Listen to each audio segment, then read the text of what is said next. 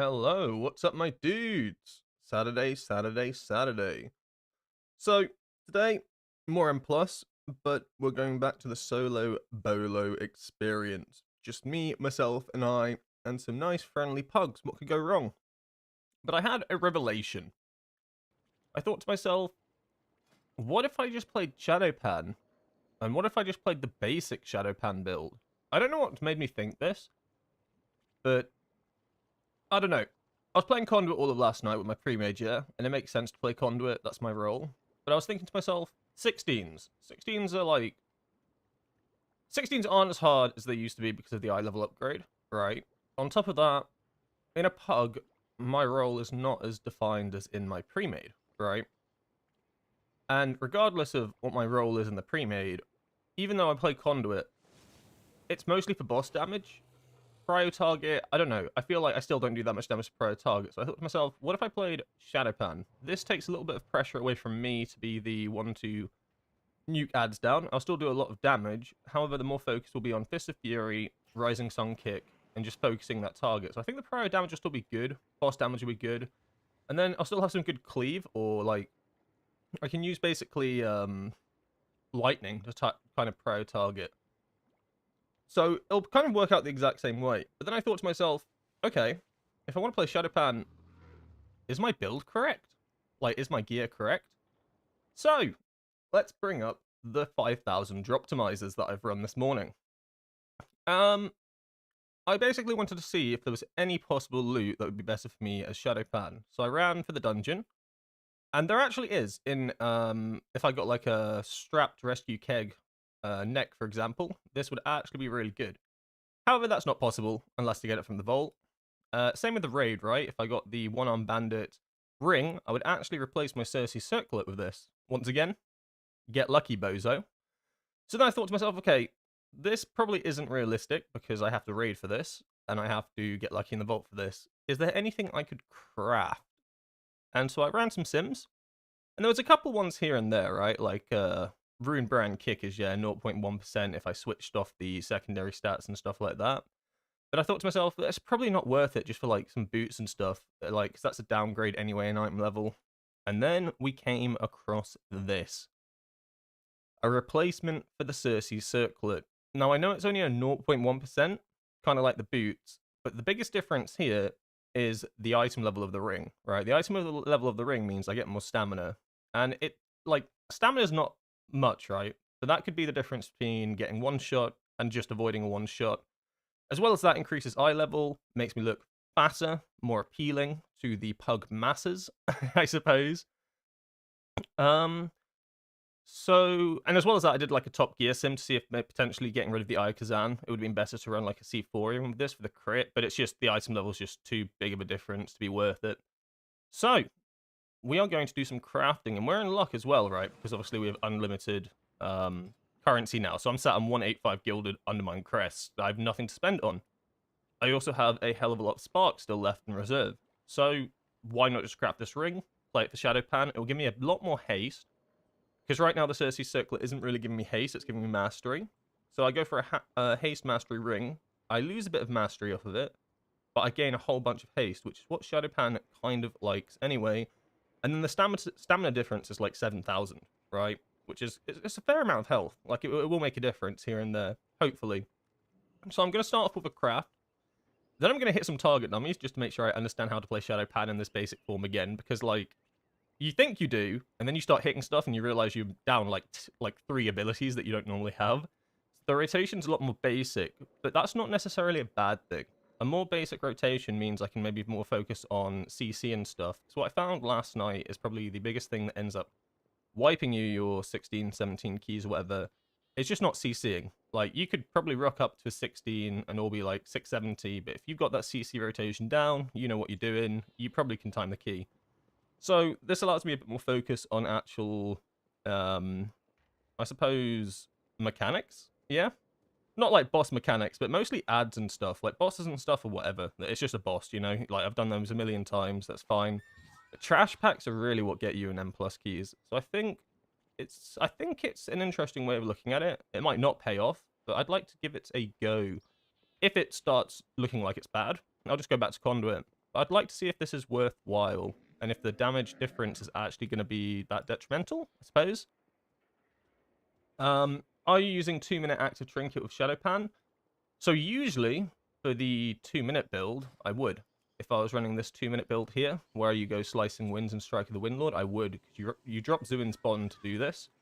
However, for this build that I want to try out, the original Shadow Pan build, you play 1 minute 30 still. So you still play House of Cards. A Funhouse lens would probably be really, really good for this build, but I just don't have one. I'm not going to go as far as like farming 4 delves today to see if I can get one, because CBA. And I think the difference between the two will be very minimal. That's like could easily be like an hour just spent farming delves, and the likelihood of actually getting one is so low anyway, right? Because you need it to be the bountiful version. Ideally, you need it to be the like bountiful map version, so like the really good version. So I'd have to get extremely lucky. I just don't think that's very plausible. So this build, you play 1 minute 30 still, but the thing with this is that your major cooldowns aren't actually like massive. Like, obviously, you pop your Zuin and you pop your Storm, Earth, and Fire and stuff, and you'll do more damage, obviously, because they are your major cooldowns, but it's nowhere near as effective as when you pop your major cooldowns as Conduit. So this is kind of the idea that I'm going for today. We also have this really cool thing that I found called Pre-Made Group Filter, which allows me to search for the 3 dungeons that I need, or whatever dungeons I need specifically, Mythic Plus, DPS spots, and now only those will show up. It's actually really, really cool. It means that now I no longer have to, like, scroll through all the dungeons and try find the right ones and stuff. Every single dungeon that I'd want to apply for now shows up perfectly here. So this is a really cool add-on, actually. I only discovered it literally yesterday. Very cool, very cool. So yeah, first off, crafting. We're gonna craft this ring. And so currently we're on, I don't even know what that is. 1 million? 1 million health? We'll see what the health difference is. So, create spark. Wait, gotta make sure I don't actually have a spark already in reserve, because that'd be cringe. Nope, we don't. So we'll make the spark, and then we'll just basically go find someone on trade chat or something to make me this nice juicy ring. What do you... Or do I already have one? I think I used to, but I sold it. It's fine, it's no big deal. It doesn't really matter. Like, let's be honest, it don't matter. So the finger... And it's Ring of Earth and Craftsmanship. Track the recipe. Let's go grab all the things. So we want Haste Mastery. And that's literally it. Oh, we also need to buy the Gilded Augment Matrix. And then we also need to buy the Enchanted Gilded Undermine Crest. Cool. So we got all that out of the way. Let's start this crafting process. Just got my Funhouse lens this week, immediately bumped it up to 671. Yeah, Funhouse lens is really good. It's like very competitive to the House of Cards, to be honest. Like the only... Like, hold on, let me bring up Blood Mallet. Like, Blood Mallet isn't like the best. Like, because it uses a set profile. But like, even then, like, it's a good, like, I suppose, idea of what the best in the slot trinkets are, just in general. And you can see how close Funhouse Lens actually is to House of Cards. But then once you eventually get House of Cards higher up... But this is for Conduit, right? This profile set for Conduit specifically, not for Shadow Pan. So Funhouse Lens giving you crit or haste is actually pretty damn good for Shadow Pan, because Shadow Pan loves getting, like, Bloodlust. Shadow Pan loves getting PI. So if you high roll the haste on the Funhouse Lens, you probably get more value than House of Cards. I think it'd be very close, if they're the same eye level. But then even on Conduit, Funhouse Lens, like, you can still high roll, and get value from that. I thought the base dungeon filter they added can also do that now. It probably can, glitches. It probably can, but I am slow in the brain, and I just found this one, and I'm impressed that I found this one, so I'm showing it off. Don't burst my bubble. Let me have this. Let me have this small thing. Wow, look at this pre-made group finder thing. Wow, so cool. So cool. Let me have this. Let me have this. But yeah, it probably does. I just don't really use the filter. Alright. Let's craft as a ringy. 1 blast for your boy. Some onyx. Holy shit, how'd you say that? Ostentatious? Yeah, ostentatious. Onyx. And marbled stone. I remember when, like, crafting used to be so expensive at the start of the season. Do you remember when, like, you wanted to buy a setting for your ring or something so you could put sockets on it, and they used to be 14,000, a piece. Like I remember season 1, it was absolutely ludicrous. And now if you search for a setting, they go for like 200 gold. But these things used to be so expensive. They would like cost you an arm and a leg. Oh, I love it when the prices go down. What else do we need? Let's have another look at that Droptimizer. So it is this one. And what does it want me to put on it? Haste. And then we want Verse Mastery, Crit Mastery. So what is that? That is a Masterful Ruby, Masterful Sapphire. And then we want Radiant Haste. Masterful Ruby, Masterful Sapphire. Oh god, remember. Masterful Ruby. So this is like, this is not going to make like a huge difference in the damage department, but it might make a big difference in the health department, and that's what I really care about more, I think. And then Radiant Haste. That is not how you spell Radiant.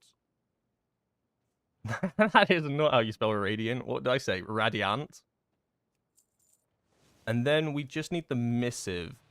Oh, I never know what they're called. It's the Elgari. It's whichever one's Haste Mastery. Aurora? No. Fever Flare? Fever Flare.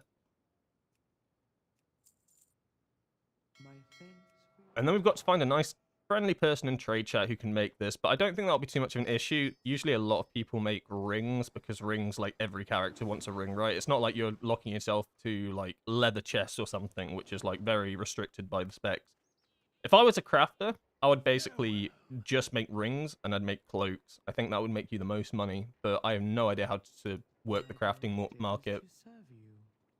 But that's just what I'd probably do, because everybody wants those, right?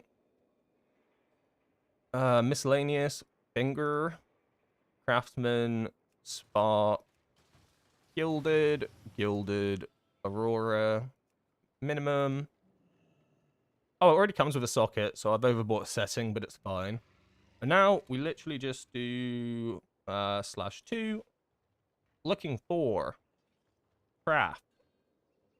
And we'll see what pops up. Instantly, like 7 people have messaged me. Amazing. 3k. That's really cheap. I'll just do it to that person, because 3k for like a full craft is insanely cheap. Chapala. I feel like I've literally bought something from this dude the other day. Like, I'm pretty sure this guy made me something the other day. Chapala. Let me just make sure. Rank 3 mats required. Yep. Max quality. Fee is 3k. Alright, that should be fine. So we'll place that order. Whisper them. Scent. Smile. Flea face. Wait, has Cersei's ring finally gotten overshadowed by the 681 crafted ring? Only for... Right, so this is literally just for me playing Shadowpan right now. This for conduits, it doesn't overpower it, because Cersei's is still really good for the mastery that it gives and stuff. So this is literally just for me trying out this Shadowpan build right now, that it comes out better at the 681. Like, I'll show you the Droptimizer again. So this is the one I'm looking at, right? And we can see, like, it's only a 5,000 damage increase, right? So you can see how, like, minimal that actually is. But it's a slight damage increase, and it's for the health as well. And I think the haste on it is just going to be good for this Shadowpan build I'm running. I'm going to try to run an M+ today. Anyway, so for Conduit, I still have no rings that I want to upgrade it with right now. Like, the only things I think are better are potentially ring... I think it's 2 rings from Theatre of Pain, and even then, they're a slight damage loss, but the trade-off is the stamina, so they're probably about on par with each other. But, like, even now, you can see, like, how minimal it is. I reckon... Because you can see, like, here, for instance, for a 684 ring for this Shadowpan build, there's a actual 13,000 DPS increase, which is actually quite good. So if I could get the Foot Bomb Championship ring, I'd probably want to wear that, because that would actually be a notable upgrade in comparison to Cersei's Circlet for Shadowpan. But the best I can do right now is a crafted ring at short notice. Your ring of earthen craftsmanship order with 3,000 gold completed. Thank you. Thank you, robot reply. Alright, watch this item level jump up. I'm 683. Holy moly. Look at this. Ooh. Windwalker stonks have just gone up, boys. 683. Wow. And we have gained a lot of stamina. Right, okay, so this is what I mean, yeah? This is like one of the big things as well. Let's put the Cersei circlet back on. 10009. But then we put this new ring on. Where is it? We've lost it already. GG. So 10009, and now it goes to 10126. So we've essentially gained 120k health. Right? Those numbers work? I think that works. That's a lot, right? There's a lot of health increase, and I think that's why this is going to probably help. Like, don't... I think, like, the raiding, probably less vital because of all the buffs you get in the raid now. Like, having the extra health is probably not going to be a difference maker. But for N+, having a little bit more health is actually... Trust me, when you're in Dark Flame Cleft and you've got these things throwing rocks at you, you're going to want that extra 100k health, I think, over a slight damage increase. It's the same reason why I think, like, Verse gets a little bit more value in N+, because of just survivability. Is there an easily accessible place to grab a specific class profile from Blood Mallet? I don't... See, the issue with Blood Mallet is that it uses, like, pretty set profiles. I would never try grab a profile from Blood Mallet, because if we look at this specifically, like, look at the gear in it and stuff, right? So this is, like, pure single target, right? So this is pretty much set up for single target, so this doesn't look like... Specifically for AoE, look, it's got the two single target weapons equipped. The build is specifically for, like, single target damage in the raid. So it's a little bit awkward to deal with. It also looks like it's not been upgraded to the turbo boosting thing, right? So I don't know. When I use Blood Mallet, I literally just use it as, like, a kind of like an idea, but then I'll always go back and sim stuff, right? I think if you wanted to use the profile, like, if you do want to use it, I think you can. Maybe not. I don't know too much about Blood Mallet and how their profiles work. If you go 5 target, does it change? Yeah, so you can see even 5 targets, right? It still uses the one-handed weapons. So it's basically like looking at it very single, like in a single target build setup. So, like, Blood Mallet's always good as, like, an idea, but I wouldn't look at it without running a sim combined with it, right? My craft sim best is crit mastery. That means you have a hell of a lot of haste. And that basically just means that the sims reckon that you have enough haste that you don't need to basically trade off and get extra haste. Which would be a good thing for Shadowpan. I mean, if we look at our secondary stats now, we can see now my haste is now 16,000, and my mastery hasn't lost too much. We're still at 90%. If we put the old Cersei circlet on, we've only lost 6% mastery, which is not a lot. But we've gained 4% haste, which I think is actually a lot. Like, because our mastery coefficient, like, it exemplifies itself by 35% this season, so you actually gain a lot more percentage of mastery for each actual unit, whereas haste hasn't really changed at all. So I think getting more haste is more valuable. But still, the sim only sims at, like, 0.1% increased value, so it's not like we're not talking like the damage is going to change that much. We need to put a setting on this. Bro, I tidied my bags and I can still never find anything. I can literally never find anything in this place. Oh, there we go. Okay, so we got 2 settings on that bad boy. And then we put the ruby on. And then what else are we putting on? There's another gem here somewhere. Oh, I'm so blind. I'm so blind it hurts. Did I not get the other gem? Right, I'm going to tidy this bag up. Hold on. Oh, it's down here. Why is it all the way down? That's such a random place to put it. And then we put the Radiant Haste. So now we're in a good spot. So this might help as well with getting into a group, because we're pretty much 1 item level off of max as well, which is always, like, a good selling point for trying to pug. The idea is I don't want to use my key today, unless I have to. The reason for this is it's a 17 Dark Flame Cleft. I don't know if it's possible for me to pug a 17 Dark Flame Cleft. I mean, I could try it eventually, but I also don't really want to do 16 Dark Flame Cleft, like, right now. The reason for this is I've already done one, right? So I'm trying to look for score today. So depleting this to a 16 and then even doing it is just kind of like... I just don't gain anything from it. If no one invites me to their group, sure. But I'm just trying to make myself look as appealing as possible. Where, we're trying to look good. Trying to look good for the masses. I played Shadowpan on my ult for the exact reason you mentioned. I can't focus on mechanics when there's so much going on with Conduit and M+. Yeah, I mean, I'm a little bit the same. Like, it's not like I can't interrupt and stuff, but I think it might just be a little bit easier to do that in a PUG as well. Because in a PUG, like, in the pre-made and stuff, a lot of the CC's cooled out. So, like, we have, like, a proper CC rotation and stuff going on.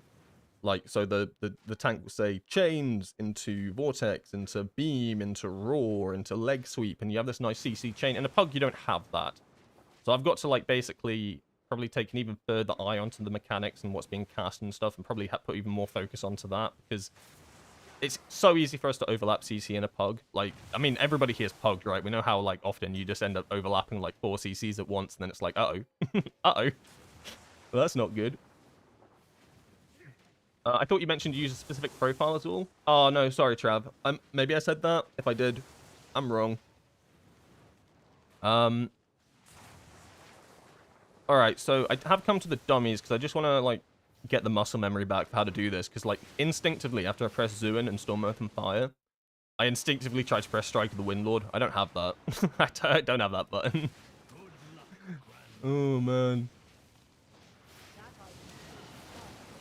And we're also not playing Ascension. That felt really weird. I could only get, like, 1 Tiger Palm out at a time. Oh my god, this is weird. So if I Tiger Palm, I cannot straight away Tiger Palm again. And I want to be trying to get Rising Sun kicks out a lot more as well. Okay, this is gonna... Yeah, definitely a good thing to go to the dummy straight away. Yeah, so I want a Rising Sun kick as often as possible, which is a little bit different to the usual build.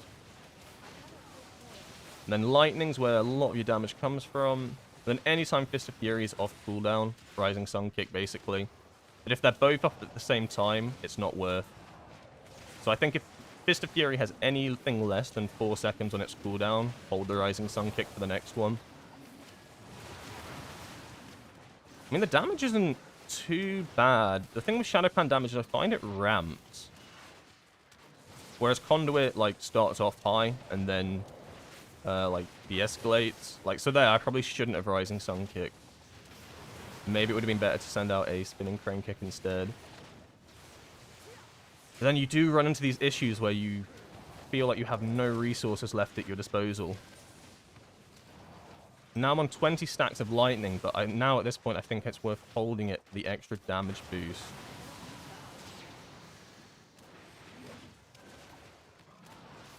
I think it is. Yeah, it feels really weird only being, say, 100 energy. That's all I have to play with in this build. It could be worth changing and taking Ascension instead. That might be a safer bet, because it feels really odd to not have, like, that much energy. But we'll see. We'll see. Yeah, because I'm running into these issues now where I'm playing with very little resources. I mean, the damage isn't bad, but I think on Conduit in like a 5 minutes, I kind of averaged about just under 7 million on the dummies. I don't think I can push it quite up to that.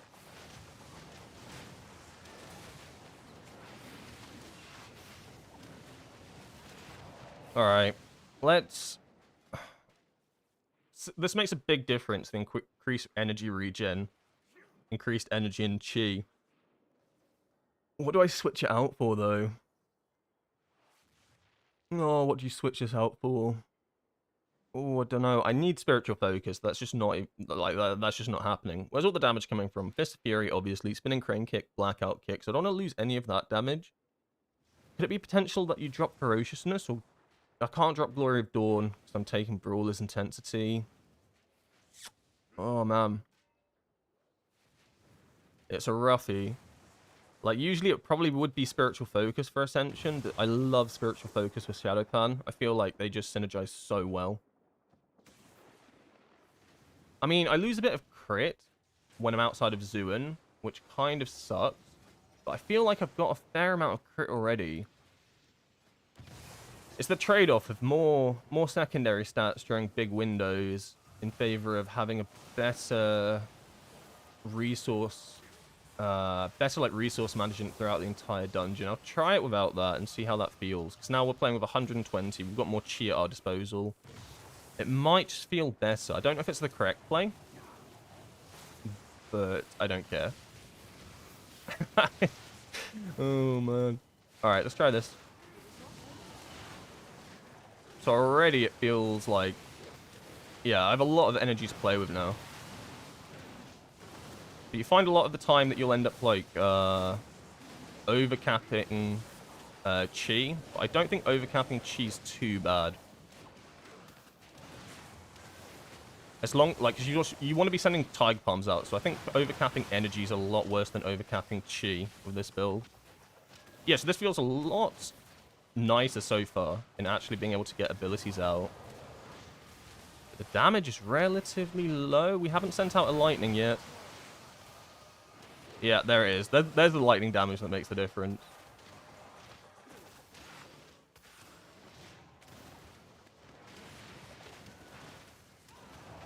I mean, it feels, yeah, this feels a lot nicer to play with.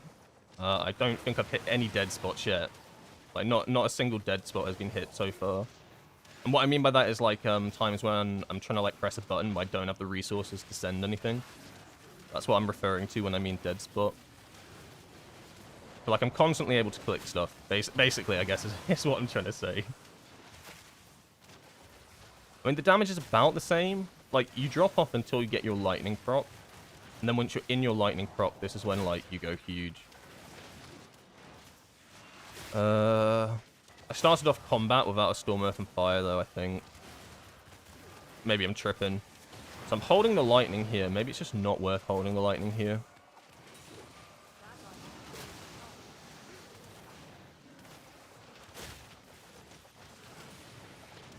Yeah, I mean, looking at damage, it's literally... It genuinely is, like, literally the exact same. The big difference is that I don't feel like I'm starved of resources. I think mentally that feels better. Does that kind of make sense? Like, I feel like even though the damage is the same, when you are starved of resources, you feel like you're mentally doing less damage because you're not pressing anything. It makes sense to me.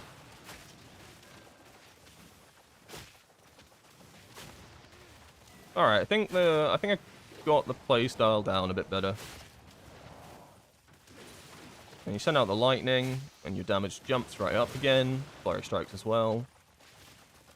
Alright, I think I'm fine. I think I'm ready for a dungeon. I'm cooked.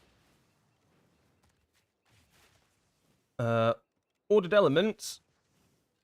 I've got ordered elements. I think you want ordered elements for this build because you're playing 1 minute 30. I think with the 2-minute build, I drop ordered elements. Like, I don't have it running here. You basically have less less windows, basically, where you're sending out big damage. But I like it with Spiritual Focus as well for this one, just because you end up with, like, quite a fair few Storm, Earth, and Fire windows. I mean, yeah, it could potentially be dropped, I suppose, because you're not getting the value as much. I don't know. I do like the reduced cooldown during it, though, but maybe you're right. It's a big drop, though, for ferociousness. Although, it's every time that Zuin the White Tiger is active, so that's obviously during Invoke Zuin, which is every 1 minute 30. The crit inside of that's not too bad, because when I'm sending out Zuin, I'm probably sending out Lightning. I'm sending out my big cooldowns. Ooh. I'm pretty sure it works with Fury as well. You invoke Zuin. So you end up with quite often having this extra crit. Yeah, maybe you're correct. I'll give it a go. We're cooking. Alright, let's see if we can find a dungeon. This is probably the hardest part. Seeing if we can actually get into a dungeon. Oh dear God. Good luck me. I'm probably getting too big for my boots trying to sign up to a group that's already got, like, pretty much full DPS. That... I probably want to try get into a group that's, like, not got a full DPS group so far. I feel like maybe the smaller sort of groups. Warrior. I love warriors. Tips welcome. Instantly cancel off of that one. Did not notice that they wanted tips. Tips are welcome, but if you don't tip, we're probably not going to invite you. Smiley face.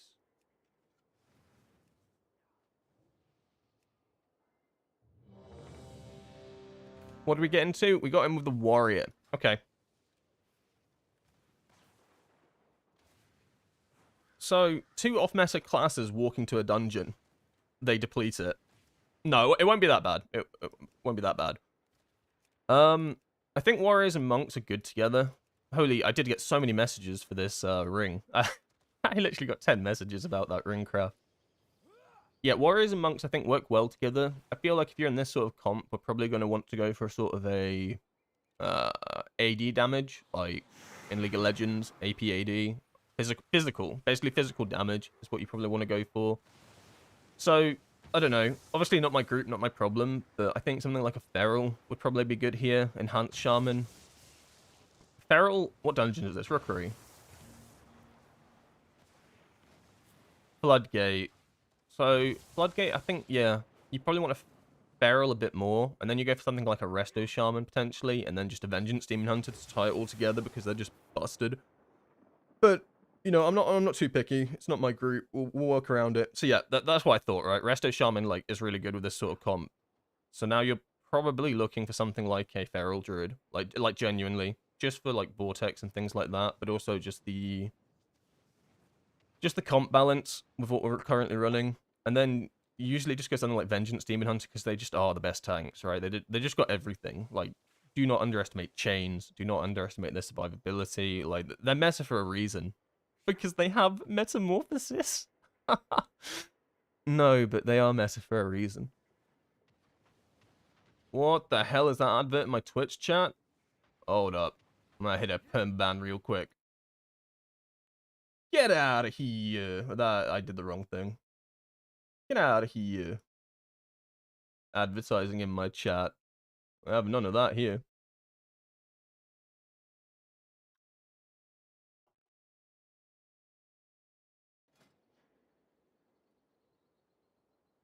I mean, potentially you could go for like a Hunter or something.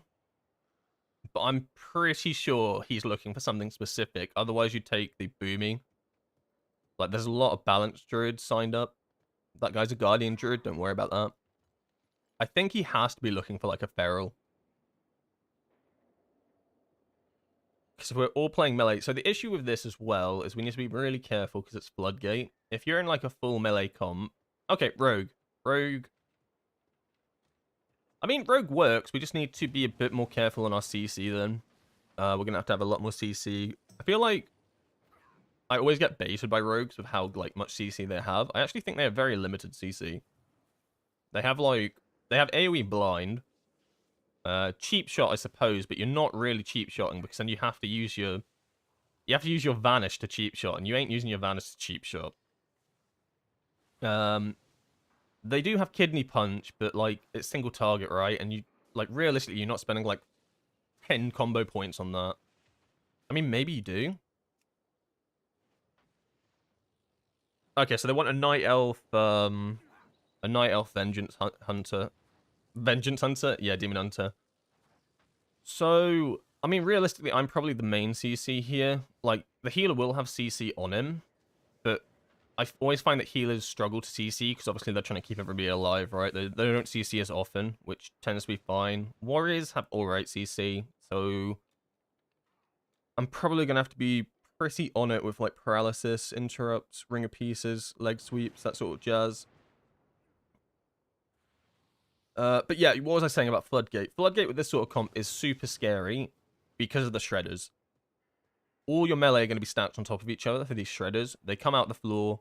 If you don't move instantly, you get one shot. You'll be hit by like 3 at once and you just die. So just making sure that you're really fast with the movement of it. The plus side of this is we have a lot of interrupts, like lots of nice kicks, because we're pretty melee heavy.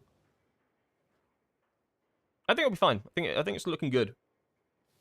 I think it should be okay. Um, Warriors, are they good at AoE? I think I like the more single target focus. I don't even know. I know it's Assassination. If he's Assassination, he'll be really good at AoE. He'll suck at boss damage. Yeah, so his boss damage is going to be so poo. Like, genuinely, like, Assassination Rogues in M+. Haha, nice boss damage, bro. So I think Shadow Pattern brings an alright mix. I'll be decent at AoE, but I'll still do boss damage. Like, this isn't troll for boss damage. It just won't have the burst that Conduit does. I think it'll be fine. Not my key, not my problem. How do I feel about Zuin's Battle Gear with Conduit? I've been trying it and getting 2 fists in each Jade window. It's good for single target. But for, like, AoE, you lose some value for it. So for something like Lock and Stock, it's not too bad to run something like that. And yeah, I get it, right? You get more burst window, like you get 2 fists in each Jade window. That's cool and everything, which is good for single target. But then outside of that, you end up losing a fair bit of damage. It's good for your burst window, but outside of that, it's not as valuable. It's a lot better on Shadow Pan, where your predominant damage is Fist of Fury. Like, there was a lot of sims at the start of the season by the Theory Crafters that looked at Zuin's Battle Gear, and it just didn't come out as well as, like, some of the other talents that you might play for it. Like Transfer the Power, Fury of Zuin, for instance, Slicing Winds even.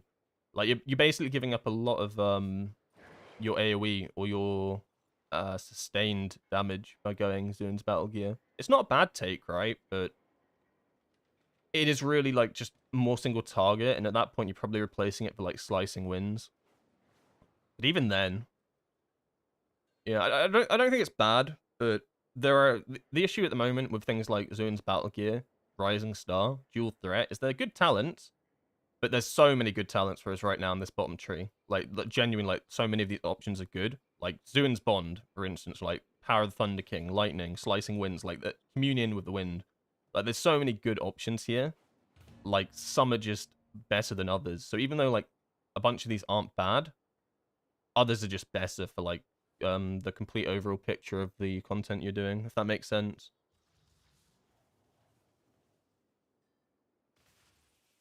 I feel like Battle Gear is too much RNG for me in Conduit. Every pull is different and it messes with me. Yeah, I mean, Conduit is, like, very, like... I feel like if you, like, screw up sometimes with Conduit, it feels so punishing, and compared to something like Shadow Pan.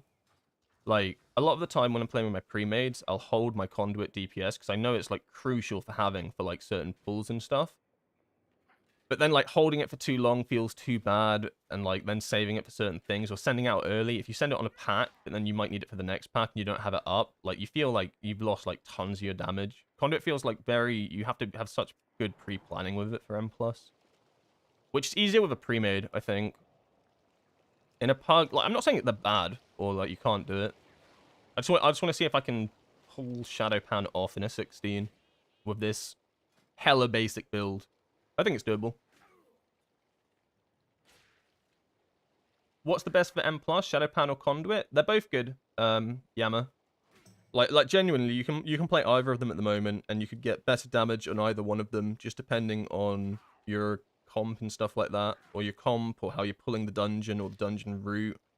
So it sounds like a really, like, holistic answer. Like there's no real set answer for it. They're both good at different things. Conduit's really good for, like, burst. If like you're pulling, like, big packs every 1 minute 30, then that's, like, amazing. But if you're pulling, like, sustained pack throughout the dungeon, Shadow Pan's better. If you're in something like a Theater of Pain where lightning's really good, I really like Shadow Pan for it. But that doesn't mean that you can't play Conduit in Theater of Pain. Like, Conduit with Slicing Winds is actually really good for it as well, because once you get to the Plague Wing, or you get to the... I don't even know what the other wing's called, like the Kel'Thuzad wing. You know the one I'm talking about. Like, Slicing Winds are still good for it as well. So, like... but I think that's a good thing. There's a lot of viable builds. At any keystone level. I think the higher the keystone level you get, the better it is to run Conduit, just because of you end up in situations where pulls get a lot longer. So if you send your 1 minute 30 cooldowns out on a pull, and the pull extends because everything's got so much more health, a lot of the time you then have your cooldowns up for the next pull, and then the next pull, if that makes sense. So then you get the value, whereas if you're in a lower dungeon, like a 10 or something, you send all your cooldowns on the first pull, they're probably not back up for the second pull. So then you have to wait for the next pull, or they come up halfway through that pull, if you know what I mean. So I think it's a little bit like there's a lot of variables to it, but they're both good in their own regards.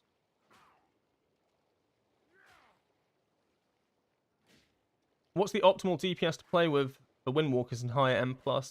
I don't know. I don't think there is like an optimal one. I mean, I look at what Dabnor runs, and I think it's good. Like, to be honest, if you want an optimal one, it probably is what Dabnor runs, just because of how the classes work together. The warrior went offline, by the way. He just went offline, and the group disbanded. I love this game. This game's so good. You're probably looking at something like he runs with a warrior tank, which makes sense. So the warrior gives everybody the physical damage buff. He runs with a enhanced shaman, so everybody benefits from the Sky Fury, I think it's called now, so you get increased mastery. And then he runs with a feral druid as well, which then benefits and everybody gets versatility. And then a disc priest, because disc priest is just OP. But I think resto shaman would also do the trick. So I think that's probably like the ideal comp, because you're all benefiting off of each other from the buffs that you give, because then you also give them the buff, right, from our passive. You've been promoted to leader? Sweet! I'm promoted to leader for a key that I don't even have. Awesome. Sweet. So, but like, it's not that I don't think you can run Windwalkers and other comps. Like, I really like Boomkins. Like, Boomkins are good. Boomies are good. I think that we work decently as well. Like, Vengeance Demon Hunter tanks are also just really good. But then obviously you don't benefit from the passive that they provide, right? They provide the increased magic damage, right? Intellect or something, which is more beneficial to things like mages, boomies, warlocks. So I think like that sort of comp's good as well, because then you're all running like super low kick timers as well, because you're all melee, so you got a lot of interrupts, you got good CC rotation, but then you're all melee. So like in situations like that, there's a lot of benefit, like things that issues with that as well. It's probably why they run the disc priest too. Because let's say you're running that comp and you go to Motherlode and you're on the second boss, suddenly like your melees are all getting chased around by the big ad. But I guess if you have a disc priest, you can end up like getting them chased, and then you can ring it out, vortex it out, whatever a shaman does to get it out. So I can see why that's the comp that's run for the top Windwalker keys. I understand it. Well, that's cool. That dungeon collapsed really quickly. The only person that would ever take me to a dungeon run. This says 19. I don't want 19. I'm not getting into a 19. There isn't a single Windwalker in the world that's done a 19. I'm not getting into that. Alright, let's just sign up for a few. Probably try sign up for some of the ones that have, like, no players in them. Because then I'm more likely to get in, I think. Like, because if the group's already pretty much full, good luck getting me in there. We'll see. We'll wait for these, and then send some more. Feral Druid, really? Yeah. That is the comp that they run. I'll bring it up for you. So the reason they'll run it with a Feral Druid is for the reasons that I said, right? Because they all benefit from the buffs, right? Oh, he's done a 19. Okay, I stand corrected. A 19 has been done. Did he do it with the same comp? Yeah, so this is what I mean, right? This is the comp I'm talking about. So you have, like, Meteos playing Feral Druid. Then you have the Enhancement Shaman. You got the Protection Warrior. And then you got the Disc Priest, right? And this is the comp that he basically runs for most of, pretty much all of his keys. And the main reason I think you bring the Feral instead of the Boomy is because you're trying to get the extra, like, damage off from the Enhancement Shaman, you know? So the Feral benefits from that as well, from Sky Fury. The Feral benefits from the Windwalker Monk's buff. The Feral also benefits from the Protection Warrior's physical buff. So you're basically playing the full, like, physical god comp, right? In a way, for Windwalker. So I understand why this is the best. Why this is the comp that's able to push the highest with a Windwalker, because they just all complement each other like this. This is a very off-meta comp, though. Like, when you think about it, like, compared to like what the meta comp is, this is like this is like the complete opposite. But they all basically complement each other, and that's the thing. Like, they all like synergize, which can make a big difference. I got declined from everything. Feels good, man. Feels great, man. 16 physical? Huh, I'm physical? Shit, wait, he's already a monk. He's not going to take me. Oh, we were so close to getting to a dungeon. That warrior. Why'd he go offline? What happened? Hunter's good too. Yeah, Hunter would fit into that comp as well, I think. Hunter would be good as well because of the physical damage. And then it's also nice to have like a ranged that's like not just the disc priest. I'm not sure which you'd switch out in that. I feel like if you had to switch any of those out, it would actually just be the Windwalker. which sounds awful, but if I had to switch anything in that comp for the Hunter, it would be the Windwalker. My next pick would probably be the Enhanced Shaman, because I feel like Feral having Vortex is just too good. Like, do not underestimate how good Vortex is at the moment.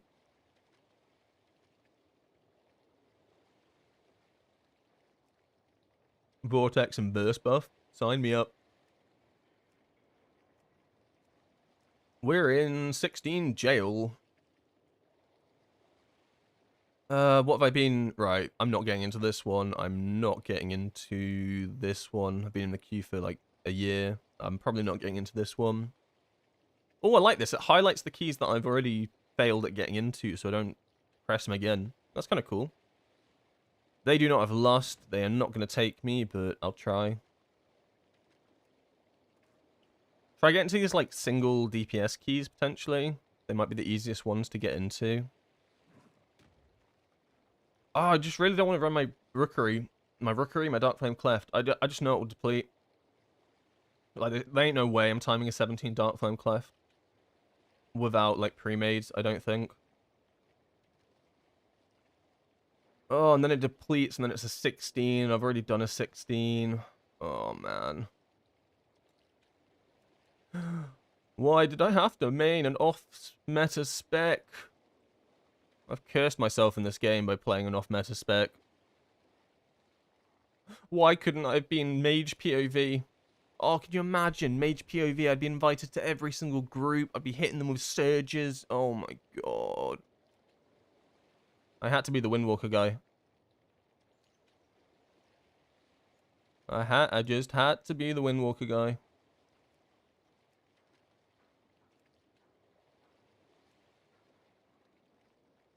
Vengeant Hunter Vengeant Hunter POV soon? Oh my god, this is just despair. Getting declined after declined after declined is so disheartening. Oh my god, it feels so bad. Classic Arcane Mage, Demon Hunter, yeah. Color me surprised.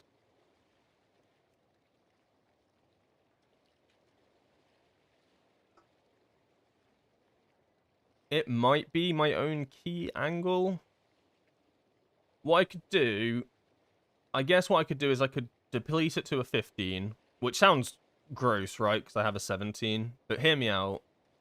This looks pretty painful, right? To get into a group. I'm going to keep trying for the next, like, 5 minutes. But GG, well played. Like, look at this. This is insane. Every single one of these groups has now already declined me. I don't think there's a point trying the 17. I mean, it feels bad to deplete it all the way to the 15.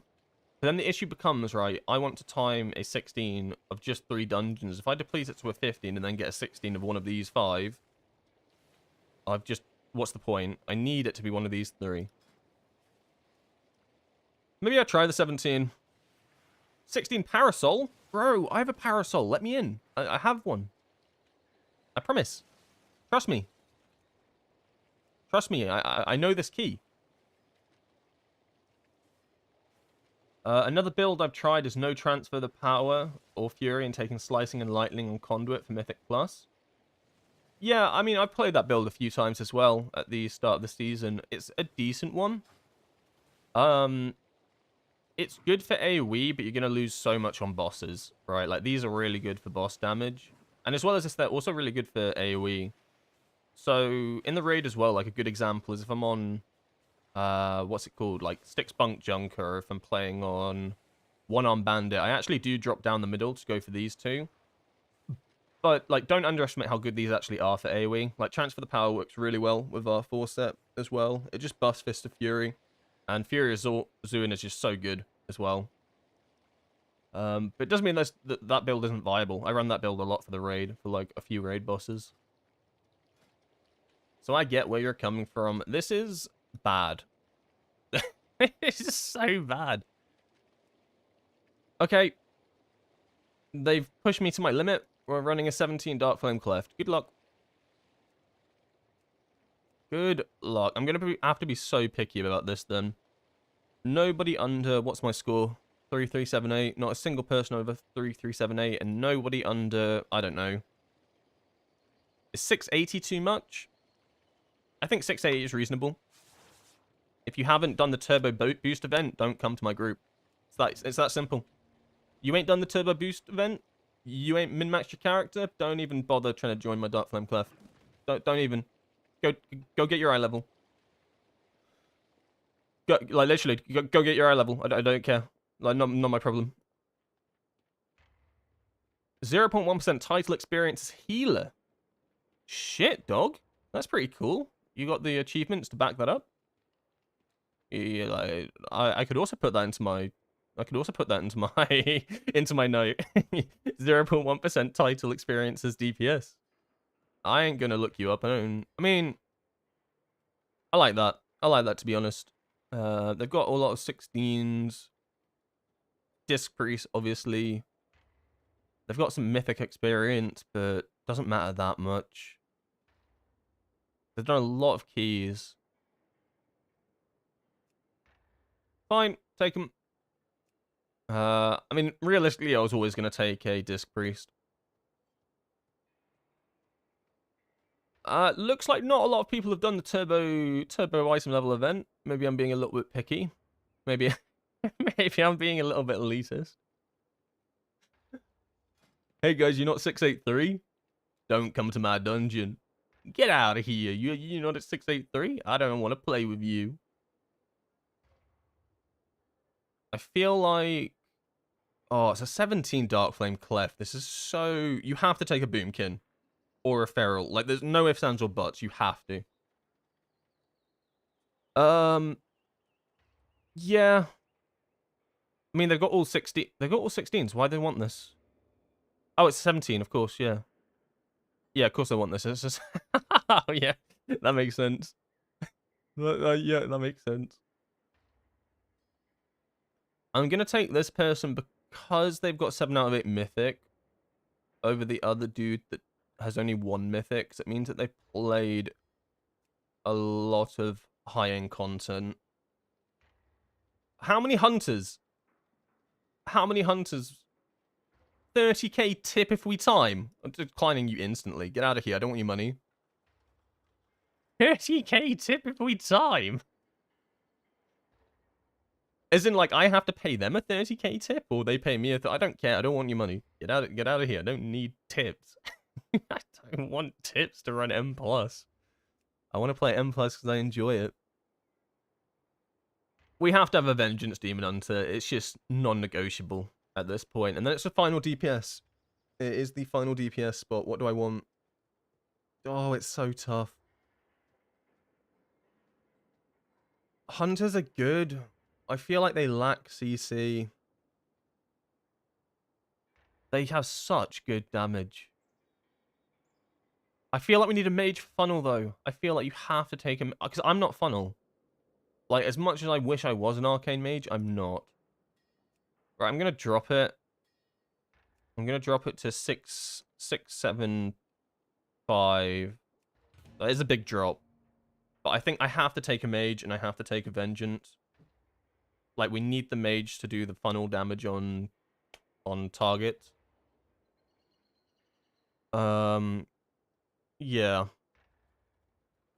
Like, as much as I wish I was the prio target damage, and I try to be, it's just not what an arcane mage can do. It's just nowhere near. I have no tunes at 680 yet. That's fair. It was probably a little bit too high. It was probably a little bit too high. I got greedy. I mean, they've done a lot of 16s. Can I trust Sovereign from Stormscale? Can I trust you to do the prio target damage I require in this world? Maybe? Ooh. How's your score higher? Okay, here they come, here they come. I might take Nampan. They got Mythic experience, they got, yeah. Alright. Like, just for the prio target damage, I think Arcane Mages are so busted right now. And then it has to be Vengeance Demon Hunter. Like, I just can't not take a Vengeance Demon Hunter. It'll buff those two. Oh, there was a combo, but...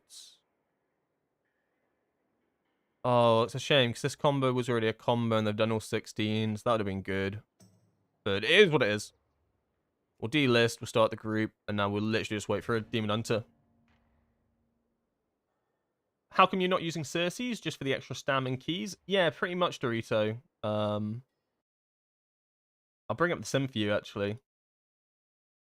So I literally switched it to this ring, which is a 5,000 damage increase, which is nothing, right? Like, literally nothing.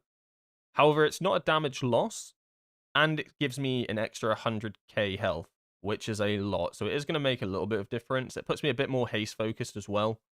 So it's the only reason I've switched it, and it's just because I'm playing Shadowpan right now. I'm going to play Shadowpan for this dungeon. Shadowpan in a 17 Darkflame Cleft. Is that troll? Thoughts? Maybe a little bit troll, but it's my key, so yeah. Yeah, so it is like it's a slight DPS increase, but I basically didn't get it for the DPS increase. I got it for straight up the extra health, just to avoid those potential situations where something like pretty much one-shots you. Maybe now, because of this extra bit of health, it doesn't one-shot me, if that makes sense. And that can make the difference. Although I probably wouldn't have traded it out if it was like a significant damage increase, decrease even. And I wouldn't wear this ring for Conduit, because this ring for Conduit is worse. Like, I'd lose a fair bit of damage from wearing this. Like, it would be a lot more significant than 5,000. I could see it being like 20,000. So let's save that as Mythic Plus Shadowpan. And be happy with ourselves. I feel like there's way less buttons to press on Shadowpan. You would be 100% correct. There is so many less buttons to press as Shadowpan. Yeah. They've done a fair few 16s. The score's decent. They've done no Mythic. Do I wait? They're 681 though, so they've got a lot of health. They haven't done a lot of 16s. I've done the same amount of 16s, and I suck at this game. So if I suck at this game, does that mean they suck at this game? Oh, it's such a big risk, because your tank is the most crucial player. Oh, dear God. Maybe. They've done the 16 Dark Flame, though. I say yes, and good luck. Good luck to my group. Okay, these are the boys. We've got Mesa, Windwalker. So, really, it's a good comp if you remove the Windwalker monk. Like it genuinely, Mesa. Windwalker. Oh my God. I should have played Arcane Mage. Alright, let's go to Dark Flame Cleft and get ready for this shebang. I also need to double check something. Yeah, okay.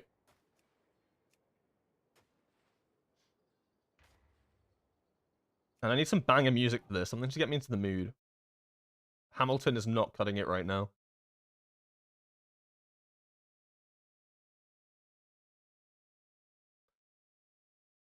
Fallout Boy will solve all my problems.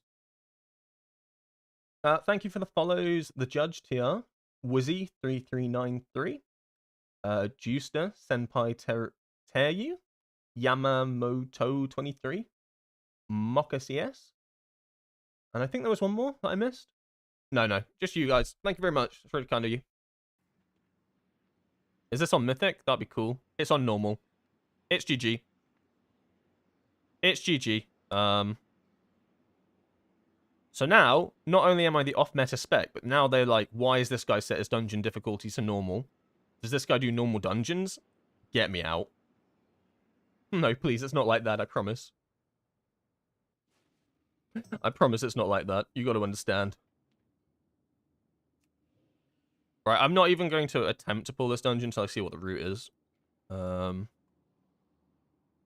What route? What route we going? No, if there's no route, I'm not putting my keystone in. There will be a route. Okay, normal big pull. This is a massive pull as well. Fine, it's pretty standard. Unkilled enemies in this area will despawn after the minecart event. That's kind of cool. Interesting note. 3 is pretty... 9's not real. 3 is a very small one. I don't know where you pull this to. So we're playing on the right side with two overseers. That's pretty sketchy. That's terrifying, actually. Pull 2's obviously smaller. Oh, okay. 4, the entire room. Yeah, pretty scary, pretty standard though. 6, 7, skip, fine. 8, I mean, it's all standard. This is all standard. Okay. I'm either gonna make these guys think that Windwalker Monk is viable for their high-end M+, or I'm gonna make them never play with Windwalker Monk again. There is no middle ground for this. Oh. Hold up, I need to get my drink. One sec.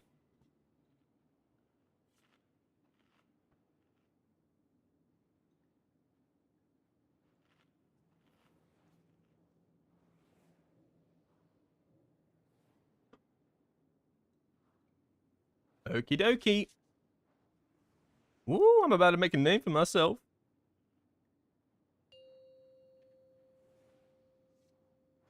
Oh, dear God. 5, 4, 3, 2, 1. He didn't messer. GG. My tank didn't use messer. It's a GG.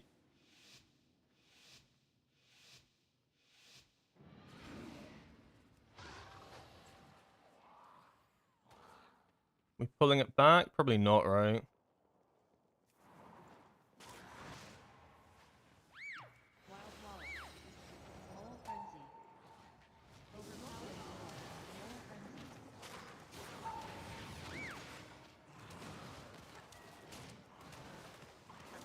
Right, so the mage should be on prio target damage here, so I can actually focus on hitting targets that I want to hit.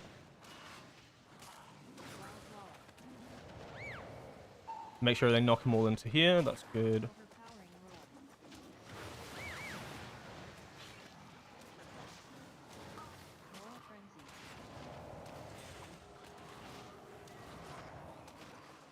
I had to interrupt during Fist, that is atrocious gameplay. Bro runs fucking...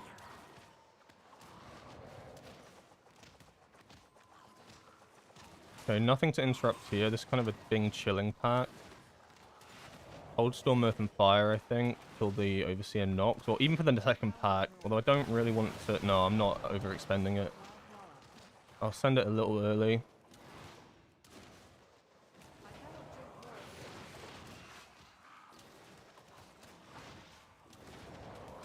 What do we have?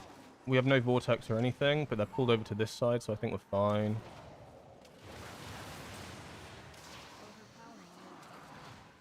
How did the healer die? We got cooldowns. I'm just gonna send cooldowns on cooldown. I'm playing Shadow Pan. Not too much of a biggie, I'll be honest. I'm dead. Oh my god! If I didn't have Flying Serpent Kick.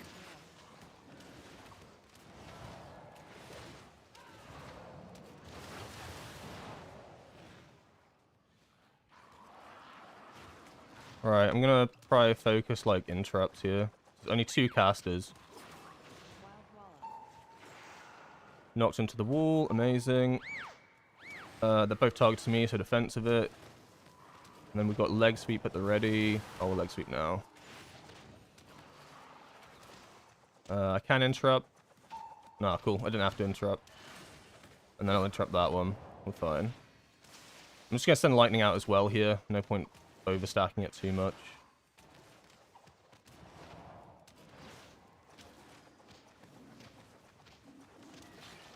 Why do I do no damage?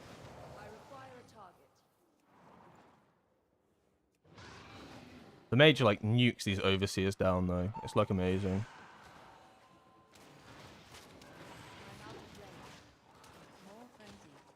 Oh, if we could get this dude in. Nice. Beautiful vortex. Why you take the boomkin. Oh dear god. And we'll send cooldowns again. I have leg sweep as well.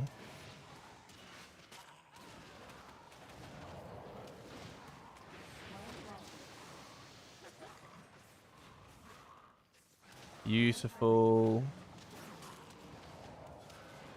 Making sure I get interrupts. What is my purpose? To interrupt. Oh dear god.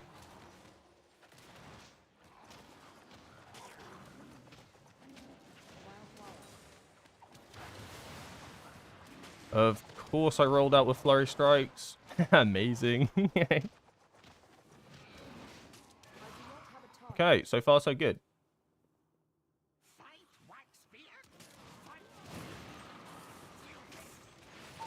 Tank is on death's door. Don't worry about it too much.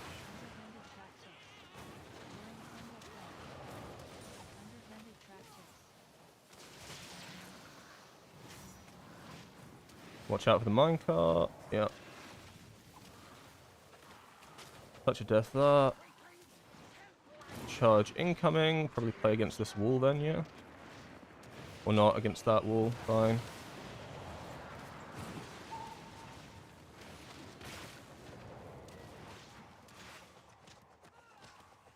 Cooldowns in a sec, so we'll send everything in a sec.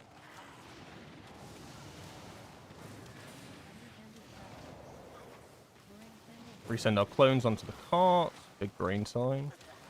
I'm gonna leg sweep here because there's about 1 million ads chasing this mage.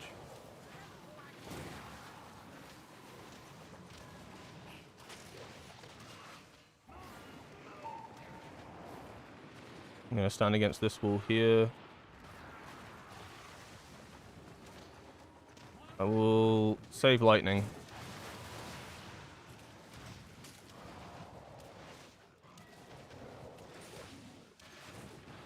I'm saving lightning here just to help clear off some of these ads.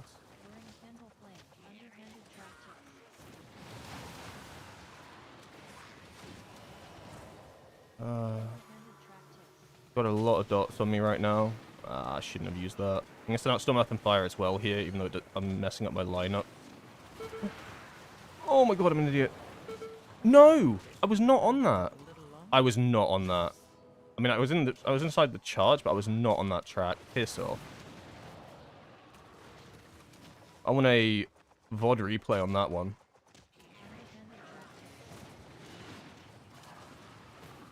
Oh, you're joking. Was I really on that track?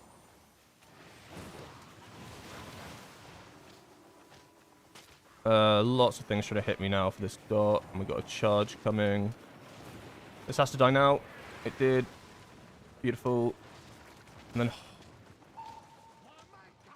hold cooldowns, I think, for the next pack. So the next pack massive. Okay, not bad. Dying there was so stupid, though. Like, I got hit by the charge and survived that. That was really stupid. I swear I wasn't on the track, though. Like, I specifically stood where I was stood after the knockback to not be on the track, but obviously was. I obviously was, like.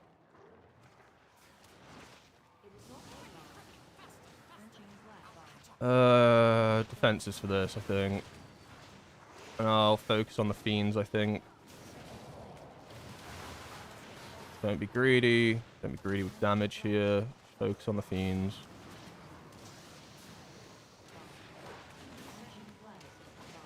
Pop a defensive for this, 'cause it hurts like a mother trucker.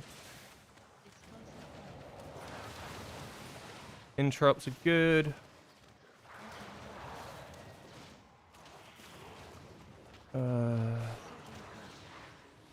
Knock these guys out so they stop bonking. I'm sorry, sir. This is a bonk-free zone.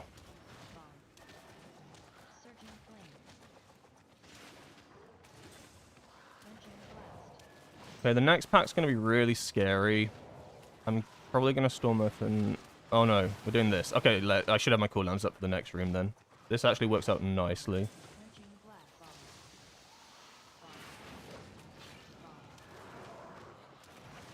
So next room is terrifying, and you need like a lot for it.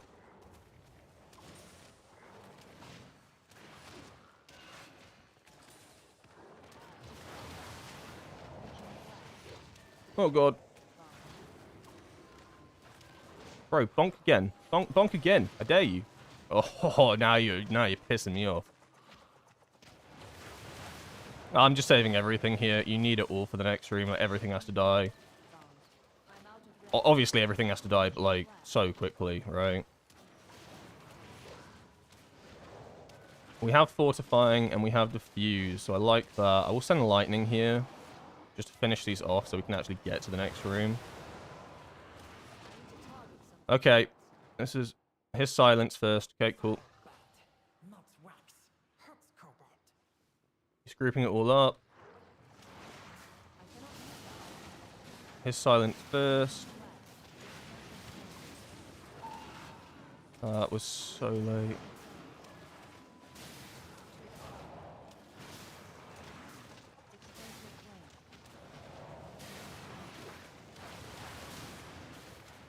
Alright, they're very close to death. Let's go leg sweep here just for like a final thing.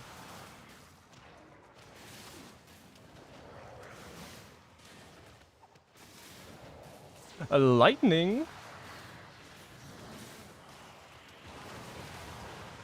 Taste my lightning, sucker. One final ring of peace just to tease him. Oh, didn't get that interrupt. That was bad. Okay, really good. Really good use of this room. Amazingly well. We've got 3 ranged DPS, which means I don't have to do anything for this except hit the boss. If I die on this boss fight, I'm literal troll. I am troll. And always defensive the candle. Or always defensive that. Healer, bro, you have to defensive that. So I get the candle. I got the candle. I should never get the candle. So I don't really know where I'm meant to go with this. The healer should not have died to that. So it means I got the candle mechanic, and I don't actually know the positioning for it. It's never been my job. Oh, that's so cringe. You have to defensive that. Come on, bro. It's the only thing you have to defensive. Please don't tank this. Sorry, I got a little bit tilted there. I'll chill. But yeah, you have to defensive every one of these dousing breaths. Like, there's no ifs, ands, or buts about it. They hit so hard, and it's probably the only thing you have to defensive. But on a 17, they will one-shot you if you're a cloth wearer. Like, look, I Fortifying Brew. Look how much damage this does to me. Like, half my health instantly. Probably more if the healer hadn't ramped. And then, look, I don't get the candle. Like, it's not my responsibility, because you get 3 range to do it. So I can just keep pummeling boss. The hell is going on back there?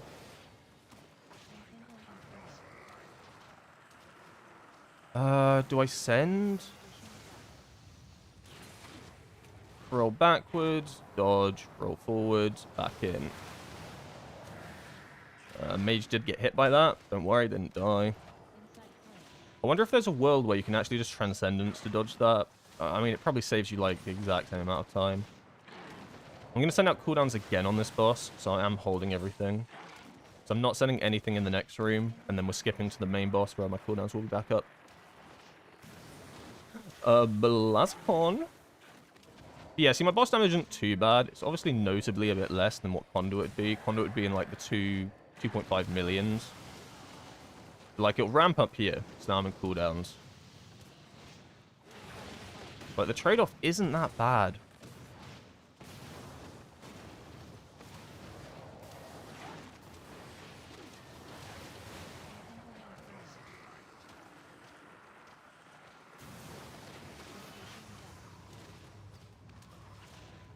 Roll back, dodge, roll in, fist. Beautiful.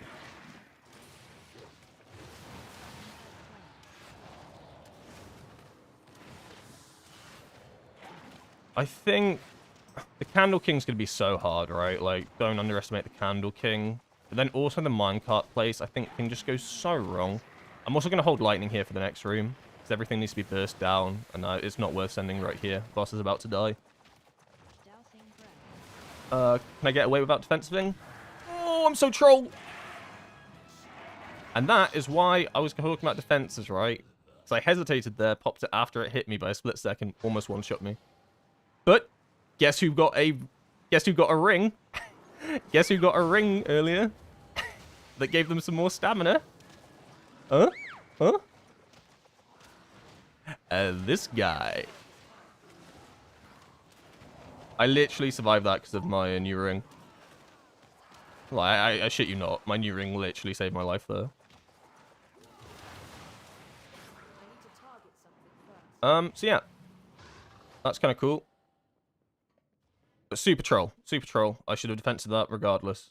Because there was nothing to defensive here. I always struggle to get up here. I don't struggle to get up the stair bit, but I struggle to always get up this bit. Okay, we made it. And then you jump. No! You're trolling. What the hell is this? Oh, wow, that's kind of cool. Bro placed a fucking treasure trove on the floor. Huh?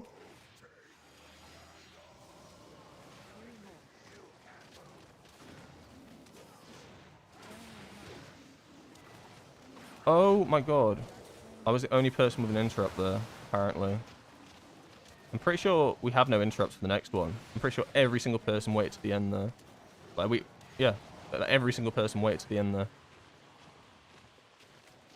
Like, just send early. Send early. No, we missed one now. I think this key's ripped. Oh, it's not ripped. We just got to play it really well now. Why did we all wait? This is a triple. This will be okay. We can get all three here. We can get all three here. The mage gets it. Okay, they got it. Okay, we've recovered, but that was so bad. That was so bad. Every single like, I'm one of them, right? We all waited. Every single person in the entire group hit it at the last second. I'm holding my defenses here for when things really pick up. I'll just send early. Send early and often.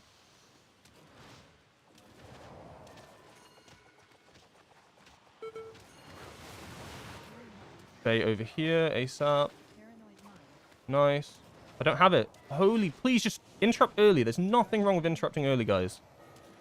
Like, nothing. I promise you. I promise you it's not troll. Okay, so, okay, we still have some interrupt. I can get these two, I think. Yeah. Just about. How did I not get that demon hunter?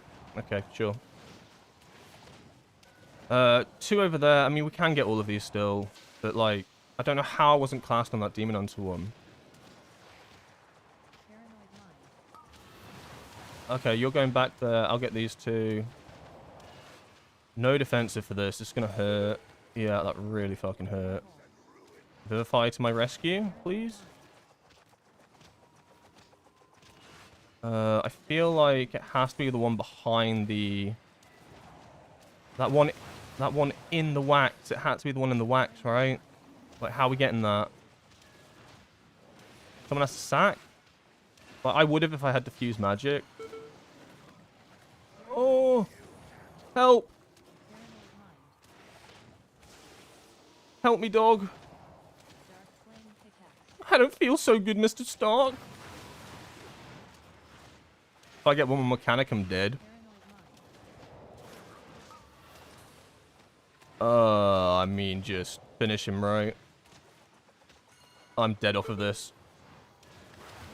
I'm alive? Okay. I mean, that started off so badly, right? Like, we can all agree that we got paranoid instantly. But we pulled it off. We did pull it off. How does he want to do this? It's very important we understand how he wants to do this. But usually you hold back. Depends if he wants to do the big crazy pull or not. He looks like he's doing some sort. We just cannot attack anything. You cannot hit anything. Like, you just interrupt. You just interrupt. Yeah, just interrupt. Don't hit. Otherwise, the cart stops. I learnt this last night. Okay, we're doing half the room. I think that's good. I think that's a good take. The cart's going, though, because the ads. There's nothing in here fighting. Right, okay, cool. Like, if there's nothing in the cart, GG.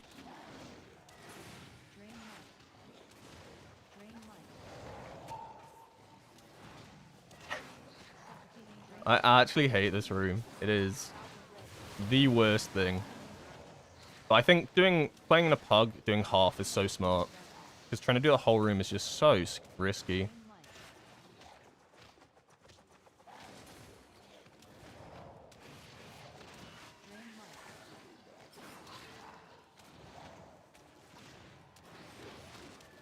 We've done half the room. I think the other half will be viable. I think we can time this.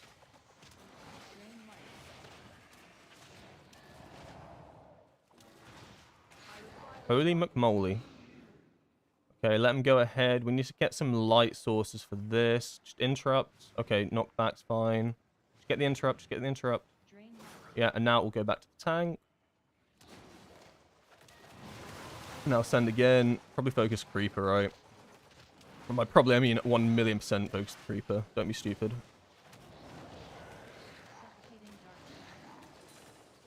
Send lightning whilst everything's dead. Amazing. Good job.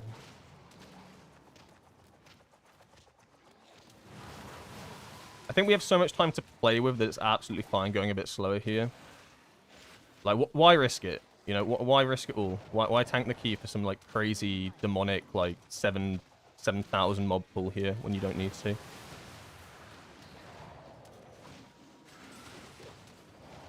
I've got cooldowns. I'm just not sending them on 2 creepers. I'll send it on the next pack at the end. And we're almost out of light, so let me just go grab this. Choo-choo! We got... Choo-choo! Card on the move. Interrupt this dude. Yeah, interrupt. Don't attack. Don't attack, so he moves out. Goes up to the tank. And it sounds bad to send my cooldowns out here. I know. It's ludicrous, isn't it? Sending you cooldowns on 3 ads? Are you trolling, bro? You trolling?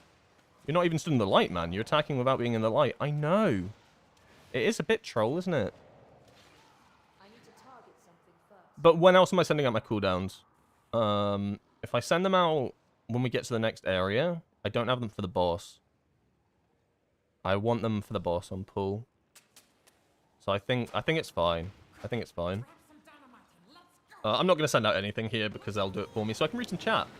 Man, I like Shadow, but it plays so weird with no, like, burst buttons, really. I know, it does play a little bit weird. It's a lot more simplistic, but I think it allows me to focus a lot more on interrupts and stuff, like I've been doing in this dungeon. Also, I really like having the mage, because although I still hit the prio target, I know that they're doing that job more than me, so I have more responsibility on making sure things don't kill us, which I really, really like. So I think as Windwalkers we have a lot of CC. Low kick, paralysis, leg sweep, bring a piece. I think we've got a lot of things like that. So it allows me to focus more on that sort of thing. Can I do the roll here? No, you can't. You can't do the roll skip. You can technically slicing winds out of that, but the value of it is so minimal. Oh, we got our cooldowns up for this anyway. Thoughts on just sending? I think yes, actually. I've just had a look at the lust timer. And the lust time is in 3 minutes. 3 minutes from now is 2 1-minute 30 cooldowns away. So it actually lines up if I do it like this. So a bit of a change of what I initially planned, but based on what the lust timer is, this makes sense. So I can line up with lust and get more uses out of it. We adapt on the move. We adapt on the move. So this is... This is a hard boss. But it's also easy. Is that like a crazy thing to say?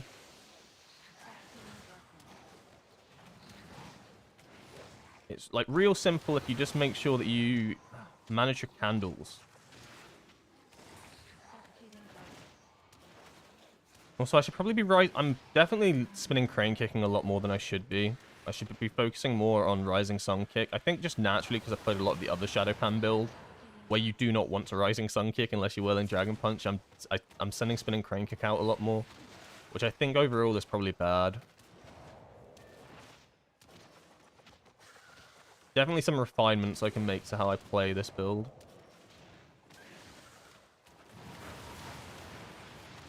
Yeah, so we have cooldowns, and then Lust is in 70 seconds. I think I still send, and then I use the last part of Lust. Because otherwise I'm holding for 60 seconds, and, like, I'm not holding for 60 seconds. Come on, let's be real. But I'll still get value from the Lust.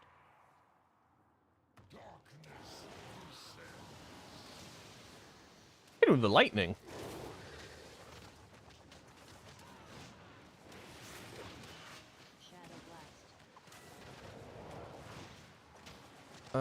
You cannot be in, son.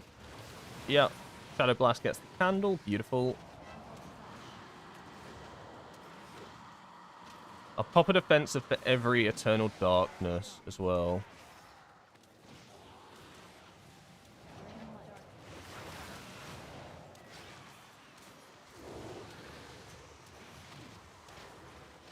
Nice, someone got it. We're salvaged. So now I'll pop Diffuse Magic for this. Move out. And then I'll also go and get this. Basically, if you get the shadow, like the big circle on you, I think you should be the one that gets the candle, because you're already moving out, right? And then you play near the candles anyway, for when Eternal Darkness comes out.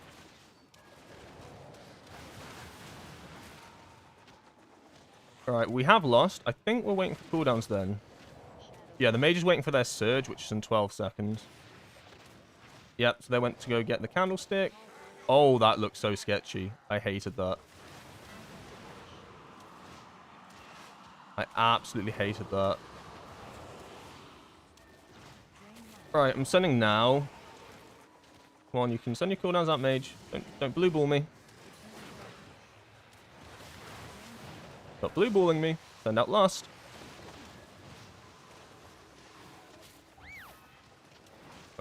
And this is why I didn't pop Fortifying Brew.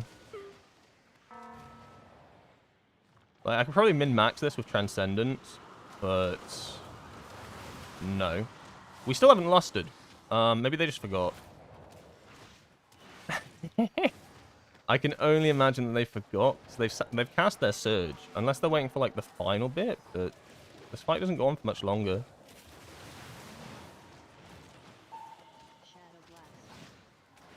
They got Shadow Blast. Please move out. Yeah, they got the candle.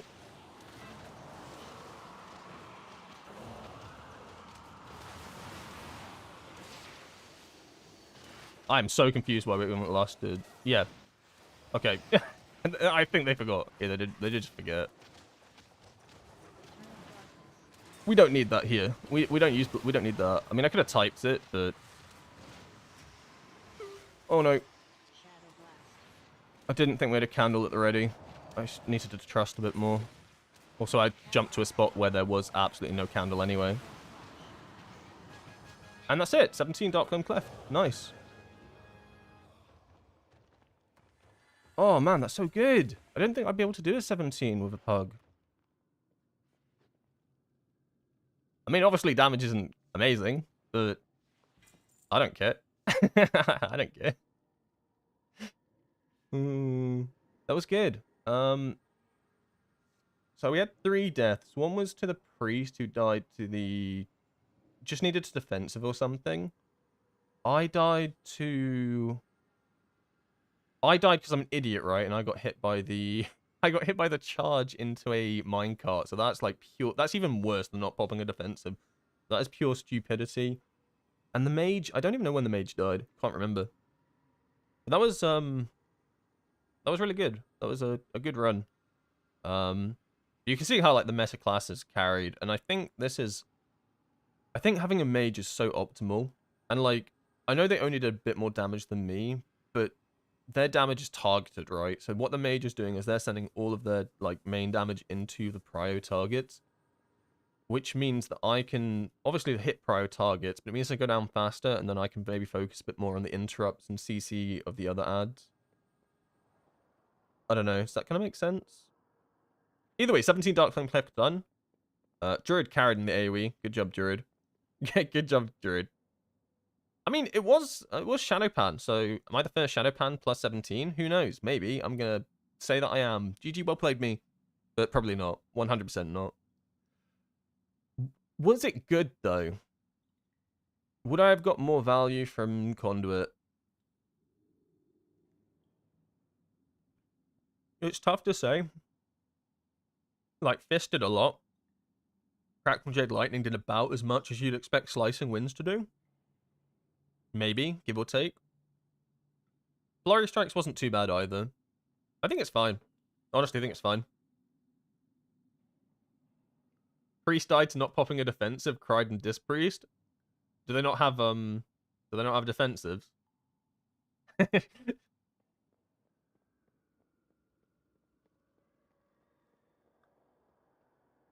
Thank you for following Needy4, Geek Fried TV, and Wise1K. Thank you very much. What do we get? Wow, 17 in my collection. 3 pugging as well, right? That's pretty cool. Operation Floodgate. So we need Operation Floodgate for the 16. Right, this is one of the things we needed for the 16. I'm probably going to send it on the 18. That sounds crazy. But, hear me out. What if I do it? What if I... Hold up. Let me... Where's Raider.io? Bring it up.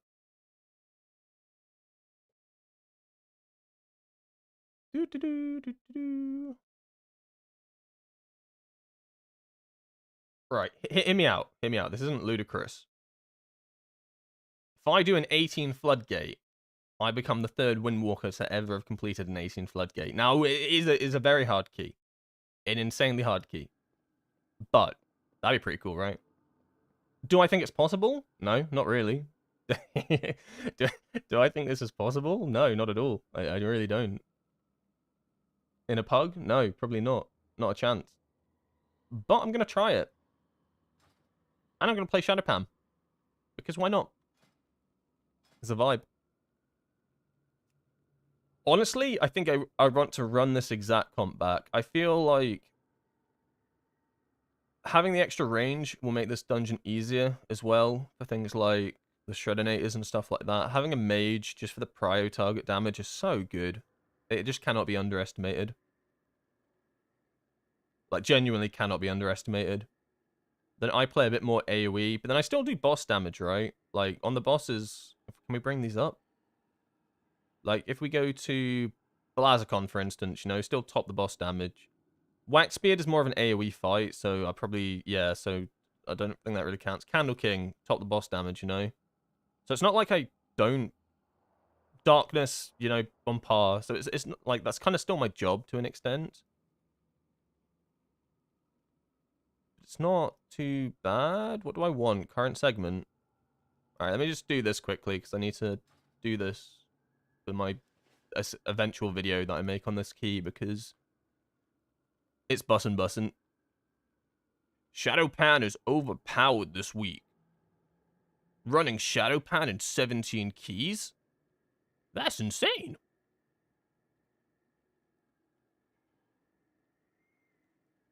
I honestly thought we'd deplete that. Like, I'm genuinely shocked we timed that dungeon. Pain Sup is all they got? Right, okay. So in that case, how would a... So if you know that damage is coming in as a Disc Priest like that, like the big explosion damage is coming in on that boss, the only thing that you have to like I'd always defensive, right?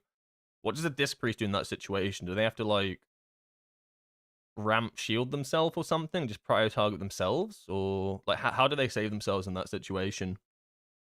Shields, I imagine, right? Just power word shield, bro. Just just power word shield, bro. I don't really. I'm very unfamiliar with how disc priests work. I don't heal much. I missed weave. Um, I'll keep the restrictions the same. You can Transcendence? Yeah, I know I can Transcendence for that. I think I probably should have in the min-max situation, but I just didn't. But yeah, 100%. Yeah, Transcendence. Put Transcendence down, go grab a candle, Transcendence back. Easy peasy, quick, in and out.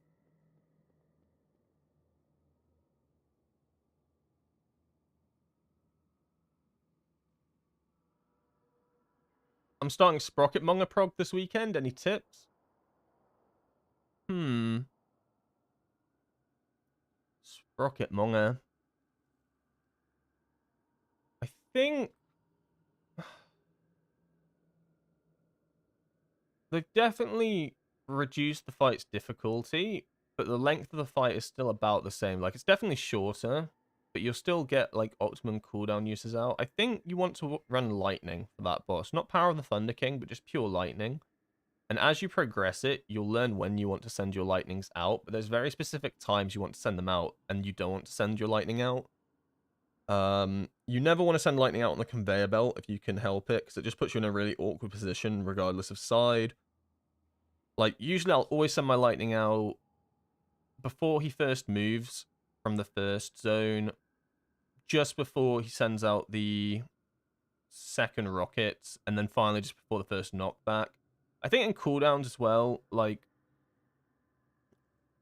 defensive, like the fight. The issue is like I've got this whole timeline reminder for it, and I still follow it to the T for this fight. But like in terms of defensives, you literally don't need them as much because they nerf the damage so hard. But I touch a karma on pull, and then pretty much touch a karma every 1 minute 30 seconds, and I'm literally just use touch a karma as damage increase, right? Like it's just a damage increase at this point. Fortifying brew I always use before I get the mine mechanic where I have to soak. So I'll Fortifying Brew, run onto the mine, take no damage, easy peasy. And I like to always use Diffuse Magic for the Polarity Shifts. So Polarity Shift is generally when I'll send out a Diffuse Magic. Other than that, I guess the one main thing is holding cooldowns. You'll do the first intermission bit, and you go through that, and then you get your cooldowns at about 3 minutes. However, you don't want to send them here because it's really awkward, right? Your cooldowns come back up, and then you get this mechanic where you have to move to the other platform, which will be halfway through your big burst window. So you basically essentially lose half your burst window. So I think it's better to hold the cooldown, send out like a Strike of the Windlord Fist of Fury during this time. Then the moment you've moved to the next preset position, that's when you send out all your cooldowns, which is down at like the front of the room again. Then you send everything, and then by doing that, you also line it up so that your massive cooldowns end up coming up for this at the very end of this second intermission, which is pretty much when you should be killing the boss anyway, with all the damage buffs and everything. So you basically finish off the fight, sending out a massive cooldown window, which really helps your DPS as well. I mean, I have a video guide on it, which kind of shows you what I mean when I say, like, if you go to the YouTube channel and you look for Sprocket Monger, there is a guide where I run through it, and that will like basically essentially show you what I'm talking about when I hold the cooldowns and send out like a mini burst window here before then you move on to the next area. So I think that's the best part, because the biggest issue as well with sending out cooldowns here is then at 3 minutes you get to like 4 minutes 30 and you don't want to send out your cooldowns here because you're literally about to get knocked off. Like, so you need to wait anyway to hold them for this intermission regardless. So you might as well just hold them here, delay it a little bit, and then you're not running into issues where you're playing your big burst cooldown windows when hectic movement's involved. Does that kind of make sense? Probably should invite some people to my dungeon. This guy score is insane. Holy moly, get him in. What is that score? Bro makes me look like a bitch. Like, actually makes me look like a bitch. I want Disc Priest. I mean, they've only done 16 flood. This is like probably the hardest key. Like, I don't even. This is not getting timed. I promise you. But I'd like to give it a go. Because I need to get this on a 16 anyway, so there's no point just depleting it. I mean, I can try the disc. This one, 681. It's just quite... I mean, they've done more keys than me, obviously, but... Maybe? Oh, Floodgate's such a hard key. Go on then. And then we want a big balance. Like, the biggest balance. The biggest balance there ever was. He's done 18s. He's 8 out of 8 Mythic. Or 7 out of 8 even. Close enough. Done a lot of keys. Get him in. And then a mage. I just want an Arcane Mage. Like, genuinely, that's it. Arcane Mage or bust. Literally, I want to run back the same comp. Because I like it. Oracle has the big shields, but disc is same as Shadow, where you can flash heal for 10% DR, then fade for an additional 10%, but it ain't fun flash healing yourself every 10 seconds to live. Nilmo disc also has Desperate Prayer and can shield themselves. Okay, so there is kind of a way that they could have done it. I mean, eventually they were fine. I think it was just because at the start of the pull, like, it didn't tank or anything. But it's always like, I think in the moment, like, you watch your healer die, and it is always terrifying, right? Because when your healer dies, you're like, oh shit, is this still possible?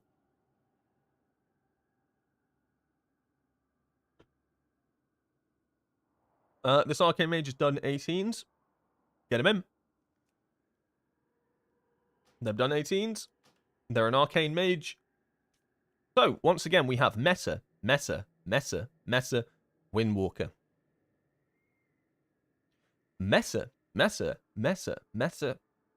Windwalker.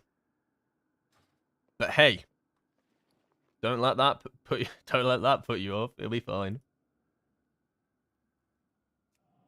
Oh my god, trying to do a floodgate. My damage is going to be so bad. I'm going to keep playing Shadowpan because I think it's funny. Is it... Should I go back to Conduit for this? I mean, probably, right? But at the same time... No? At the same time, no. Oh my god, I'm so troll. It's my own key, though. It's my own key. I can control my own key. You have 7 Mythic Galley kills? Yeah, I've done quite a few Gallywixes in my time. I mean, we finally... the other day we got Gallywix down on our run 2 characters as well. So that might add one extra one. But I also play Windwalker on my second character as well, so it's not like I'm playing on a completely other spec. I kind of know the fight. Yeah, I like the Gallywix fight. I just think it's... tuning was pretty poor. But other than that, I think it was a fun fight. I really like P2. I like the high stakes, like, setup P2, where it's all reactive gameplay and everybody just has to play out of their mind. Like, there's no real, like, there's fixed mechanics and stuff. But there's no time to, like, put fixed defenses or anything. It's all just, if you get something, deal with it, react to it. I think it's a really cool way of doing a fight, but I think it was just very undertuned. Okay, so we'll go this way, I imagine. Pull this. Big pull. 2 is pretty standard. Terrifying. 3, yep. 4, yep. Boss. Holy moly, there's no way I don't in this key. There's no way I don't in this key. It's an 18. Oh my god.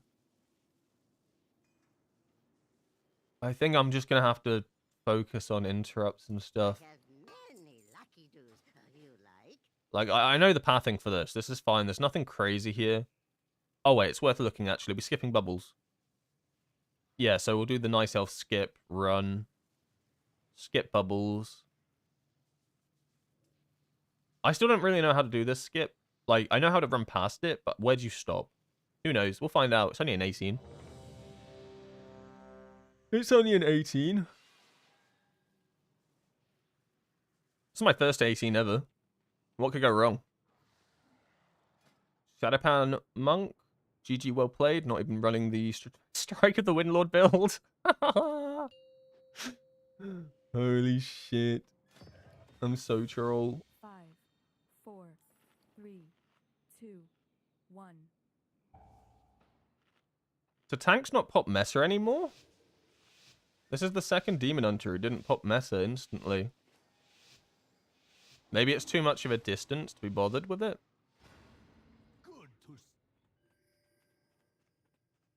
I'm very familiar with this route though, because this is the route me and my pre-mages do. So I very much know this route, at least. One of these roars every time. Yeah, it's you. I'm gonna focus on the surveyor here.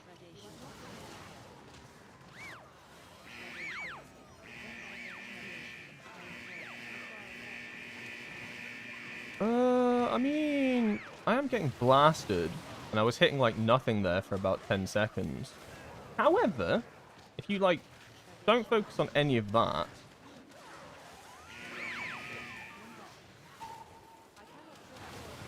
But I genuinely was like hitting nothing there for like 10 seconds. It's pretty cool. I mean, I'm getting absolutely blasted here. Yeah, like, I'm just dying. Be melee, lol. I'm getting absolutely blasted. I just don't do any damage. Oh my god.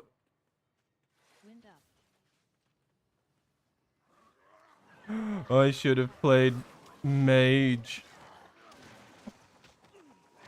Alright, it's not the end of the world yet. But I definitely did like nothing on this pull. And obviously the mage is the prior target damage. So they should be doing the least amount of damage. Generally, because they're like doing all the single target focus. My damage should be way higher. I should be doing like this. Which I probably would have done in Conduit. I don't know why it's so low, Shadow Pan. Like, there's low, and then there's whatever the fuck I just did. And yes, sure, I died, right? But, like, what the hell was that? I'm going to focus the Surveyor again. Probably just got plus 18 jitters. I'll be fine. We love wind up. We love wind up.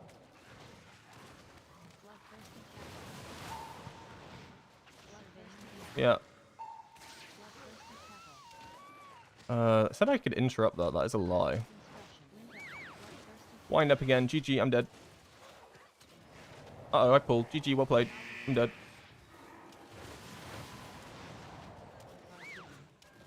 Like, look at this Fortnite ad. Get off your scaffolding, bro.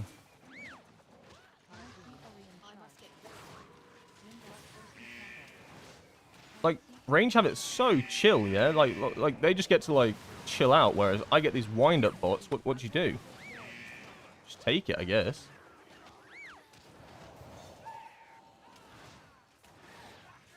Like, the wind-up is insane.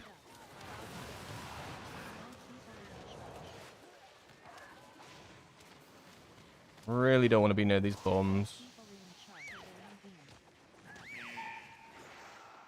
I need to move away from these bombs. Ow.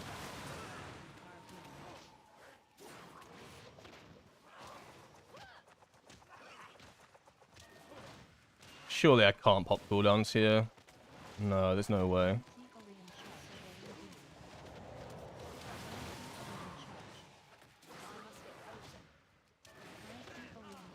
Like, we're playing so close to these mines, I'm terrified.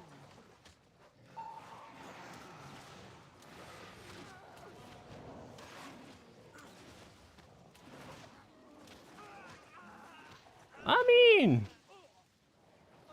could have been worse.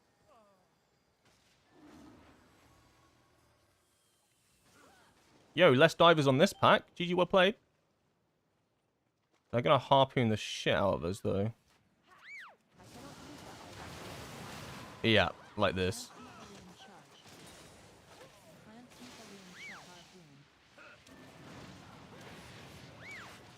I'm just gonna focus the architect here. Oh, cool, I'm next to a bomb. GG.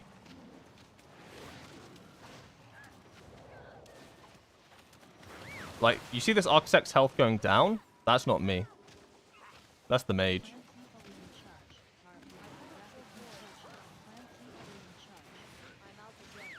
Oh, of course you Fortnite back up, mate. Yeah, sure. Of course you do. Oh, was that a bad knot? Oh!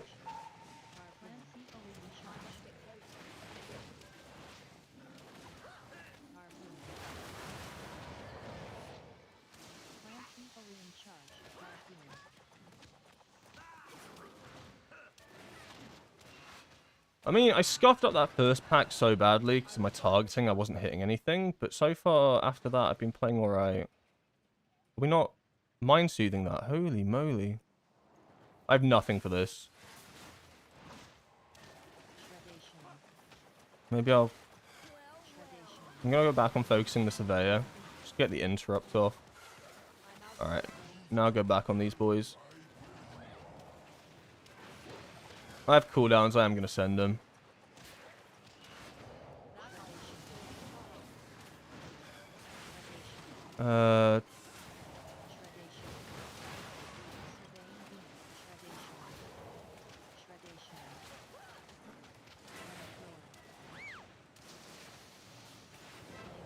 Oh my god. Bro.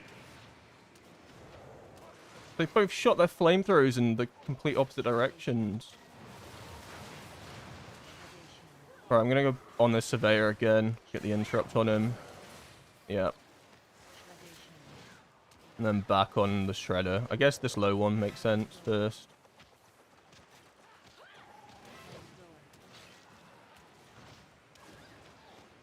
Yeah, I'm actually doing some damage. Hold up. He does damage? Hold up. Wait a minute.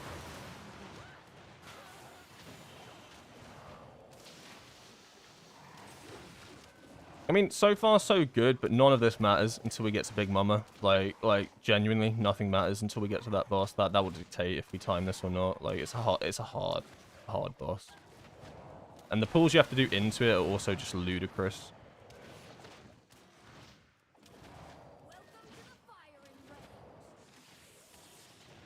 Like, genuinely, like, ludicrous pulls you have to do on that boss. I am going to send coolies out here. I know it sucks a little bit. Because they're going into their, like, stupid phase.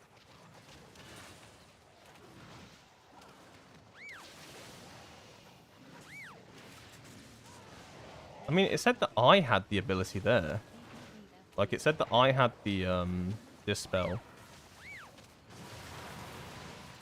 Probably bad to send it into that one, but I was nowhere near the other one. Yeah, makes sense to jump. Look, it said I have it again, but I did not have it. Yeah, so this was my fault. I should have probably dashed out, because then they start on completely different sides.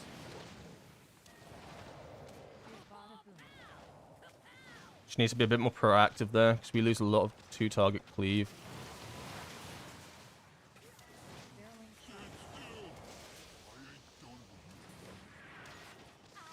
Three lined up perfectly there. Yeah, so this is like ideal. You hit all three, and then you charge it back into Giza. Is that her name? No, this actually is mine. I'll just defuse myself real quick. Then straight onto the balls. Once again, cooldowns have not lined up very nicely at all for this. And my boss damage is so low. I need my cooldowns again. Do I save them? I can't save them. Because of how things line up. Let me go, like, okay, that works, I guess. Alright. I just send them now, because I'm going to need them for the next packs coming up.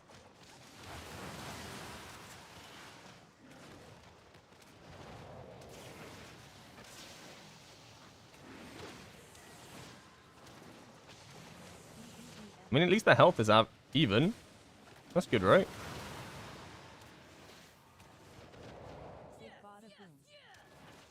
A lot of phases, though.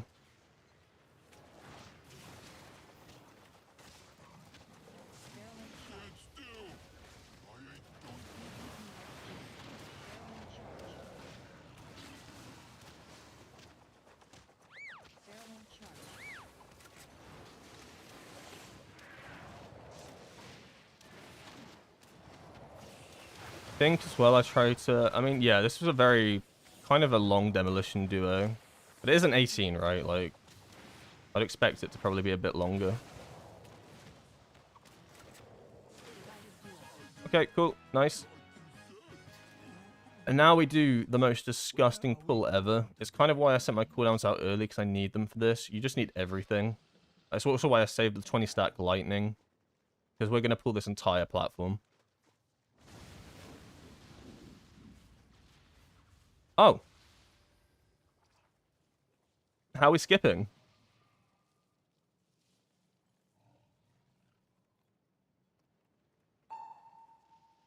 Hug the misery ads. Okay. Ignore everything I said. We are skipping. And going straight to the boss. I still have cooldowns for this, though, which is not bad at all.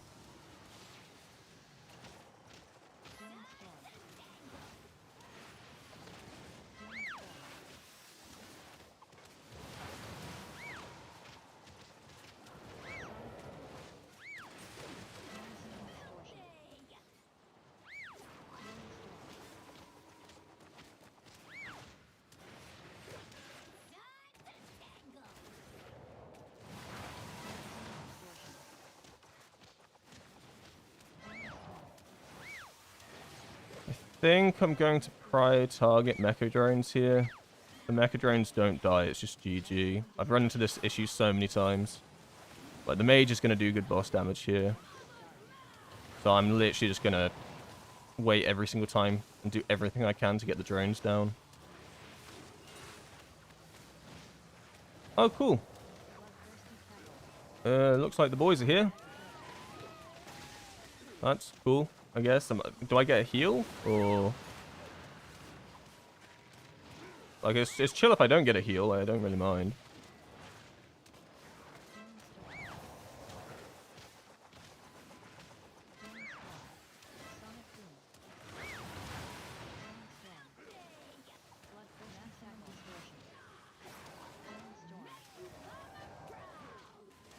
I just need to focus on the mecha drones.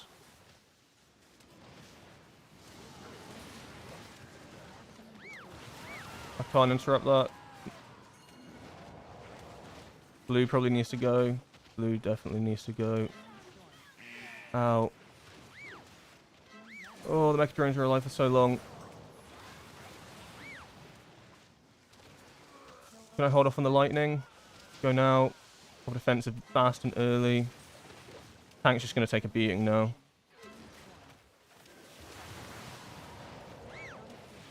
Oh, don't think we have enough mecha drone damage.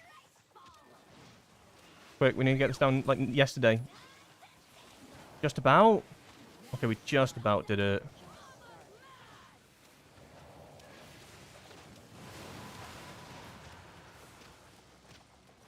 Oh my god. Oh, the healer died. Vivify just saved me, I guess.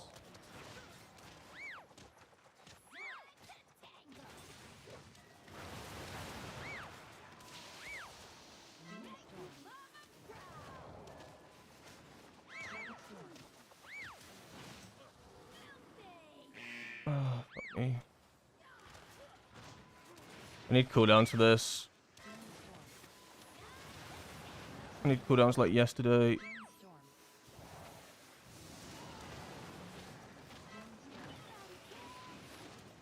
Just gonna focus on the ones that got the most health.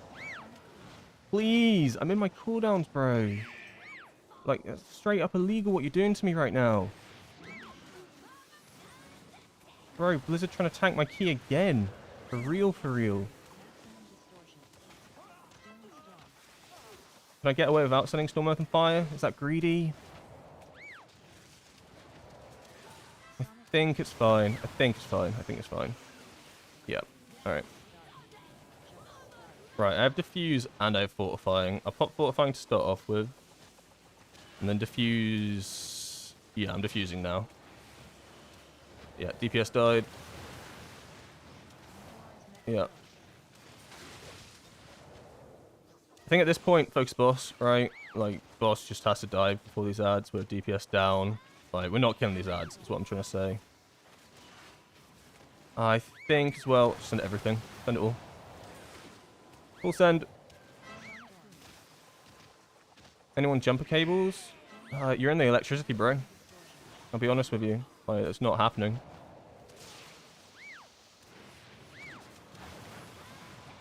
I'm not saying you died in, like, the absolute worst place imaginable. Everyone's dead? Why are you all dying? Huh? No! Oh, that's Big Mama. It's why I said that Big Mama will be the, like, what defines this key. Up until then, not a bad run. It's just the jump start, right? I just don't... We just couldn't survive it. The healer died in the first one. I almost died. I literally survived the first jump start because of one Vivify. Like, I got lucky. Oh, no worries. Don't be sorry for the key. Like, genuinely, that's not a bad run. I completely trolled the first pull, but the Boomy carried it. I mean... Yeah, I think we had to full send the boss there. I'm not sure how people died at the end there. I can have a look. I swear to God, if they died trying to res this guy with jumper cables, that will tilt me.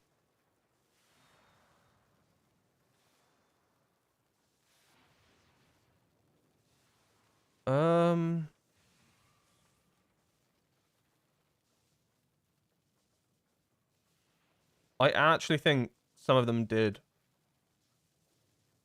One died to excessive electrification. Maybe not. Maybe no. I don't think. Nah. I think that would be trolling to say that people went in there to try jumpstart. It's just 1 second. The boss, like, there were 4 of us alive, and I think that was doable. But then people died. I think maybe the fight just went on for too long. It was a really good attempt though, and I don't think Shadowpan's doing too badly. Like, still 6 million DPS, not too bad. The Demolition Duo was a bit troll, but that would have happened with Conduit anyway, regardless, because, like, it doesn't matter. The bosses were running around in stupid places.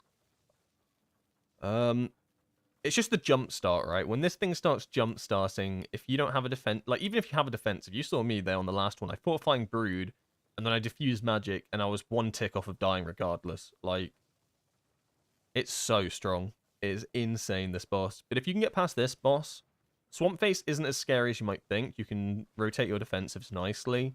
And then Giga Zap is also pretty bing chilling. I've been enjoying Shadowpan with strike slicing for mini burst windows. I like that build as well. It's probably my favorite version of Shadowpan. I'm just giving this one another try. Because on paper, the two builds are relatively close to each other regardless, but this just means I have a lot less to focus on and micromanage, so I'm trying to focus a bit more on the mechanical play, I guess, like interrupting and stuff. And I think I'm doing an alright job. I think I'm doing a better job than usual. I think so, anyway. Yeah, maybe not.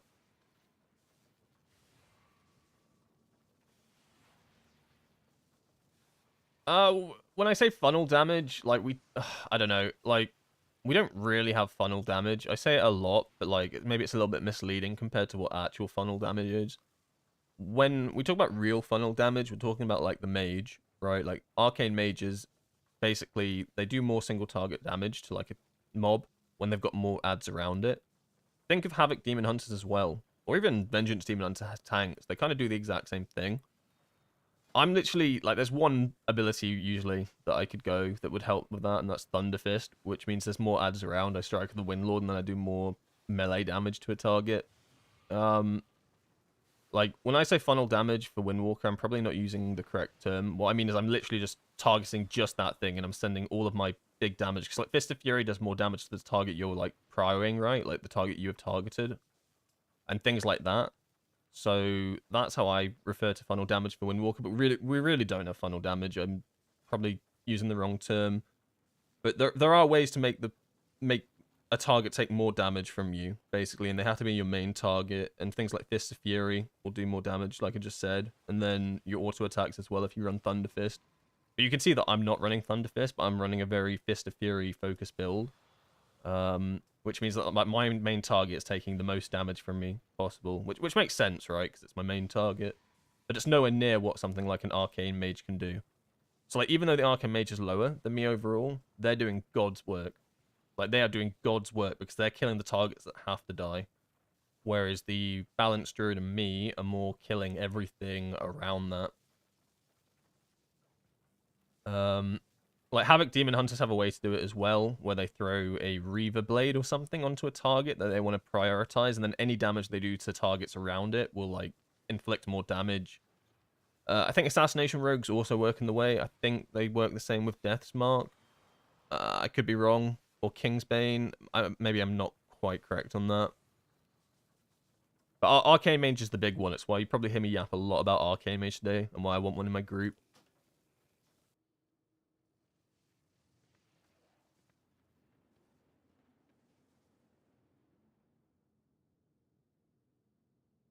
Oh no, yeah, that's fair. I'm definitely using It's definitely not what like Havoc Demon Hunter's funnel could be, right? Like not at all, not at all. It's like baby funnel, if you can even call it that. But yeah, it'll be Thunderfist is the main one because you can choose between Rushing Jade and Thunderfist, but Thunderfist gives you a little bit more edge on the target you're hissing. Outside of that, it's not too much really. Like Rising Star, for instance, just increases your overall damage. So does Dual Threat. It's not really target specific. Flurry Strikes hits everything. I mean, I guess Lightning as well, to a degree. But you are hitting 5 targets with it. But if you can guarantee that you're always hitting the target you want to hit, it'll take maximum damage as well. But it's still cleave. It's still cleave. There's no true funnel here. That'd be cool though. Give me funnel. I want. And then they can take me to the MDI instead of Arcane Mage.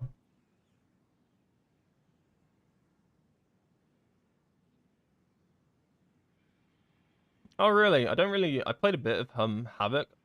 Isn't Eldraki Reaver pretty the other oh, you're talking about Felscard. But Eldraki Reaver is like the proper funnel, isn't it? Where they get the one big target, throw their little stupid boomerang into it, and then anything they hit around just like duplicates the damage like tenfold. Yeah. Mondo funnel. Is Sephorium and deck of cards best in Mythic Plus or deck of cards and I? It's gonna depend. So House of Cards is yes. Like House of Cards is locked in because it's your active trinket or conduit. Or Shadowpan, right? If you're playing 1 minute 30, you probably want a House of Cards. Potentially Funhouse Lens, actually, for conduit as well. Not conduit, for Shadowpan, you'd want a Funhouse Lens because it's got good, it can give you haste as well as crit, which are both good. However, you'll see a lot of different takes in the second trinket, and usually the two options are between Sephorium and Eye of Kazan, like you've mentioned. A lot of people will take Eye of Kazan if they can, because at later end Mythic Plus, you can get a lot of value from Eye of Kazan. Because you basically chain pull, right? Like, you stack this up to 20 times, but then when you leave combat, it rapidly decays. However, that's still like a 15-second window that you can allow it to decay for. So if you're like smart and you're doing like lots of pulls, like continuous, then you can actually get a lot more value from this. Because you're trying to keep the uptime of it for the entire dungeon. And really, once this is at like max stacks, it's probably the strongest trinket we can get. But it's when it's not at max stacks that it's pretty bad. So some dungeons will benefit this more than others. Dungeons like Theatre of Pain are pretty rough, right? Because you have so much downtime, so you're almost guaranteed to always drop your stacks.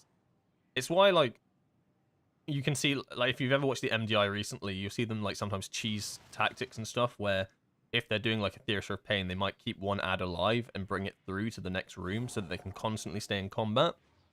So that is a strategy you can use with it. Sephorium's good as well, right? Like, Sephorium's just nice, constant crit, 60% uptime pretty much all the time. So it's got a lot of value to it as well. So they're both really good trinkets, but I think Kazan can be min-maxed more. Like, Kazan has the min-max capability. As well as that, it's got good mastery on it. And mastery good, right? Like, mastery's pretty good at the moment. Not that crit's bad, but just the baseline, like, Mythic Track Eye of Kazan is just really, really good. It's also really, really hard to get, yeah?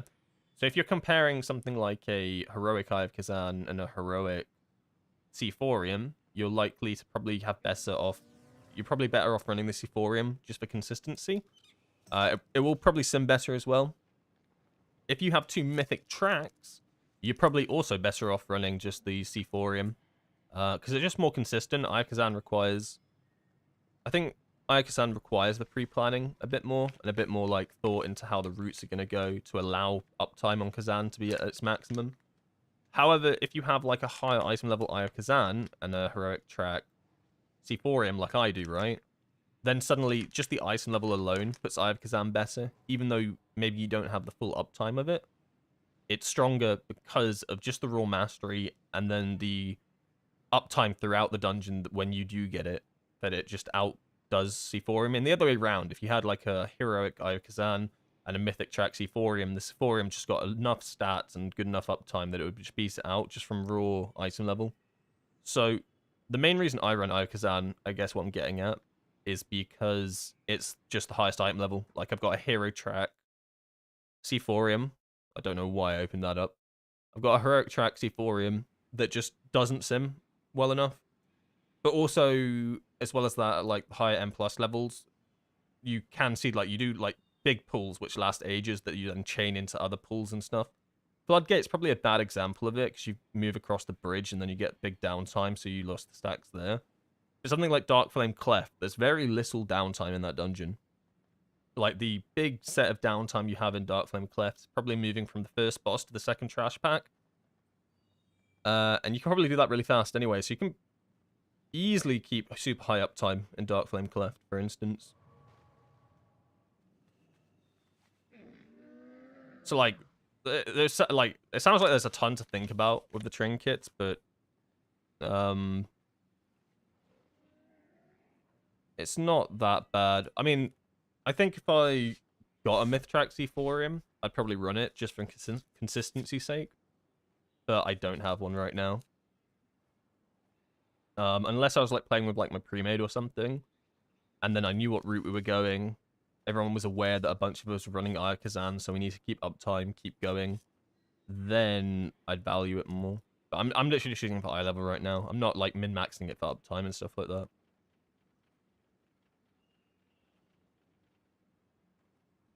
Can it be true that I'll replace Cersei's circlet with a 684 ring instead? Kind of what Sims tell me. If the Sim tells you, I'd do it. Right now for Conduit, the Sims tell me I shouldn't, so I'm not. But for Shadowpan, the Sims told me that this is actually an upgrade, so I have done it. But I'd always recommend following the Sim. If the Sim says that it's better for you, there's a reason. It means the computer says, currently right now, you probably will benefit more from getting a 684 ring, so wear it. And also the other upside is more stamina. There was a really good example of this earlier in the Darkflame Cleft that I ran, where I didn't defensive in time for a mechanic, and it knocked me down to about 2% health. If I did not have the extra stamina, I was dead there.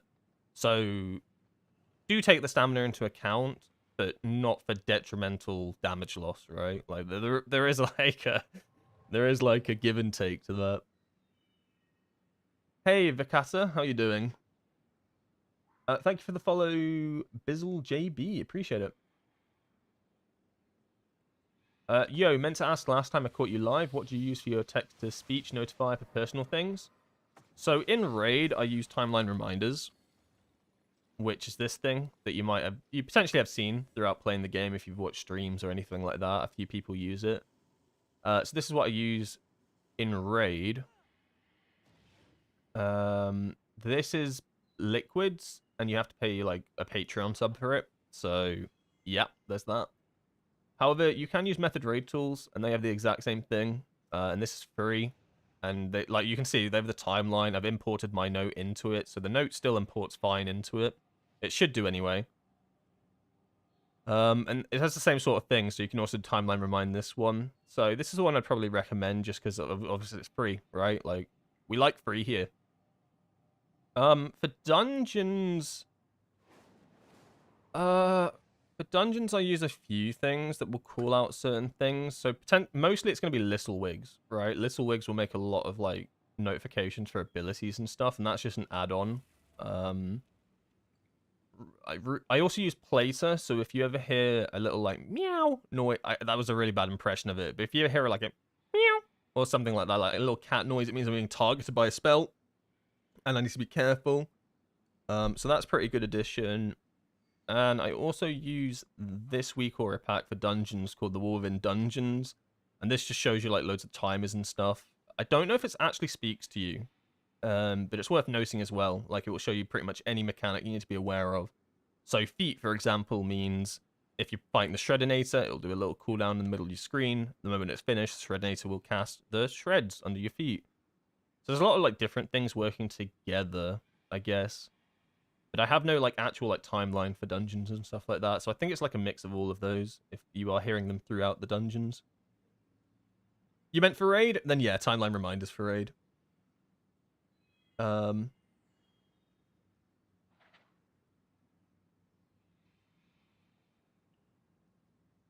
No, definitely. I think the text to speech note is amazing, and I'd probably use it like I would have used it years ago if I knew it was a thing. Like just having like a reminder, and it's not like it's something you can always adapt to as well and change. So like a lot of this was like trial and error, right? Like learning cooldowns and stuff, and like so I initially put a cooldown in, and then think to myself after I've pulled it a few times, I don't like that as much. Just move the timing of that. So it's something you can constantly change. So I always recommend if you ever like copy any of my times or anything, to play the fight out yourself. But if you don't like something, or you think a defense should be in a different spot, change it. Honestly, like just because I've got it in a set position doesn't mean it might work for how your pull goes or your progress. I'd always advise trying to optimize it or change things out. Definitely. Okay, so we're gonna try this 17 floodgate. I'm literally gonna run back the same comp because I think it's really good. I think the 17 will be a bit easier as well. We're not going to get as punished for things like jumpstart. Obviously, because it's easier. Haha. Um, but yeah, I think this comp is a pretty good one. Basically, Messer and Windwalker. But I don't think I'm trolling too hard. At the start of the dungeon, it looks like I'm doing absolute, like, rubbish because of the burst profiles of the other classes. But eventually I pick it up, right? That's Shadow Panic, consistent. By the end of the dungeon, I'll be topping the meters. Don't worry about it. Promise. But yeah, we'll do the 17 Floodgate because I need this regardless. And if we fail that, we'll do the 16 Floodgate. You know, basically Floodgate until I get it done. And then hopefully we get like a Rookery or Priory. I am just going to go grab a drink. I won't be too long. I'll be like, I don't know, let's say 4 minutes. 4 minutes a good amount of time? Who knows? Yeah, it'll just be a quick sec. And then then we'll do this Floodgate.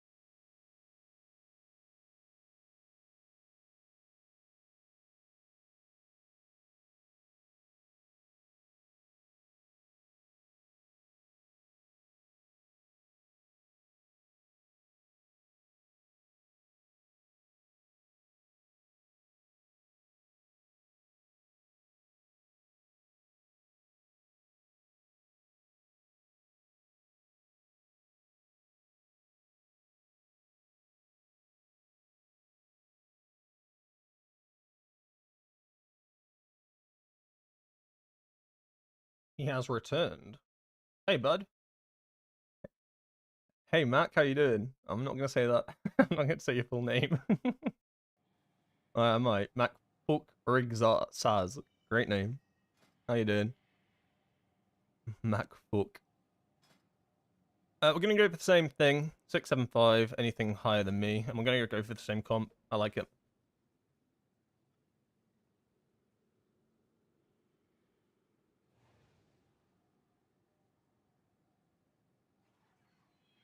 Let's go. First level 80 in the War Within. Time to get into the Sweatfest known as Endgame. I mean, yeah, literally, the game doesn't start till you reach like level 80. Like leveling and stuff is really good to learn the specs and stuff, like learning stuff. But like the game does not start until you reach max level. But do not discount leveling. Like I learned so much through leveling. Like I cannot make a max character. Like I cannot just like get my free character boost and then play. Like leveling to me is how I learn a spec. That's a big boy. Get him in. We like big boys around these parts. Arcane Mage, done all 17s. I need to reset the key as well, don't I? Any other Arcane Mages? No, I think that's fine. Take Grims. Then we want a Boomy, and we want a Disc Priest. So basically, what is my role in this comp? My role is the Unholy DK. Basically, that's what I'm trying to replicate. So we have prio target damage or funnel from the mage. Boomy's good AoE. I am the Unholy DK. I am the DK now. Except I don't have any grips or anything useful in my kit. However, that's fine. That's fine. However, this is fine. 682. He hasn't done any 17s. I need someone that's done 17s at least. They've done 17s. They've also done 17s. Check logs, serious player, active daily, good English.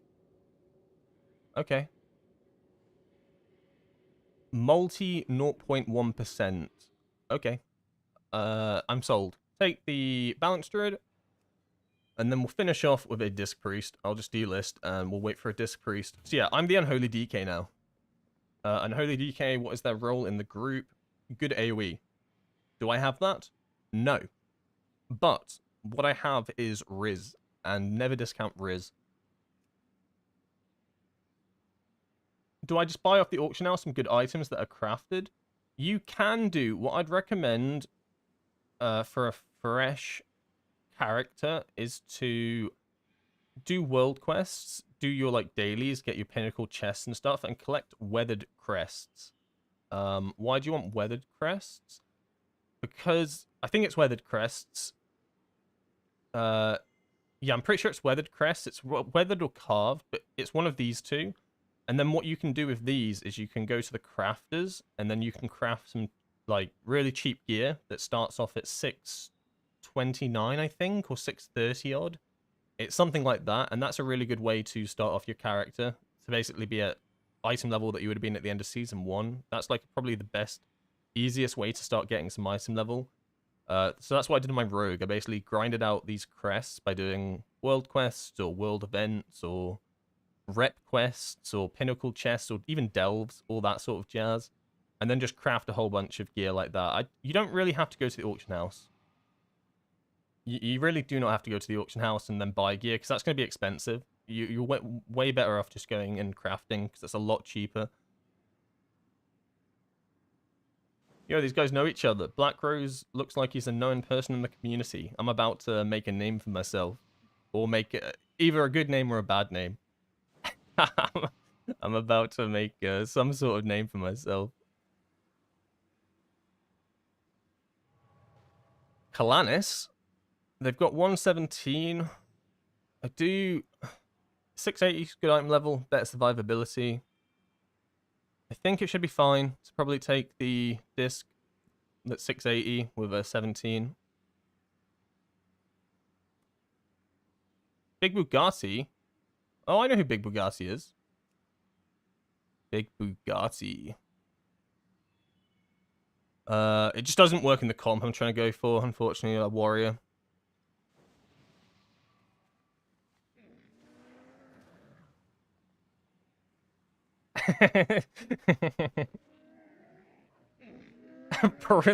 Bro's a giga gamer. They have not seen my... They're like gassing me up over my item level. They're not going to be gassing me up when they see my damage.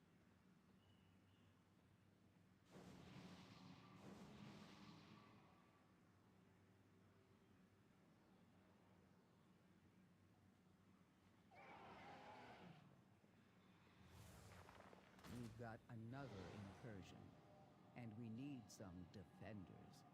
I know you're good at this. Oh, yeah, if Time Walking's out as well. Yeah, do Time Walking. I didn't realize Time Walking was out. Yeah, so if the Time Walking quest is out as well, you can pick that up. You do 5 Time Walkings and you can get a nice piece of normal gear, but you can also get good gear from Time Walking, just like, it's probably 629 or something as well, right? Something around that odds.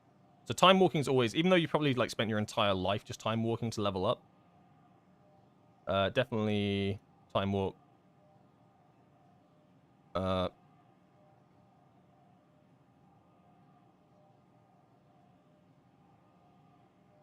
But yeah, I definitely take advantage of Time Walking if we're in it. Yeah, we are. We are Time Walking. They're going to be gassed from the betrayal. I know. They're going to... Yo, this guy's got huge item level. Why is he doing... What is this damage? Oh, no, no, no.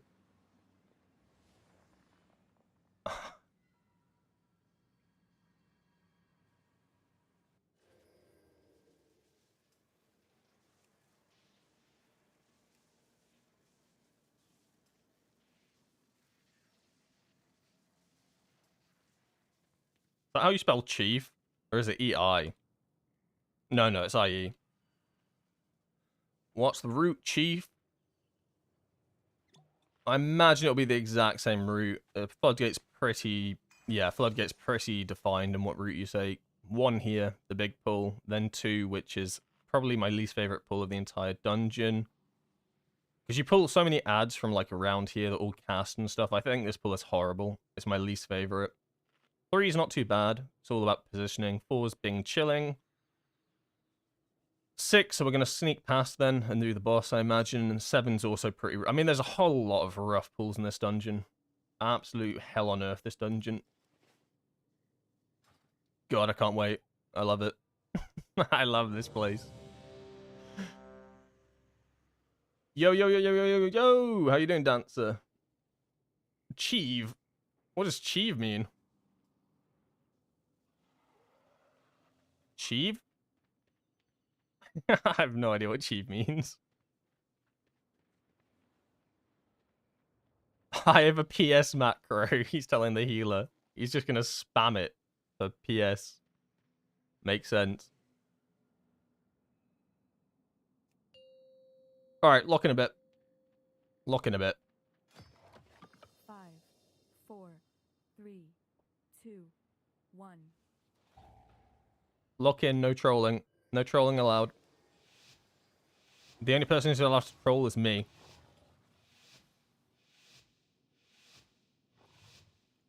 Good to see you again.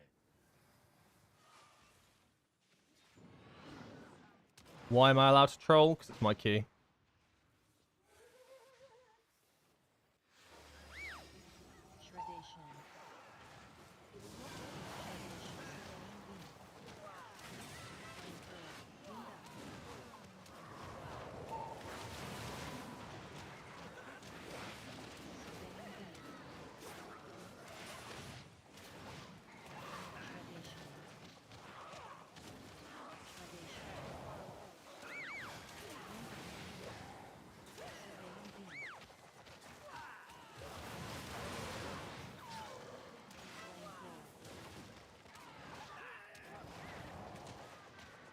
Like, look at that prio damage on the Shreddinator. I love Arcane Mage. I wish I could do what Arcane Mages do.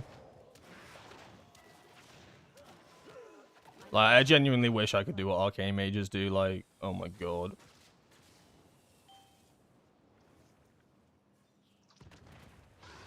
I'm gonna focus the surveyor again.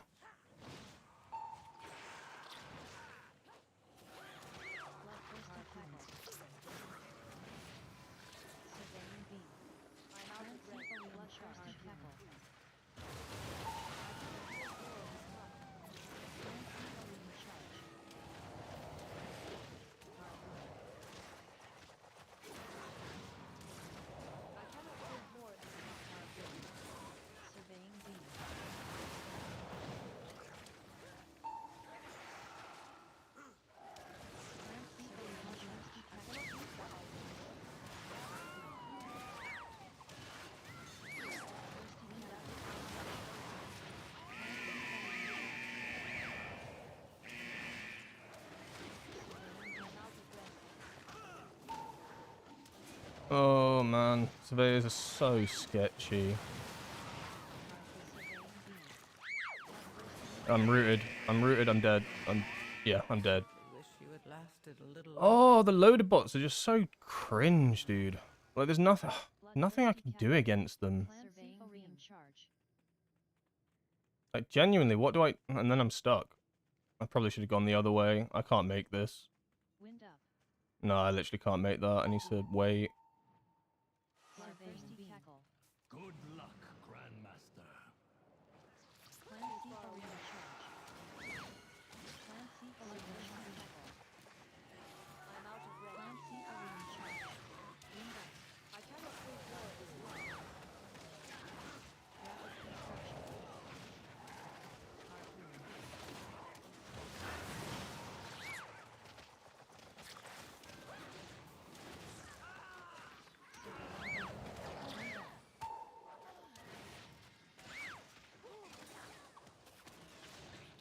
I just don't do any... I just don't do damage.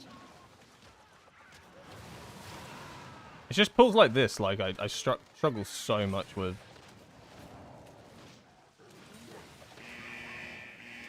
Like, when the loader bot starts spinning, I have to move out. And I just feel like I'm just so useless. Like, this is what I mean, right? I'm doing, like, no damage. Like, 6 million is nothing to scoff at, right, overall. But compared to, like, what other specs do, it just feels so bad.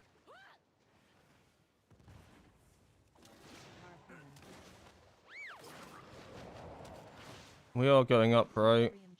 Yeah.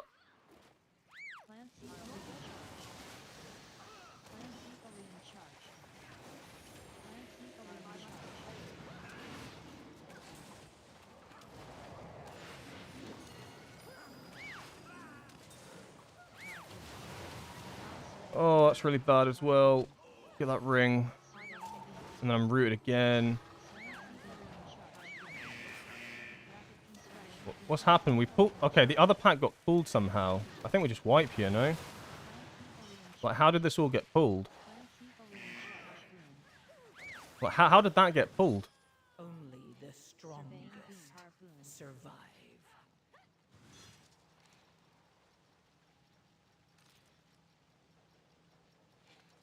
Like, so you're not meant to pull that. You skipped that, but it somehow got pulled?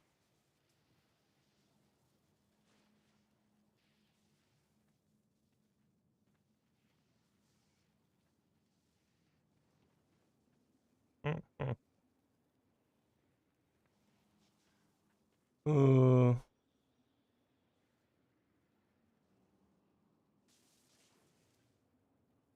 oh man, no, this actually went. This went worse than the 18.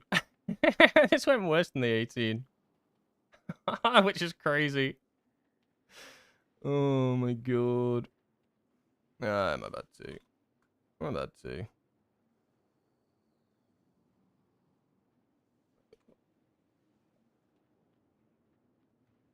Maybe I... Do I go conduit here just for the more damage? I just don't think I need it.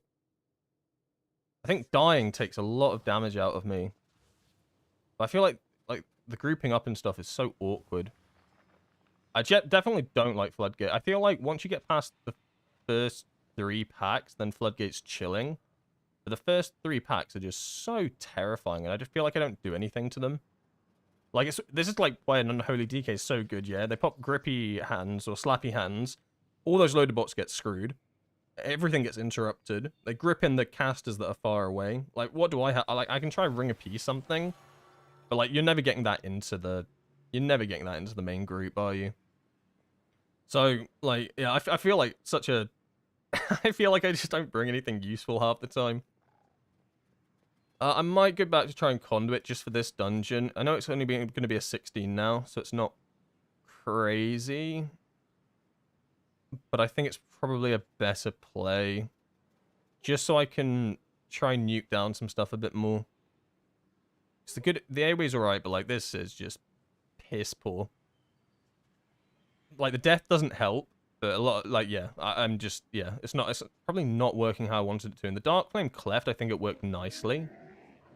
It's not, I don't think it's working how I want it to in this dungeon. I'm just not contributing enough damage. And, like, damage isn't everything, but damage means that ads die. Right? Just if ads die, guess what? They stop casting. Crazy. Crazy stuff. Crazy stuff. Any tips for getting us a high M+ as Windwalker? A lot of the... Pretty much, I pug all my keys. Only recently I've started playing with pre-mades. Like in like the last week or so. But I generally just run my own keys. Like, the trade-off of that is that it sucks if you deplete, because it's your own key, right? But it also means you can make the group yourself and try and make a group that complements what your role is going to be or what you can do. So, pretty much most of the time I always do my keys. I have tried to get into pugs and stuff, but it gets harder the higher keystone is to try to get into a group. Like, at 16s, even 15s and stuff, trying to get in as a Windwalker is really difficult because you've got to understand... You're competing, your role in that group, you're competing against things like Unholy DK, Arcane Mages, Boomies, Assassination Rogues, Dev Evokers, even Havoc Demon Hunters, and it's like, they're all queuing up at the same time as you, and it gets rough, because it's like, well, this guy wants, the person whose key it is, wants to time their key, they're probably going to take the specs that bring a bit more, not even just damage, right? It's not all, everything's not damage. CC is so important in high-end Mythic Plus. Utility, and there's a lot more specs that have the better sort of utility, like Death Knight's the ultimate like utility, right? Like, just being able to grip adds in like casters from a distance, that makes such a big difference because it means everything's grouped up. You don't have ads constantly pelting you from afar, which are really awkward to interrupt. They can also like cheese a lot of mechanics in dungeons. So that's why I always try to do my own key, but then you run into situations like this where it doesn't go right, and then you lose a keystone level, which does suck, but it's just getting used to it, honestly. Like, I've depleted so many of my keys that it's just...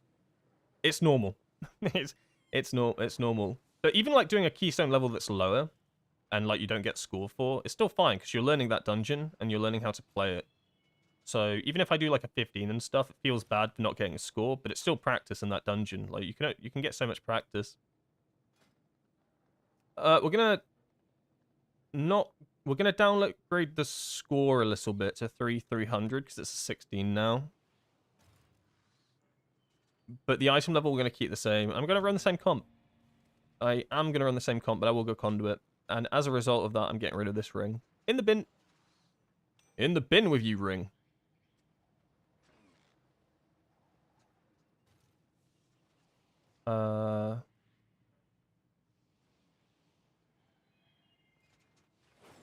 It might seem like we're suck in damage, but we have so much heavy prio damage, amazing cleave, and lower target fight. Yeah, I'd say we have amazing cleave. Our prio damage is alright, but there's so many other specs that do it better. But no, completely right about the lower target count is so good for us. Like 3 to 5 targets is like amazing. That's where we thrive. But you get into situations where a lot of these dungeons, they're not 5 targets. You're fighting 20 mobs at once. You're fighting 20 of those bad boys. And it gets rough. Not a bad idea. I got 12 Resil, but would like to start pushing higher. Yeah, just do your 12 Resil, and then like each time you complete a 12, you get your 13, and then do your 13. You complete it, amazing. You get a 14. Then I'd always say, don't deplete your key back to the lower keystone. So, for instance, I could have started with a 16 Floodgate, but why not try the 18? See what the difficulty's like, right? So, like, the 18 I just did, we could have done really well in it. We just got defeated by one boss at the very end. But it allows you to get an understanding of like how much the damage ramps and stuff, and then makes you feel better about when you're eventually going to get to it.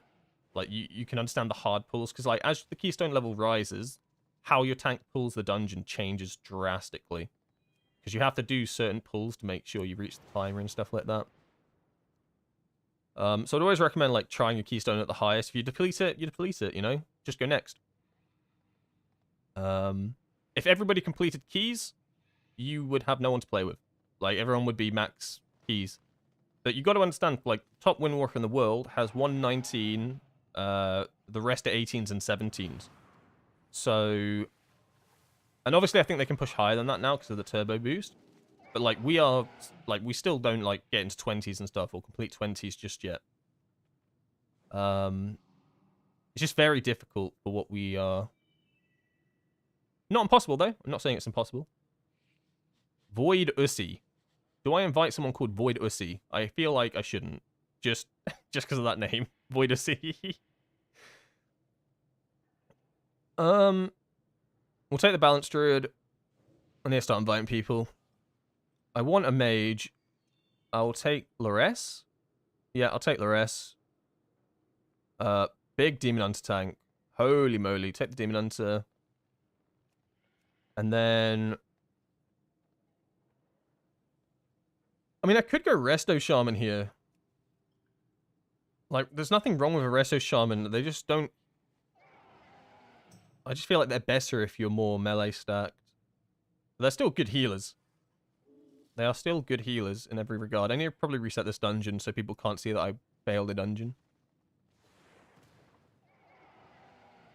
Yeah, I'll take the disc. I just like this specific comp because it's meta. And then the key thing we were going to change here is we're going Conduit. I just think I'll do better. Slicing Winds, is it bugged? Yes, it is bugged. Amazing. I love this ability.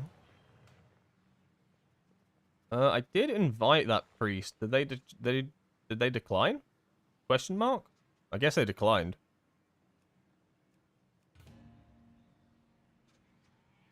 We're still top 5 DPS in the raid. Yeah, I mean, in the raid, like, raid and M+ are just so different, though. Like, in the raid, we're bussin'. I think we're maybe not still the #1 melee. I think we were overtaken in that. I think Assassination Rogue... No, I think that's crazy. It's not Assassination Rogue, is it? We're not the rank 1 melee DPS anymore, but we're still good. We're, like, really good in the raid. But that raid doesn't convert to M+, and M+ doesn't convert to raid, right? So I guess it depends what sort of content you want to really be doing. But, like, just because you're not the meta spec in M+, doesn't mean you can't do keys and stuff. Like, I'm still sat on a 17, some 16s, and a 15. And I 100%, I'm so confident that I can get all 16s in PUGs. Like, that, there's no doubt in my mind. 17s in a PUG, I think might be difficult. And 18s, I think, might not be possible. But all 16s, I think 100% you can get in a PUG as a Windwalker Monk. 17s, I think, as well. If you're all on the right mindset. 18s, I think, are very... Oh, that'll be tough. But I like the challenge. I like the challenge a bit.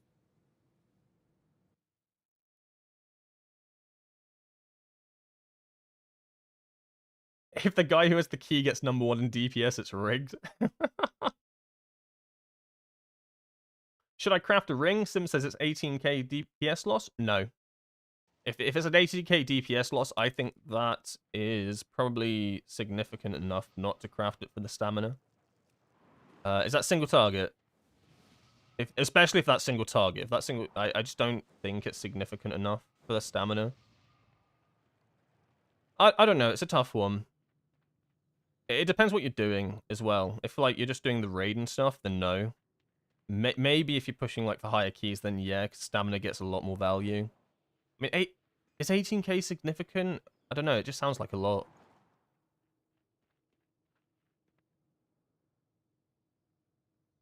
This is the route. Okay, we're going a little bit slower here. I do not mind that. It is a 16. I do not mind it going slower. Massive pull, as per usual. We'll run around this way, go up here. 2 is smaller. You don't pull the bombs in, but it's still a horrible pull. Still a horrible pull. Because we have no way of getting all the ads in. It's the surveyors, really, that just start, like, skibbing you. When they start throwing their dynamite and shit. 3 is fine, standard. Make sure we don't pull this, because pulling this wiped us last time. I don't know how it happened. Like, I could not tell you how it happened. It's actually crazy that this got pulled somehow. Like, usually I'd blame my clones, but I fixated my clones to the architect, so impossible. Impossible, couldn't be me. Oh, we're pulling these into the boss. So we're skipping all of this. How?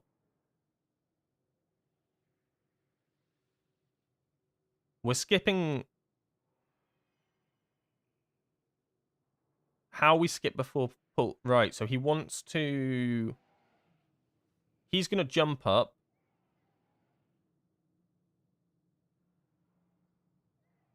We have no DK for pack 6. It'll be fine. The reason you want a DK for this, but you don't need it, you can probably get away with the typhooning them in. I think you can probably get away with typhooning them in. I don't quite understand how we're doing this skip. Something to do with the demon hunter jumping, a 3-person mount, and a grip. GG, I guess. So this mount, and then we hop on. Yahoo! Look, I'm a passenger. Cool. Cool, I guess. Grip me. Grip me. I've lost a bit of stamina, but it's fine. I'm not gonna cry about it.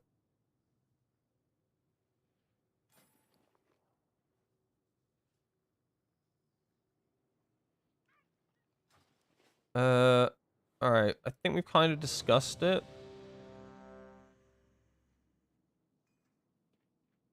Do I remember how to play Conduit? I think so. I think I've played it a few times before in my life. Yeah, I've definitely played Conduit like 1 or 2 times before. I think I'll be fine. 2, 1. It's only a 16. I've already attempted an 18 today. What could go wrong? How hard could it be? How hard could it be? We're definitely going this way, right? Because he wanted to pull these. Yeah. No? But you wanted to pull those ads. Okay. I guess I'll not question it too much.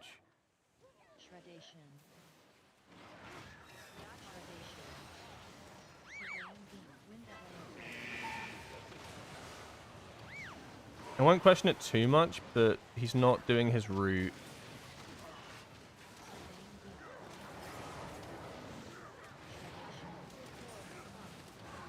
Bro, you ain't doing the route that you posted.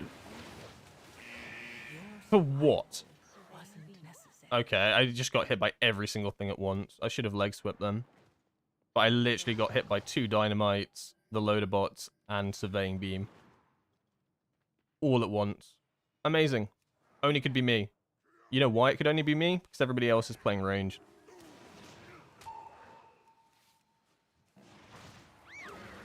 Oh, being a melee sucks.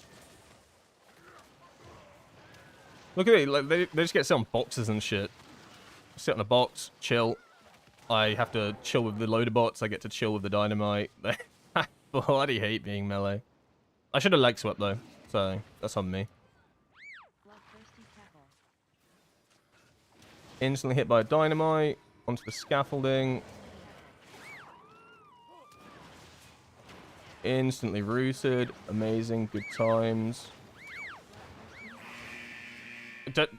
Bro, please. No one else had I didn't have CC there. No one else had CC there, really? I don't believe you. I don't believe it. Like, no, you tell me no one had CC there but me? Oh, no, not even me, sorry. Okay, so far I've done nothing in this dungeon. I mean, I've died. Does that count? I mean, I guess it counts. I just keep getting rooted, and the issue with me getting rooted is that the moment I get rooted and the loader bots start like going off, I die. And I only have one Tiger's Lust to remove one root, so I guess I need to be more careful about it. Like, I'm the only person that this affects. The tank can eat them. I mean, it's funny, I've died twice, I'm still doing more damage than I did on Shadowpan. Amazing. Oh, it's just cringe deaths, though. Cringe deaths. Try get the interrupt on a diver. I mean, I don't think we should have knocked it. I'll be honest. Get him off real quick. ASAP Rocky.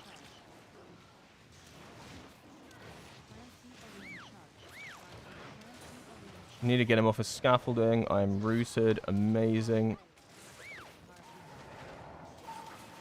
Rooted again. I love this game.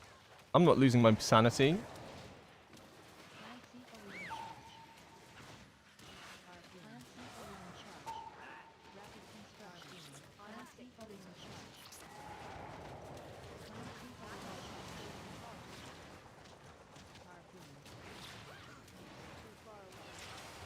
I'm only losing my sanity a little bit. I'm next to these bombs as well. I need to be careful that I don't get blown.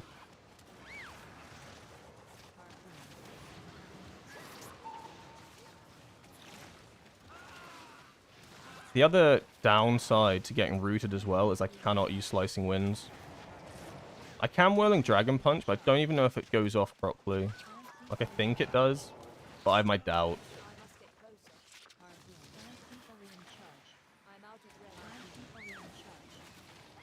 I mean, not bad, but again, I've just trolled a little bit at the start of this dungeon. So you want to do this triple mount thing or something? I don't even know. It'd be good if you Mind Soothe this to start. Like, we're gonna... Very lucky not to put... What? You said we're not doing this pull. Bro, I'm getting such mixed messages. He said he wasn't doing this one.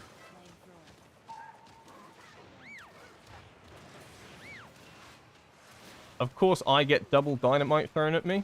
Why wouldn't I?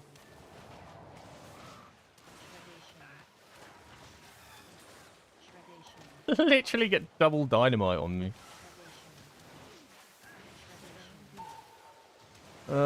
Do the interrupt on that, and then I'll get one of the surveying beams as an interrupt. Flamethrower on my head. Amazing.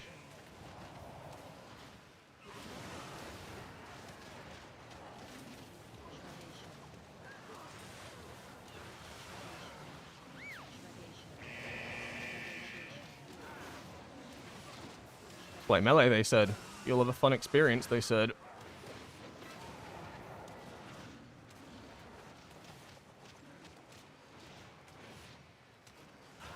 I mean, so far so good, but we are not doing the route that we were told we were doing. Welcome to the firing range.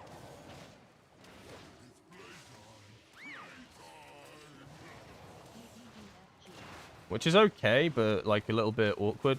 I try to plan around how I'm expecting to do the route, cooldown wise.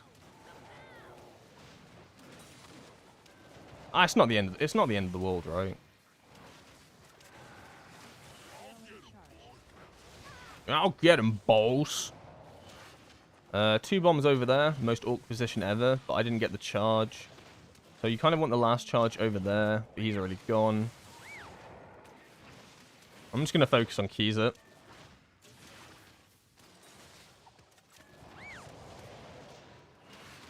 Cooldowns are a little awkward here.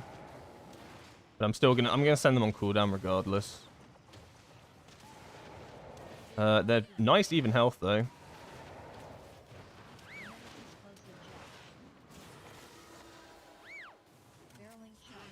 I'm just gonna send everything on Keyser. Don't target me, I'll scream.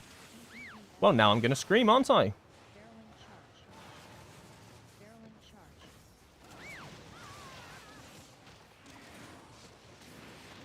It's alright, it was only my major cooldowns.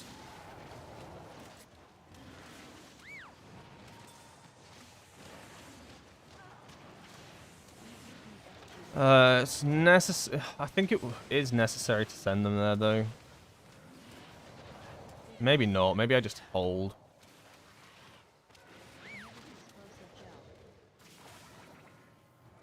One dispel, please, kind sir. Thank you. Once again, focus Keezer. There's a bomb over there, and then we bring the last bomb to the corner. This is perfect. So there's no, like, stupid movement now.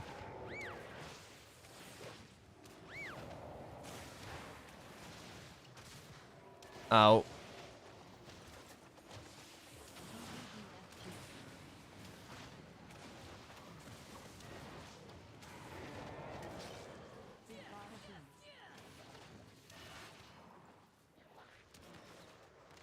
Keezer needs to get got.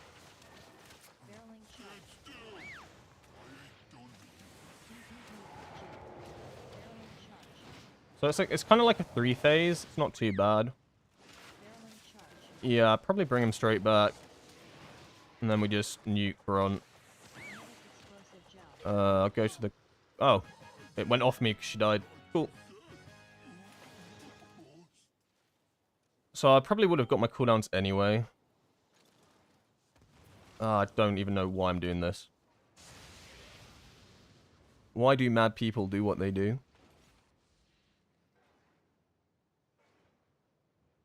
Alright, so now this is the sketchy pull. I might have to try Ring of Peace. Depends how he wants to... They usually group all this up. I think he might be splitting it. I'm going to wait and now ascend, because I needed to make sure I knew exactly where those were going to be placed.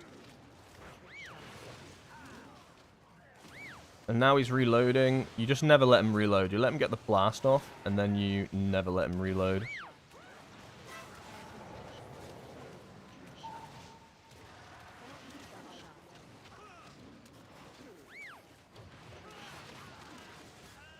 Leg sweep. No reloading for you, my friend. So yeah, this is the safer way to do this. You can do the double pull, which is usually what you do. Yeah, probably don't have the knockbacks for it. I mean, I think we probably do. But I think it's just safer in a PUG to do it this way. I think this is the right call. Boss plus ads? Yeah, makes sense.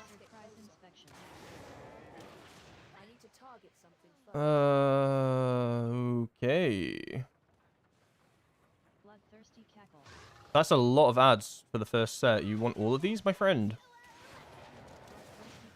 Okay.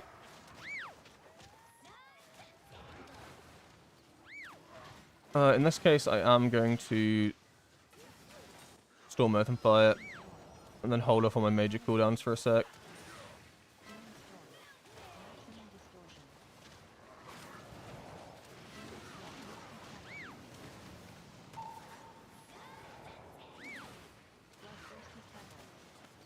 Is that the right call?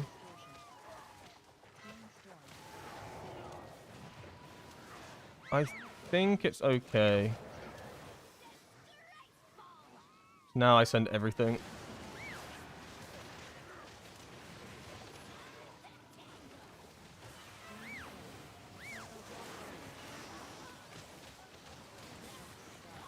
Yeah, alright, that's fine.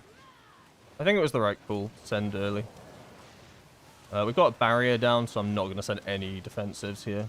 We'll be fine with just the barrier.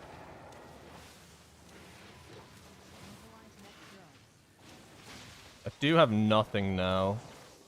We have no cooldowns, so because of that, I'm going to fully focus mobs here, like Cryo.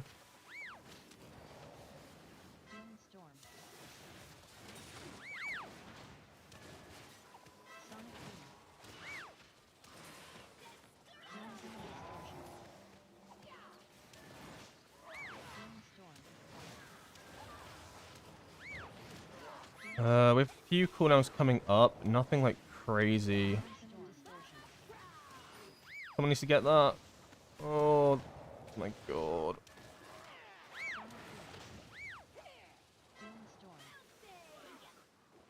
Yeah, these ads are going to stay up for ages.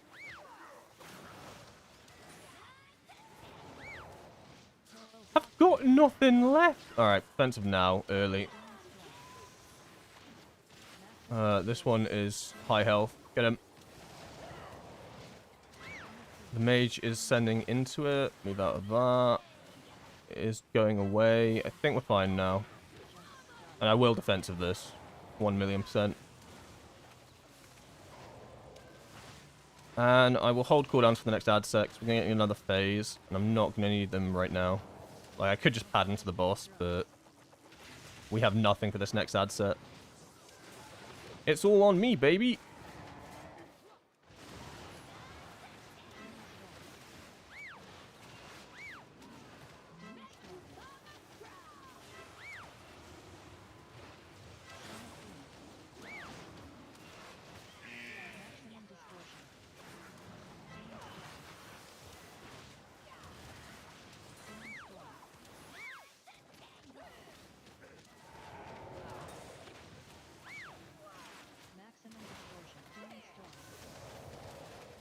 Trying to focus the one that's got the most health right now. So, purple. So if the mecha drones stay up too long, the boss basically gets a shield and just starts nuking your tank into next year. And I'll be honest, the last thing I kind of want in any situation is my tank to get nuked into next year. I don't know if we meant to pull these snipers. Do I health pot here? I think I'm okay. I think I trust in the healer. No, I don't. You think you do, but you don't. Ah, no. I've angered the ads. I've angered the ads. I've angered the ads. Alright, Momo down. Sniper time.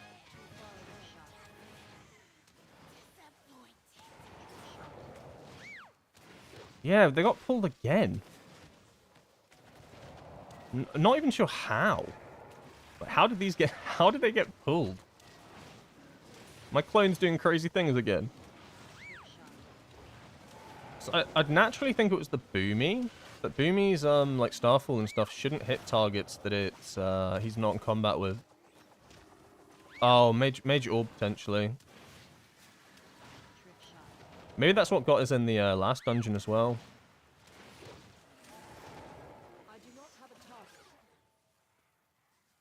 Are we pulling this? No, he's going for the sneak strat. So you can just sneak this.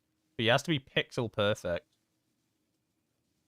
Look at him, he's trying to find the pixel. He found the pixel. You have to be absolutely pixel perfect for that. That's why he went into NPC walk mode. We doing everything, my son?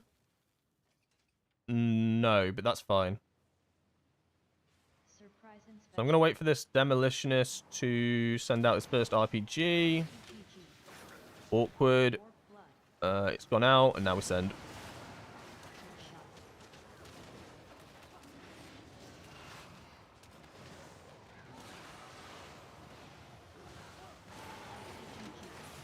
Oh, that's annoying. I wasn't watching his reload.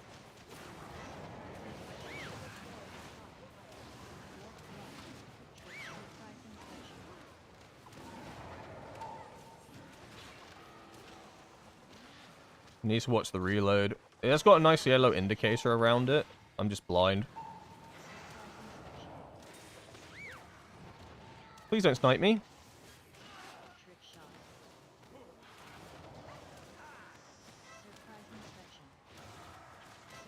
So now I actually think we're going into a really hard pull.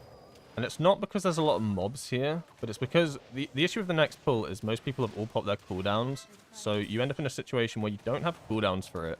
It's the seaweed dudes, right? Like, I think it'll be okay. The druid has cooldowns, the mage has surge in 14, so we should be fine, actually. But CC is super important as well. Holy, can this dude stop teleporting behind me? Yeah, so he's going to group all this up.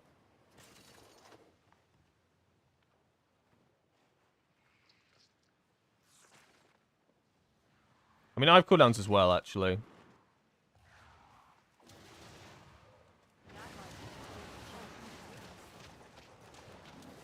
Just making sure you have the CC chain as well for this. There's a lot of damage that comes out. Mage is on death's door.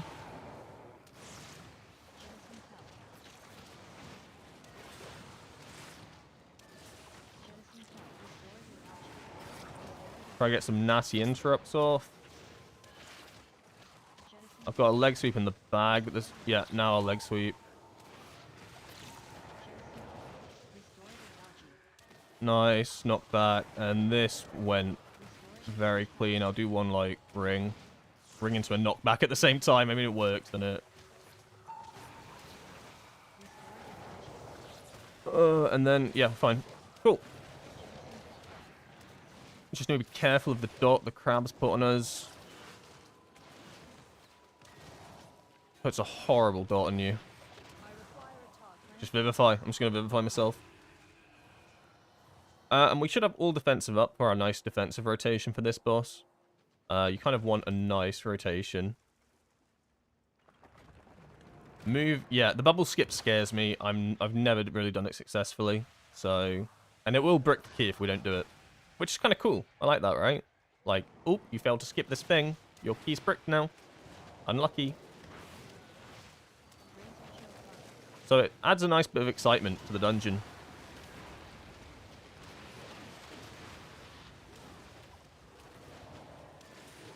So I've got the Celestial Conduit healing for this. So I think I can probably just get away with a farmer for this.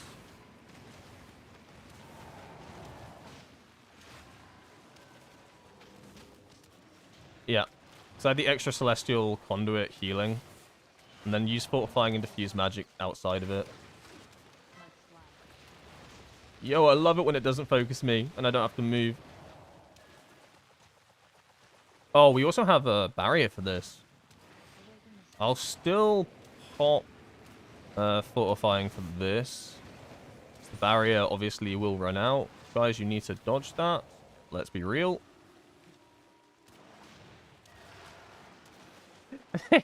I think the druid just stood in the wave. I can't dodge, I'm casting. That was a slingshot. And then for this one, we'll use Diffuse Magic, and it should negate, like, literally everything here. More or less. I also have a health pot if necessary, but I think it'll be fine. Yeah, Diffuse Magic's really good for that one. And then we're back to Karma again, but I will health pot if needed. Oh, there's a lot of damage coming out. I don't want to health pot early. I'd rather health pot during the actual damage. So no Karma for the initial blast. Kind of bad.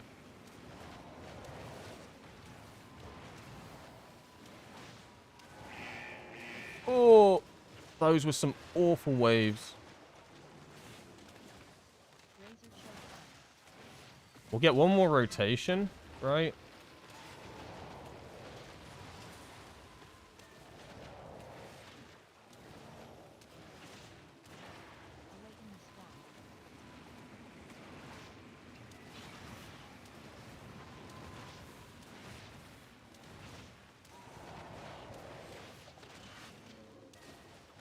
Okay, this boss is done.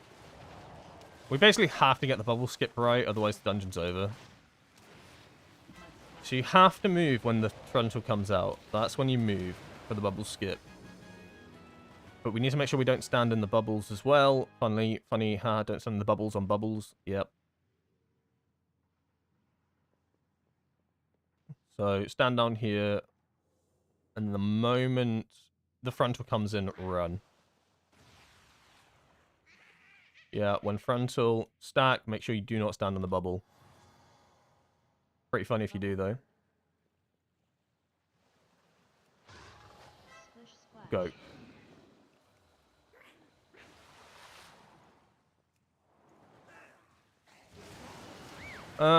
So I know I got stuck there. Don't worry about that too much. Sometimes you get stuck on things. But as long as you don't panic, everything's okay. Leg sweep this. I do not like surprise inspection.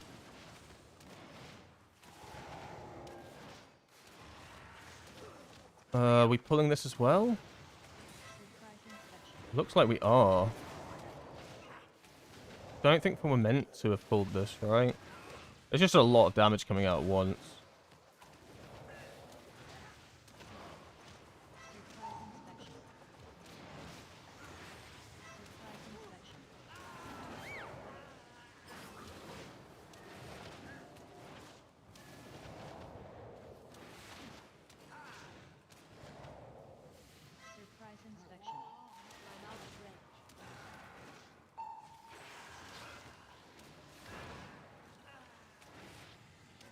Cocked up the mini burst window there, but I'm fine with it, because it guaranteed I got the interrupt off. I'll always expend a GCD on an interrupt over damage, every single time over the week. We still have lots of time. We're fine on time. You need like 4 minutes 30 for this last boss, probably less at this keystone level. So I think we're fine.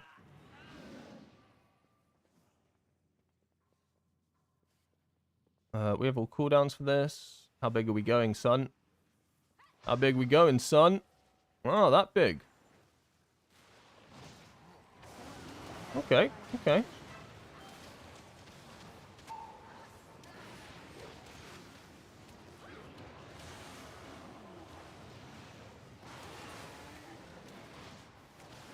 Okay, I feel you. I feel you.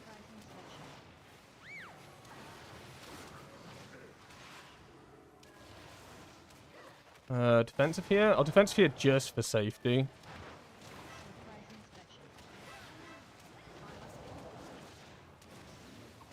Yo, these inspectors are, they're surprising. Get it? 'Cause they do the surprise inspection. Yeah, me too. Are we doing the skip here, though? That's the good question. Probably not, because of percent. But you can do another Night Elf skip here, but you have to pull more in the dungeon. So this will take like an extra minute, and there's a lot of damage that comes out here, so hopefully we don't die. We just need to focus 1.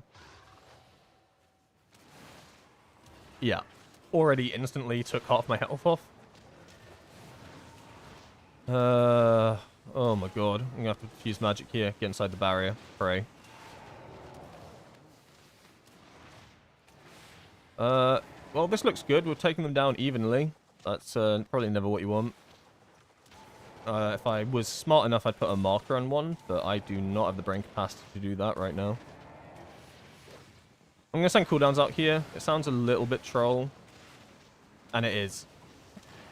It sounds a little bit troll because it is. They died.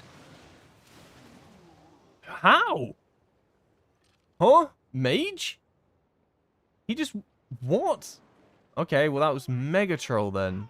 I thought I needed to, but he just one-shot them from like 50% health. Okay, in that case... I'm basically just gonna have to... Buddy? Buddy, are you not gonna heal during this? Or... Huh? Would you... No healing? I'm so glad I had my health pot there. I was dead. I have no defensive for this, because that's a proper defensive there. If I get targeted by this, I'm dead. Probably. Please don't. Okay, didn't target me. I got very lucky, because I had no defensives. There's tons of water over on this side, so I'm just gonna go over this side, right?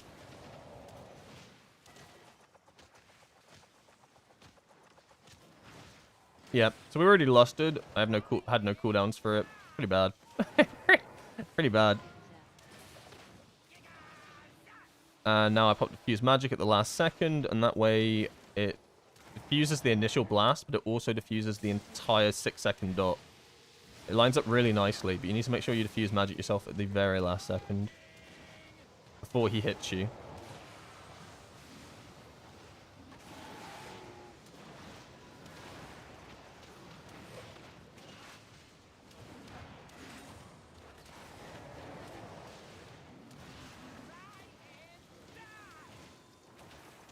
We have tons of time still. I have nothing for this. Good luck me, I guess.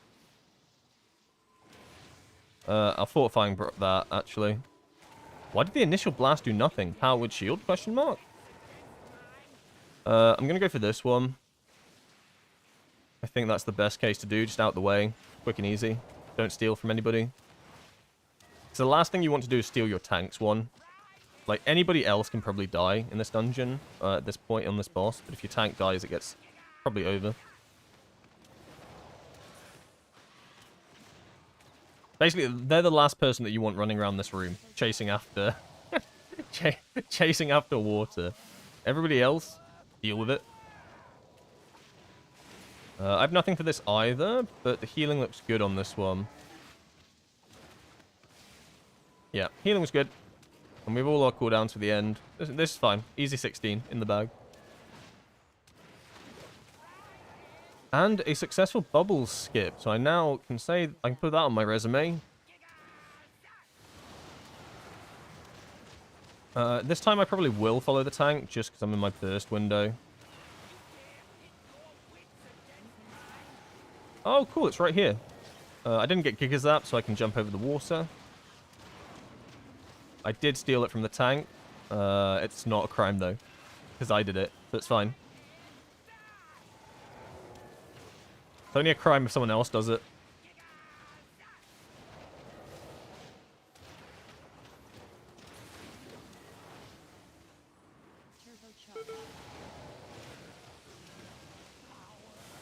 And there we go. Okay, so we got the 16 in the bag. Damage wasn't too bad either. I mean, I trolled at the very start, right? There's no ifs, ands, or buts. I think the first pulls for this dungeon are so difficult. Not even the first pull, actually. I really like the first pull. I think it's fine. But this one, I feel so out of my depth. I'd never know what to do on pack 2 here. Because you want to get this dude off the scaffolding. But I feel like the moment I get, like, what's it called? The moment I get basically rooted, yeah? I feel like I'm so screwed. Because I get one Tiger's Lust out, but once I get rooted again, and if I'm on top of the loader bots, I just die. So, like, the rest of the dungeon I'm really confident with. Like, the boss, this pack even here, I'm fine with. Bosses, all fine. All the trash, super chill. But it's just this pull over here, and maybe this one as well. With the anything with the Architects. So I feel like as a range player, if you get hit by the root, you're not too worried, because you're already stood out in the distance. So it sucks. It sucks if you get a Surveying Beam. But you have no issues with the loader bots. I need to work on how I play this better, because I feel like I never play these two pulls as good as I can. And this is probably my weakest point in the entire dungeon. Because I died there, right? Yeah, I died twice in this dungeon. I died once over here just from not CCing, my fault. I died over here the exact reason I said, which is also my fault. I need to get better at doing this part. But the rest of the dungeon I'm really confident with.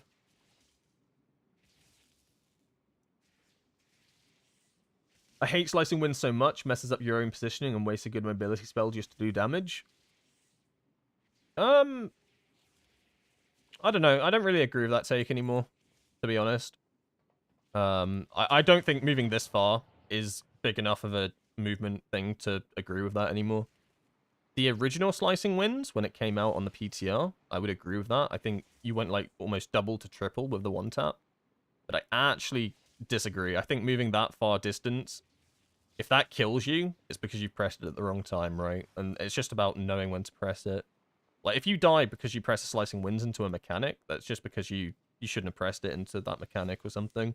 Like, I really don't think it's that far of a distance. Like, I don't think that's as hot a take as it should be. Like, I don't think it's that far.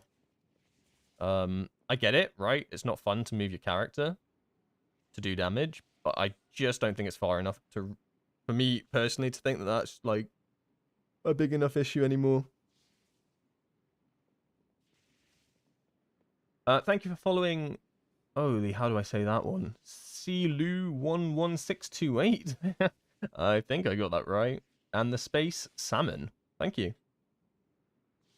But yeah, that dungeon went well. Like, I knew we could do the 16. I just wanted to try the 18 and the 17 because why not? Push yourself. And now we're at 3.4k score, so that's also dope. We're very close to resilient 16s. We need Rookery, which I think is super doable. Priory, I think, is the hardest dungeon in the game. And I don't even think it's close. I think this is like the pug killer. Priory is just such a tough dungeon to do. Like, especially with pugs, right? Like, there's just so much going on at all times. Like, Floodgate's a close second, I think. But Priory is just an absolute hellhole. But let's see what we've got. Motherload 17. I will try it. I think it's very timeable. I like Motherload. I'm a bit more confident in it now.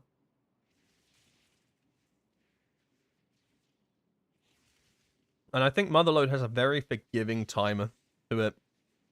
I think you can have like a wipe or even 2 wipes on Motherload and still time the key, as long as it's not like at the end of a boss fight. I think Motherload is very forgiving.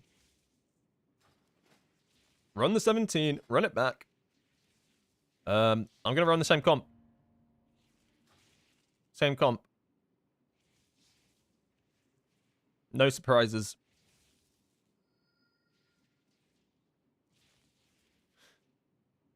Yeah, I think Whirling Dragon Punch is worse, to be honest. Just being locked in a spot. But then, once again, you can have the argument of don't Whirling Dragon Punch when you're in a bad position. What I do a lot now, though, is if I Whirling Dragon Punch, all the time, I'll do like a roll mid-animation and just jump out to move out of things. I never used to do that, but the more I've done Mythic Plus, the more I've realized you want to get the Whirling Dragon Punch in, but then you need to reposition yourself instantly. So that's something that I've started doing a lot more as well. Like, I never used to do that, or think, like, I thought to myself, when am I ever going to use this? But there's a lot of times when it just makes sense to use Lighter Than Air to get out your Whirling Dragon Punch animation. Oh wow, we got a lot of buyers. Link tip. What's this tank like? It's gonna be a no from me, dog, I think. Big boomy. Pretty big boomy. No 17s, though, but maybe that's like a bit of a big ask to have completed a 17. But then this dude's completed a 17, and he's got all his 16s. We'll take Result. Mage. We want a big mage. What we got? This mage has done some 17s. They're playing Arcane. Get him in. Easy peasy. Just once again. I mean, it's not bad. They've done the 16 mother load. I think it's fine. It's probably fine. It's only my key. Doesn't matter if we wipe it. 16s. They've done 117. They're pretty much like me, in the same position I'm in score-wise. Probably take the one that's done all the 16s. What's this? Power Word Uwu. What a name. What a name. Don't know if I can take someone called Power Word Uwu seriously. 3427. I mean, they're the same.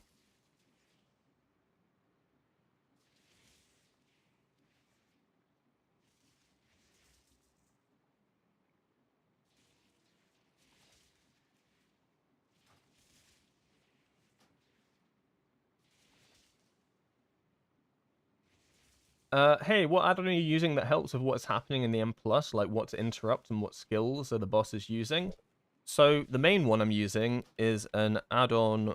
Well, it's not an add-on. It's a weak core, the main one, and it's called the War Within Dungeons. If I'll link it in the chat for you actually. It's a really good one. So this like shows you all like the icons and stuff, like the bars over here for abilities, dots, spells, all this sort of stuff in the nice middle of your screen. Really good add-on. I will link it for you.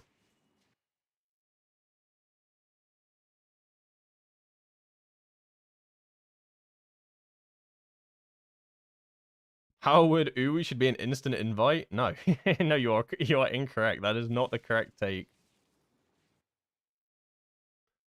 United lost yesterday? I mean, come on. They were playing Chelsea. Of course they were going to lose. Let's get serious here. Like, what did you expect? You think 18th in the league, or 17th, whatever they are, 18th, 17th, 16th, whatever they are in the league, we're going to beat Chelsea? You're out your mind. You're out your goddamn mind. You're not beating the best club on the planet. BFA, motherload. How's it going, boss? It's going good, Renton. It is going good. We've got a 17 Dark Flame Cleft in the PUG. We got close to an 18 Floodgate. We're almost down 2 bosses, which doesn't sound very close, but I think once you kill Big Mama, like, that key's pretty much locked in. We were very close. And now we're just trying to do a 17 Mother load. I think it's going well. Also, I saw that clip of the clones, by the way. That was I couldn't tell you what they're doing. They must have just bugged out. I don't know if it's a delve thing, but like they were just running back and forth, weren't they, on the on the like catwalk? Oh, clones are so buggy. Oh, it made me laugh. Good chuckle.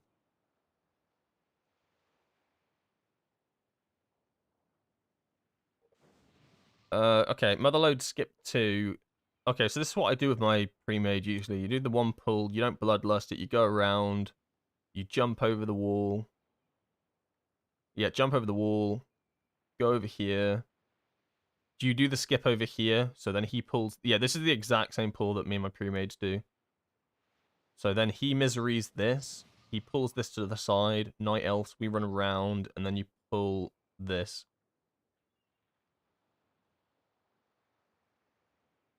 I hope people know about the misery bit, though. So that's the only bit that really matters. That's the only thing we can screw up on. The tank will know, because he's the one that has to do the skip. Right. After third boss, you pull G60, 66, and go back. G60, where... Oh, okay, G60. Pull this, go back. Yep, fine. Right, and then you pull... Yeah, you pull this into the boss. This is all... Yeah, this is standard. This is all just standard motherload.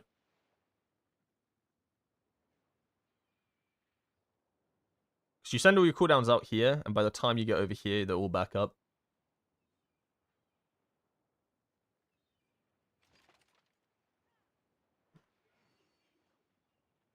Sounds good to me. I understand the task at hand. What are we doing here? We're building stacks. What is this shit?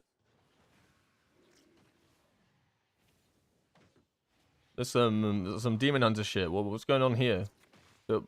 We procking our 4 set. I'll do a ready check regardless.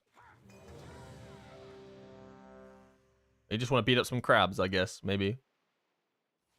Bullying some crabs. Leveling a monk to your videos, sick stuff. Hey, that's awesome, D-Stock. I hope it goes well. Time walking at the moment, so if there's any time you want to be leveling, it's right now. Fastest time to level. I love time walking. And I think it's classic as well. 4, Classic had some good dungeons. 1. Maybe a little bit outdated now, but still, good dungeons.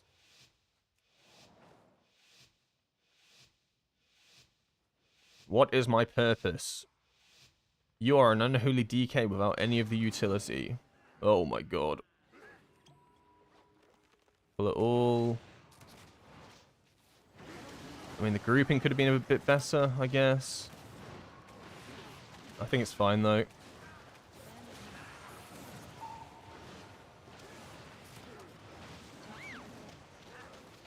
I'll leg sweep that.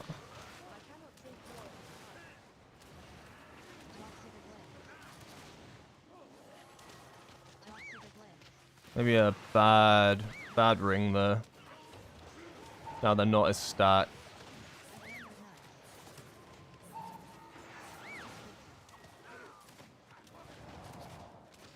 Yeah, not as stacked. Tank died. Oh, why are you dying, bro? You can't take the hits? Survive.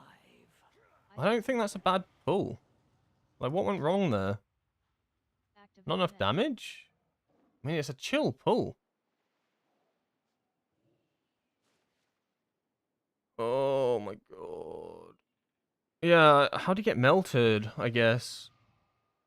So I don't think the time of that pull was too bad. He just got one-shot by something. Not even going to say anything. Doesn't even say anything. Just got melted. I don't think the ring was... There was nothing wrong with the ring. You have to ring there anyway to stop the jockeys, but you can at least, like, explain why you got one shot. No?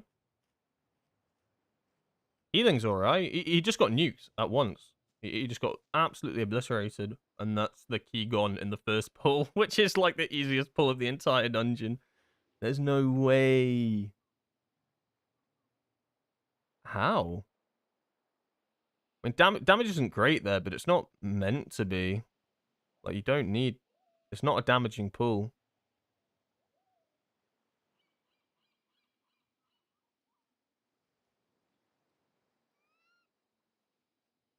How long were we in combat for? Just melees? Just got melee to death? Well, obviously, yeah, melees, but... Oh, my 17. Well, that's the worst dungeon by far today. What? Oh, your tank should not die. Okay. Understandable. Have a nice day. I mean, I guess kill them faster is also an option. They could have died faster, I guess.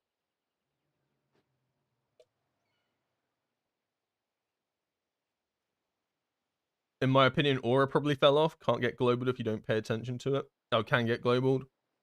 Potentially. I just love it. Dies, but then doesn't say anything.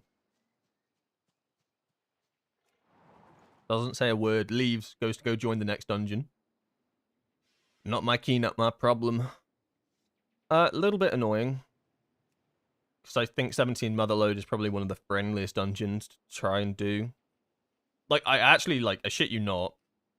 We probably could have still timed it if you went back into the pack. The only issue is you've run out of all your cooldowns there, so it's a little bit awkward. You probably can't run it back, but...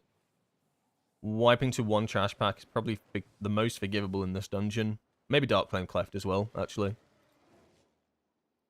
But I don't think we would have done... We were all out cooldowns. Oh, well. In that case... I guess we have to try join dungeons again. Which is just a good luck. Which is just a good luck. Oh, no. I mean, we tried this at the start of the stream. I mean, it might work, but... Like... Yeah. Windwalker's getting invited to keys. Good luck, dude.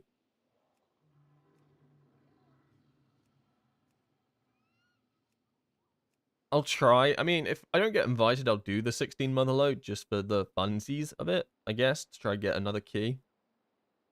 But you'll see here, I'm gonna struggle to get an invite, especially, yeah, with this few dungeons going. We'll see though. Maybe someone takes pity on little old me.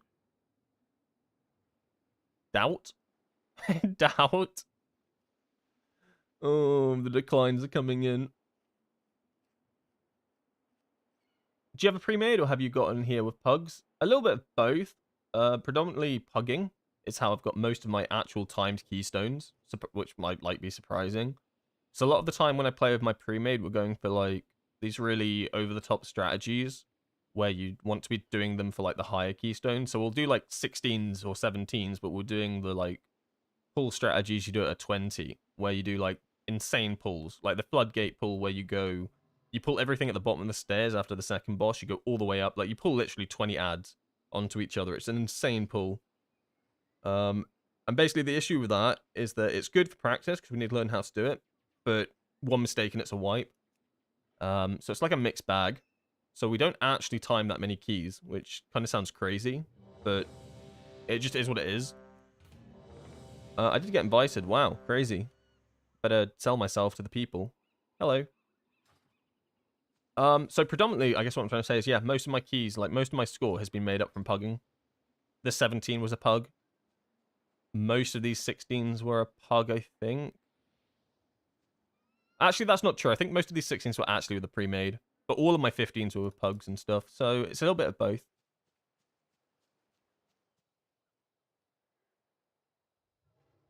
A little bit of both. Do you find a hard time finding groups because of the hate on monks, lack of utility? I don't even think it's a hate of monk thing. It's just there are better specs to bring to an M+ at higher keystone levels. Like, it's not... People see a monk and they go, I hate monks, or like, I don't like monks, or this monk's not going to do anything. It's just that when you have 40 people signing up to your key, 10 of them are mages, 5 of them are Death Knights, 6 of them are Boomkins, and you have a Windwalker, they're going to take the better specs, the ones that actually have the better utility and stuff. Because they're meta for a reason, right? Like, it's why I invite Boomies. I invite the Arcane Mages to my groups, because they bring such a good, like, their spec brings such a good defined thing for what you want their role to be doing in that dungeon. Whereas Windwalker doesn't really have anything like that. Like, we're okay overall, but we don't... Our AoE's always beaten by other specs. Our priority target damage is always beaten by other specs. Even our utility, to an extent, is beaten by other specs, right? Like, Ring of Peace is good. Leg Sweep's good. It's not grip. It's not grip. It's not slappy hands. It's not a vortex. Thank the Titans you are here. The storm perch has been breached, and the storm riders. But it doesn't mean you can't do high keys.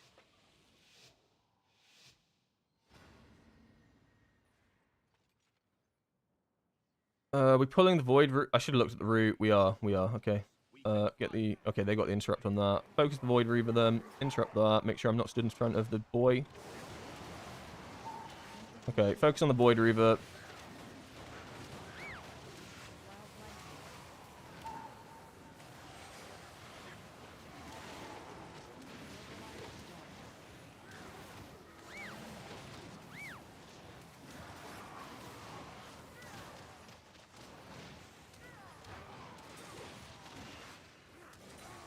Like, look at the burst AoE of these specs, right?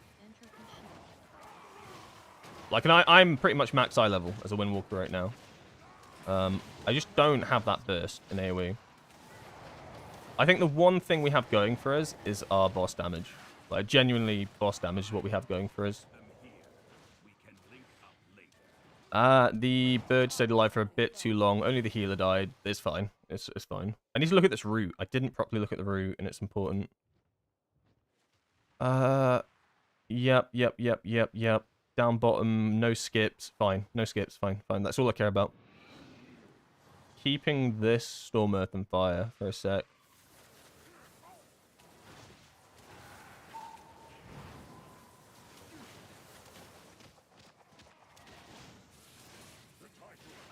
No defenses is a little awkward.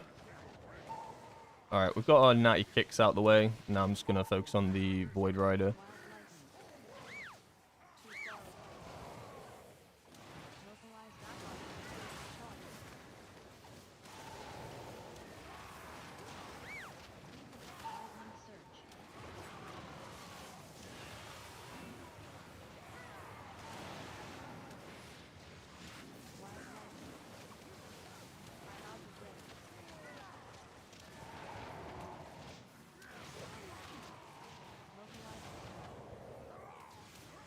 I don't really know what I'm saving my Storm Earth and Fire for. Maybe like next dungeon.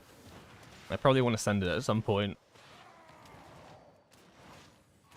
Pulling this into this is pretty ballsy, Chief, I'll be honest. I guess it just dies nasty. It'll be fine. A bit of a wasted interrupt there. Tank, you doing alright?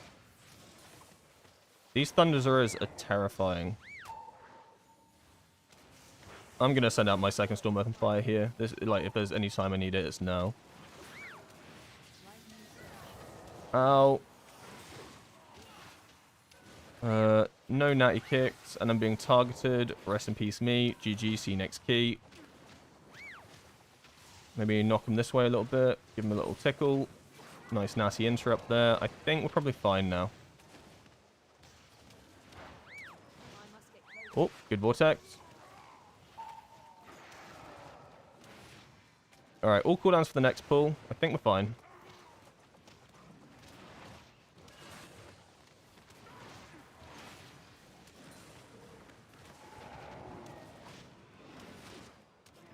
Hardest pack in the entire dungeon? No, it's not, but it's not fun. I promise you that. I'm going to pop cooldowns on these guys. It sounds crazy, but they are terrifying. Like, they start getting their abilities out. Yeah, like, they double target me. Like, fuck you, Thunderers.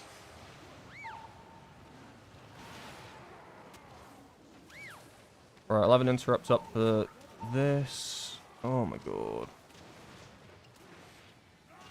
I mean, I should be focusing the Void Rider here, but these things, like, literally just tank your keys.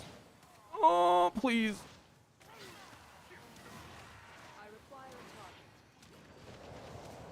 I feel like I've sent out so much CC this dungeon already. It leaves the Void Rider up a bit, but I don't care. I don't care. Next pulls aren't too bad, comparatively to that one. This hurts a lot. Am I fine? Yeah, I'm good. So we'll have a defensive up for the next pull. No cooldowns, though. But that's alright. That's how I roll.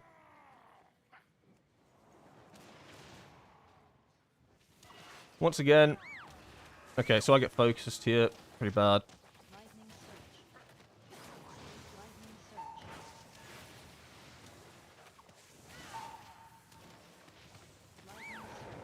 One interrupt here. This one's going to cast again in a sec, right? If I send cooldowns out here, I mean, the pull's still going. I think no. I think that is a bit greedy. Yeah, that is a bit greedy. Don't send them out here. We ain't trolling that hard just yet. Alright, send it on the boss.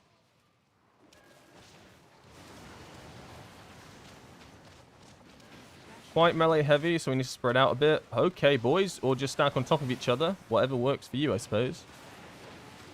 You see that? They just stood on top of it. Not a single one of them moved. I don't know how they didn't get one shot there. Like, huh? Like, what? The balls just not move is insane. And then, got to remember, do not slicing winds on this boss when it's in this phase. You do not hiss it.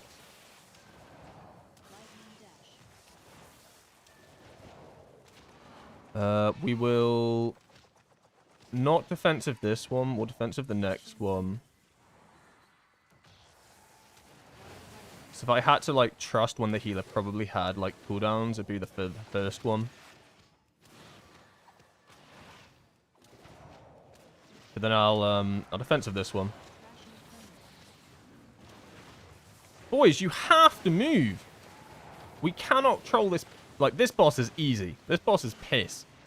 But no, they're not moving. Like, what do you... Like, you have to move, no? Yeah. There's no way why people are dying to the stack mechanic. Just move out. Like, give up some DPS for 1 second. 1 second, that's all I ask.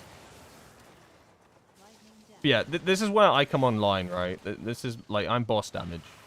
Hello, it's me. I'm boss damage. I'll Fortifying Brew this one, and I'll move out, because I'm a good boy. That is horrible. And then we'll Karma the next one. Because we should get the Fortifying Brew buff if I do it at the perfect time. Now, yeah, perfect. Move out again, just because I'm a good boy.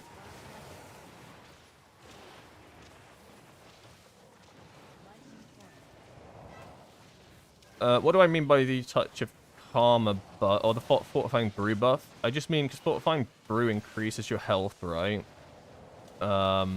It increases how much Karma Shield you get as well. So if you time it perfectly, you Fortifying Brew the first one in a set, and then you Karma just before the Fortifying Brew wears off, you get a bigger Karma Shield for the next explosion. Which means more damage, more protection. Once again, I'm going to trust the healer for this one. I know, ballsy, I know. And then I'll diffuse magic the next one.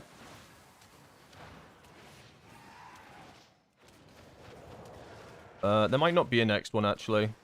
No, there is no next one. There's a next one. Once again, I don't think anybody moved but me. These people are crazy. These people are insane. Here, birdie, birdie, birdie. Alright, got the bird buff. I want to send out cooldowns as soon as possible here. Interrupt this Oracle so it actually keeps moving towards us. Yeah, interrupted Oracle, and I'll focus on the diffuser. Hold on defensives for a sec. Alright, defensive now.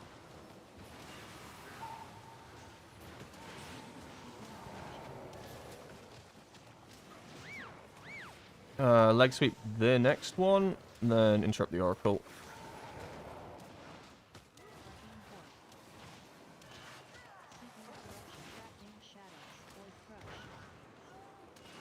There's one thing changing to Plater has made me a lot more proactive at. It's not tab targeting. I click a lot more. Which, like, sounds kind of crazy. Because I used to only tab target. But clicking's actually pretty good too, I guess. I know, it sounds criminal. Am I dead here? I feel pretty dead. I'm alive! So we're doing no skips here. That's why I checked as well. Like, knowing if you're doing the skip or not is important. How are you pulling this? Okay, like this, that's fine. And then the reason I wanted to send cooldowns as soon as possible is so that I guarantee I have them up for the next pack. Oh! Am I dead here? I feel dead. I'm alive!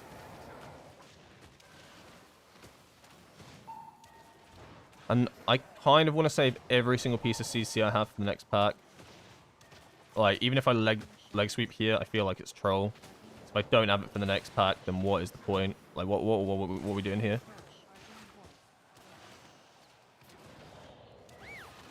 Oh, yeah, target me with a big circle, mate. Fine. Ow. I'm not even going to send Strike of the Windlord out here, even though I think it probably will be up for the time. I just don't want to risk it. I need everything to nuke these down.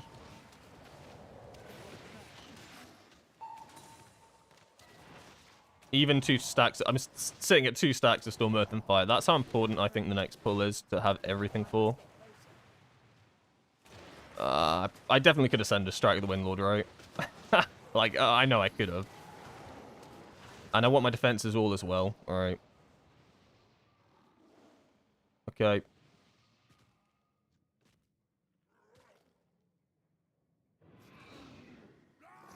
Focus the Oracle initially.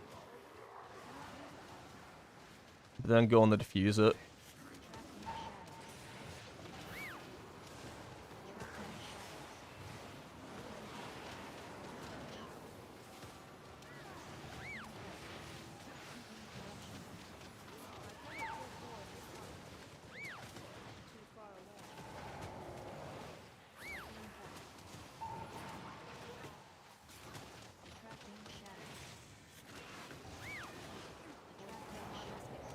Oh, I might die here. Yeah, I'm pretty dead.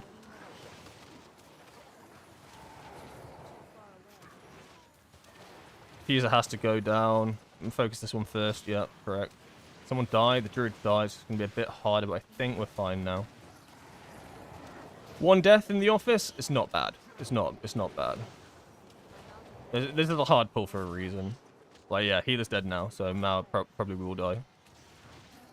Unless we kill the Diffuser. Yeah, maybe a bit more pry on the Diffuser from myself. Probably could have been better here. But we did get it down. But you see why I saved everything, right? Like the longer this extends, your key is over. Your key is over in the Rookery. There is method to the madness. I'm gonna hold for my cooldowns.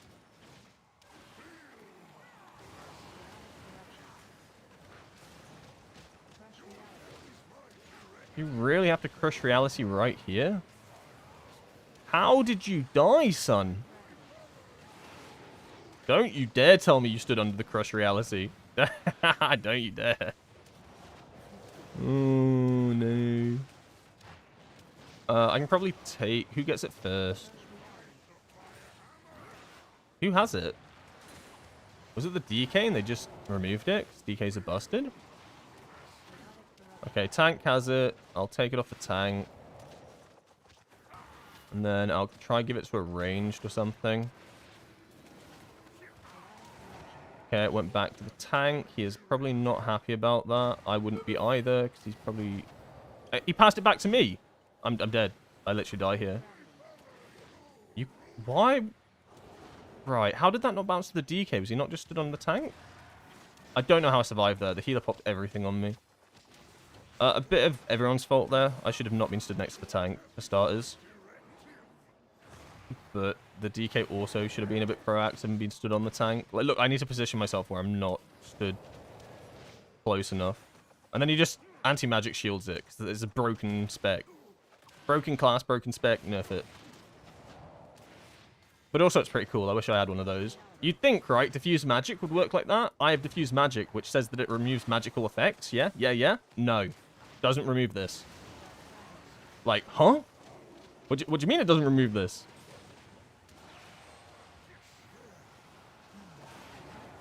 Like, it's just classic. Classic diffuse magic. It removes some things, but not everything. Like, huh? I don't know who I'm giving this to, but I am bleeding out. Okay, I most certainly do not want this. When does it fall off? I don't care. I'm moving out now. Oh, I think they got rid of it. Can we use the other half of the dungeon? Dungeon? Boss room? I don't care. Just, can we use the other half? It's got a little bit tight over there, I'll be honest. It's on the DK. The anti-magic shelled it again. Bro, nerf this.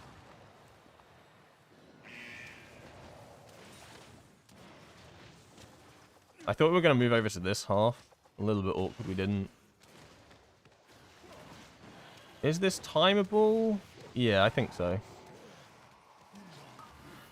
Alright, so look, I'll diffuse magic now. It just stays on me. I just take some less damage. Like, huh? I'm going to move away, make sure it guarantee. Yeah, guarantee it does not hit me.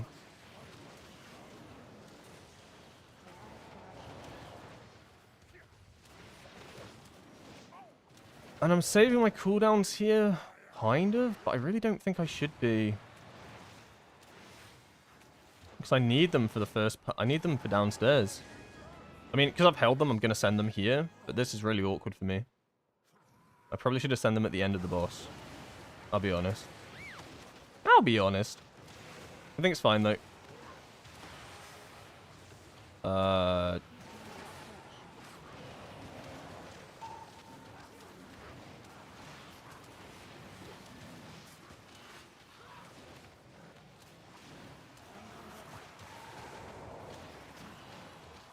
Okay, watch out for the wave. One wave. I think the tank got hit. Don't worry about it. He's a tank. He's allowed to get hit. Alright, we're doing the parasol skip. That's fine. I've got a nasty little dot on me.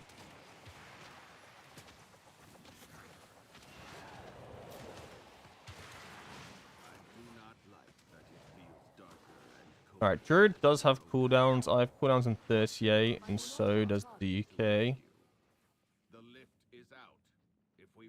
I need to let the tank go first, because I end up jumping into the mobs on this trash pack every time. Like, look, see? Oh, and I did alright. I'm going to send out a mini burst window here, just for safety. I don't think safety is the correct word, actually. I didn't do it for safety, I did it for damage. Orbs. Watch the orbies. Okay, we're good. And I have cooldowns, but I'm going to save them. Save them for the next pack. I can mini burst window this, unless he chain pulls. Void. No, I'll send him mini burst because he doesn't look like he's chain pulling. He might chain pull once we've killed the Ascendant, but I think my cooldowns will be about fine by then. He says, doubting himself, because I know they're not going to be. I mean, it's not too bad, actually. 10 seconds, give or take. Yeah, 10 seconds, give or take. Now, once again, on the Ascendant, pop a defense here, because I don't trust myself.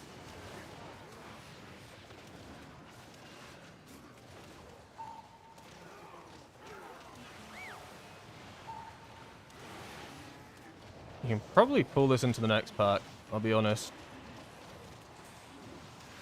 Just make sure we dodge. Gotta be careful here that I don't instantly pull aggro as well.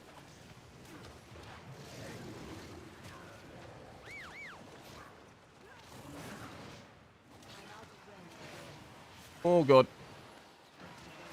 Oh god, please. I will send cooldowns on the Nest trash pack. Lust in 3 minutes, so I'm under the assumption, if I had to guess, they'll want to send Lust on the first damage push.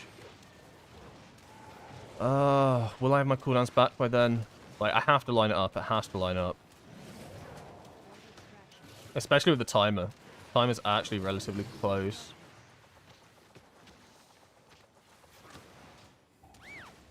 I think, based on how slow we're killing this thing, I think I do send my coolies.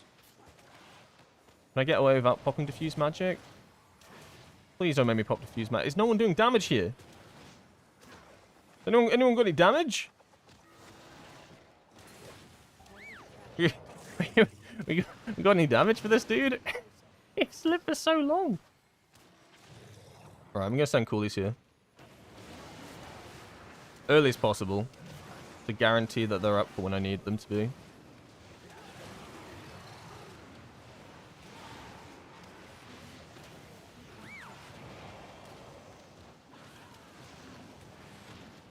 But we save the second Storm, Earth, and Fire. It's too important for the boss to keep.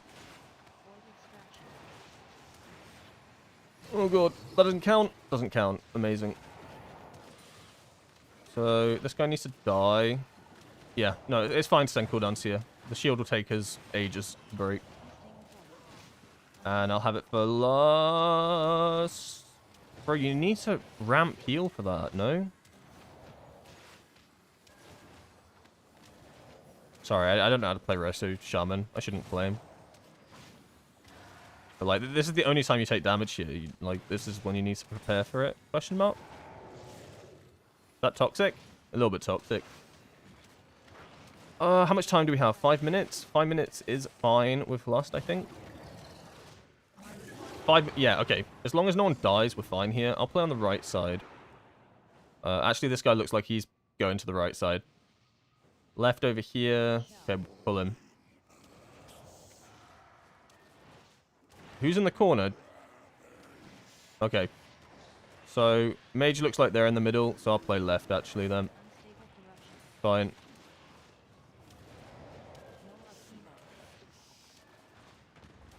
So, like, this boss is just trying to find the balance of sending out cooldowns, but making sure you have everything up for the burst. So, I'm not going to send out another Strike of the Windlord, because the shield is about past half now. But I will send out another Fist of Fury, for example. And I will send out a Slicing Winds, because you do want to break the shield, obviously. Like, you need to break the shield. But it's like... breaking up that damage. I'll send out one more Fist of Fury. Where is it? Okay, that's fine, positioning-wise. And... go.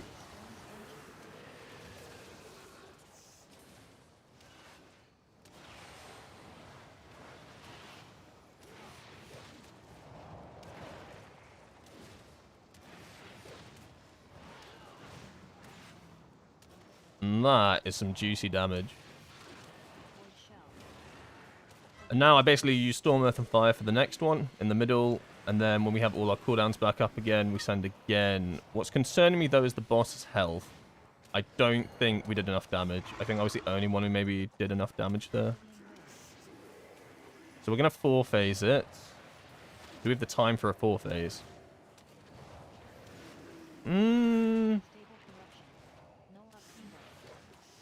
I don't actually know if we have enough time for the 4-phase, I'll be honest.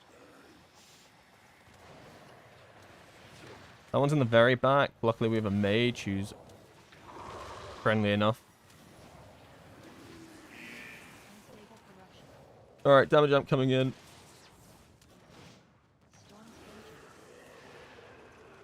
So we send again. And what health percentage are we looking for? I mean, we'll have all our cooldowns. Everyone will have cooldowns up again from the last one, but we have no lust. Wait, we don't have a mage. Why did I say we have a mage? Oh, I'm so baked. I'm so cooked. Yeah, it's definitely a 4-phase. 3 minutes on the 4-phase? It's doable, I think. We're going to knock it super low on this one. Also, I've been so bad with this area denial. And I have corruption on me. Okay, they got it. Oh, no. I'm going to be careful. I didn't realize they had it. Trolling a little bit. We do a bit of trolling at the end of the key. No worry. No worries. We do a little bit of trolling at the end. Break the shield. Please break the shield now. We are going to get the mechanic as well at the same time. And send. Oh, we didn't. We just avoided it. That is huge. That's very good for business.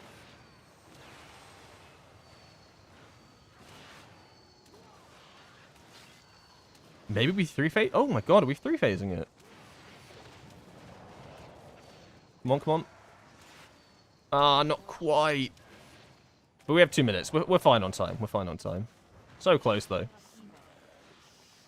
We just needed that little bit more burst. This is horrible positioning. I'll tell you that. Free. I'll try and move out for this, because I'm playing with such limited ground at the moment. I'm just going to send everything into this as well. Faster we break the shield. Like, we push it no matter what. So at this point, it's just worth sending. So there's no point saving for the damage, right? Because that thing just gets nuked. So I might just well just send cooldowns here. But that is a 16 rookery on the table now. Nice. And the damage was decent as well.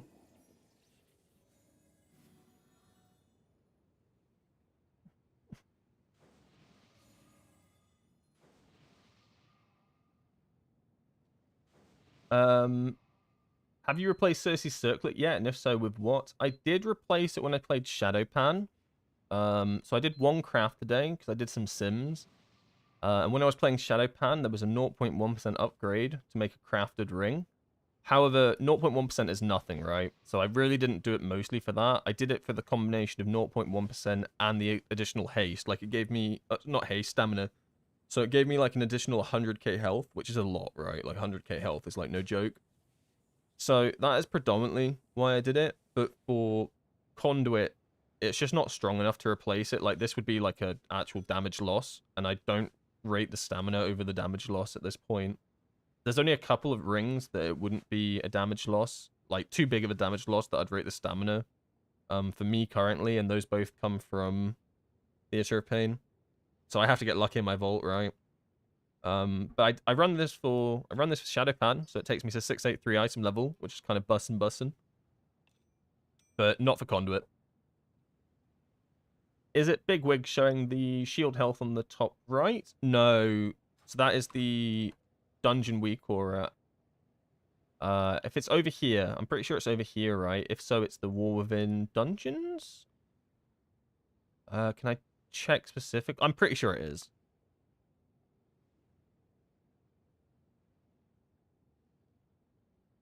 Regular icon. No, it's not regular icons. It's the... What am I looking for here? Oh, regular bars. Yeah, so it's got all the bars and stuff. So one of these will be the shield health one. Yeah, the War Within Dungeon Weakcore. Really useful. Especially for like looking at like shield health, right? So I know when I need to hold cooldowns and send them. And then it also shows you in the middle how long the damage amp is for still. Do you think Windwalkers fill the Arcane Enhance role, or do we actually have AoE and not funnel only? We don't really have funnel, to be honest. Like, anytime that I say, like, I'm taking the place of an Arcane Mage and stuff, I don't really. Like, we do have alright priority target damage, but if you really wanted to replace, like, an Arcane Mage like that, you'd go for, like, a Havoc Demon Hunter, or probably, like, an Assassination Rogue or something. Like, our prior target damage isn't bad, but it's nowhere near those. I think where we, like, our literal selling point, if I had to give you a selling point for why you would take a Windwalker monk to a dungeon, is boss damage. Like, genuinely boss damage. I think we have one of the better, like, boss damage in the game. But even then, there's some specs that can do it better now. Like, things like... Oh,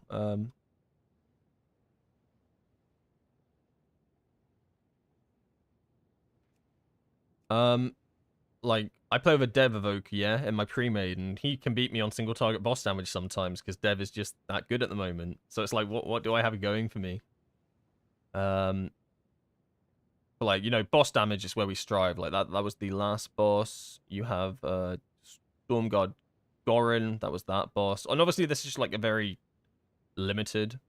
Like, this is just comparing it against 2 other DPS, right? Like, in the whole grand scheme of things. But I've played enough M+ now to know that if there's anything I'm going to excel at in that dungeon key, it will be boss damage compared to other specs. Like, generally, they're probably going to do better AoE than me. And generally, there are much better specs for funnel. But Windwalker's really good at boss damage. Really good at boss damage.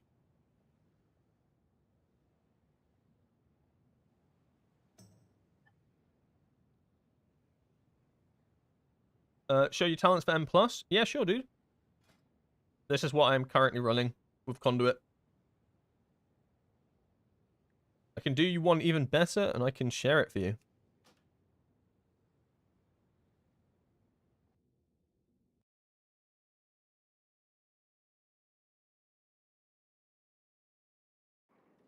There you go. Those are the talents I'm currently running for Conduit.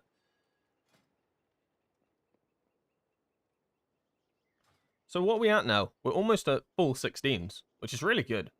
And the 117, so it's really trying to get into a Priory. Which is just a good luck, I guess. I'll try. I'll try and see if I can get into a Priory. First we got to see if there's any actual keys going for this dungeon. This is what I would regard as the hardest dungeon at the moment. I don't even think it's close. Oh, it's the classic 16 Resil note tips. No. I will not even attempt to sign up for that, because if you don't pay them a tip, you ain't getting in. You have to pay. But it's a tip. It's a tip. You don't have to pay a tip. Well, who do you think they're going to take? The person that pays them or the person that doesn't pay them? Oh, it's going to be the person that pays them. No tip, no tip. You don't want to pay for our dungeon? You're not invited. You're not invited. Have they started to ban the tip groups? I mean, I made that rant video on it, and I got a lot of, like, mixed messages on the feedback from it. And I could understand some of the arguments for it, and I think it's fine to have different opinions, but I don't know, I just don't like it. And I didn't realize it wasn't really an NA thing, so a lot of the NA players said they'd, like, never seen it before and stuff.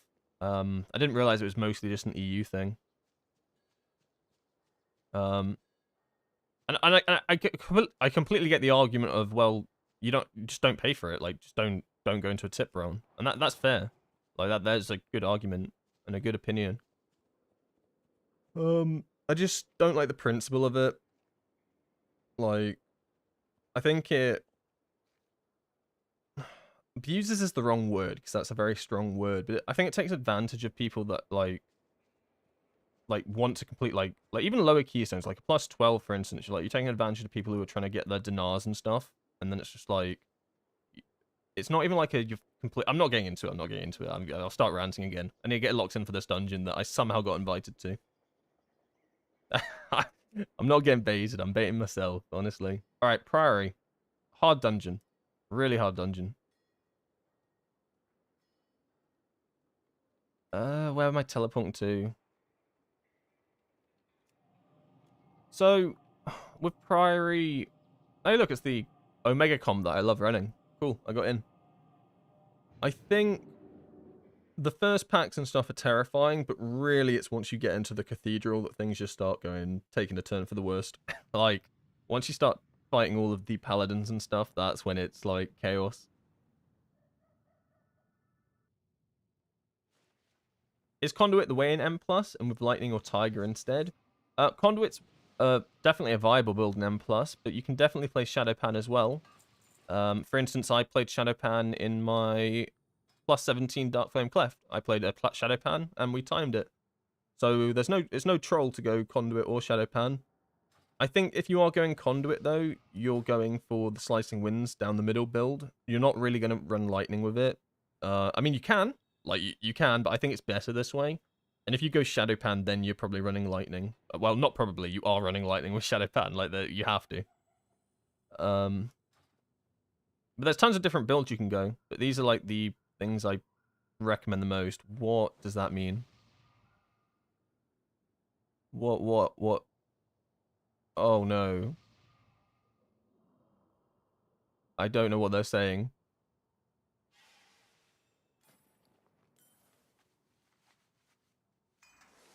I have no idea what they're saying. He asked a team member to pull ads for him. Oh, okay. He asked the druid to pull ads for him. Okay, cool. Thank you. Thank you. Don't even know German. I'm sorry. He said danke. I know that means thanks, right? Is that how you say it? Danke?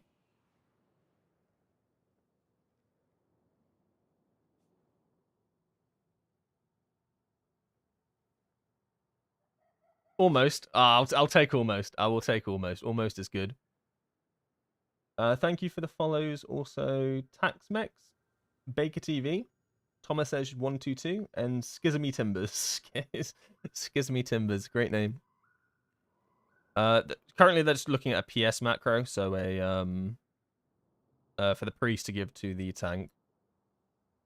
So they're just sorting that out. So that basically whenever the tank calls it, it will pop up on their screen, I think. Pain suppression. Very important the tank gets that. Demon Hunter tank's notorious for jumping in, getting one shot. Pain suppression helps avoid that, and then they are able to eventually chill. So pain suppression is like really good for a Demon Hunter tank, especially when they're like grouping up ads. Like the amount of times I've seen a Demon Hunter jump into a pack with no like pain suppression or a defensive on them, like external, and they'll just get one shot. Because they need to group everything up before they can fully like unleash. And they will just get nuked. It's funny until it's your key, and then they leave. Cinderbrew is notorious for it. Priory's also a rough one because you got tons of ads. Did he post the route? You didn't... what route? I don't think I've joined with a route, but I'd like to see one.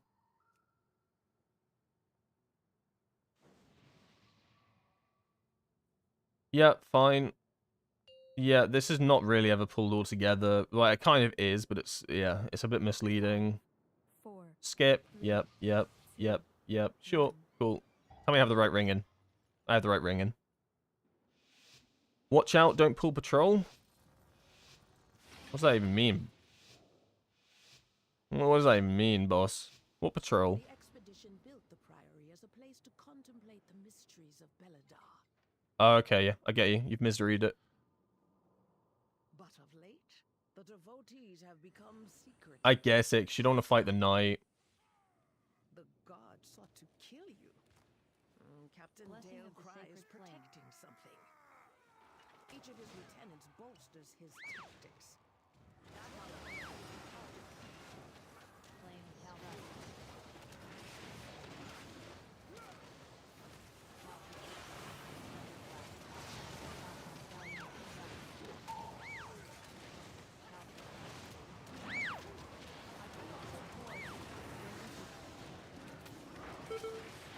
Oh, there's a trap there. Am I dead? I feel dead. Bro, I hate this. Bloody hate this dungeon. Like, look at this. Like, what we doing here? Like, they're just... Oh, okay. Cool. Of course. I just died, right? So there's a trap there. Thunderclap. Oh, I shouldn't have released. I released. Yeah. Releasing was bad as well. So now I can't skip this.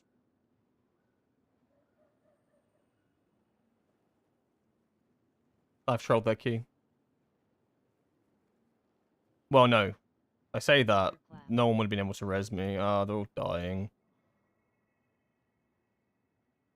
I mean, I shouldn't be top damage there by any means. If I'm top damage, I'm worried. It's just such a yeah. This is what I mean when I say I don't like Priory. Like these pulls are just insane, and I don't bring anything to the group to help group everything up. Do you know what I mean? Like when you have like 3 shooters in the corner there, like I can bring a piece one of them slightly closer, like minimally closer. It does nothing. It helps the group in no way. It's probably not even worth me ever doing it. I just don't know what the like like Monk died on trap. I did. Yes, sir. I did die in a trap.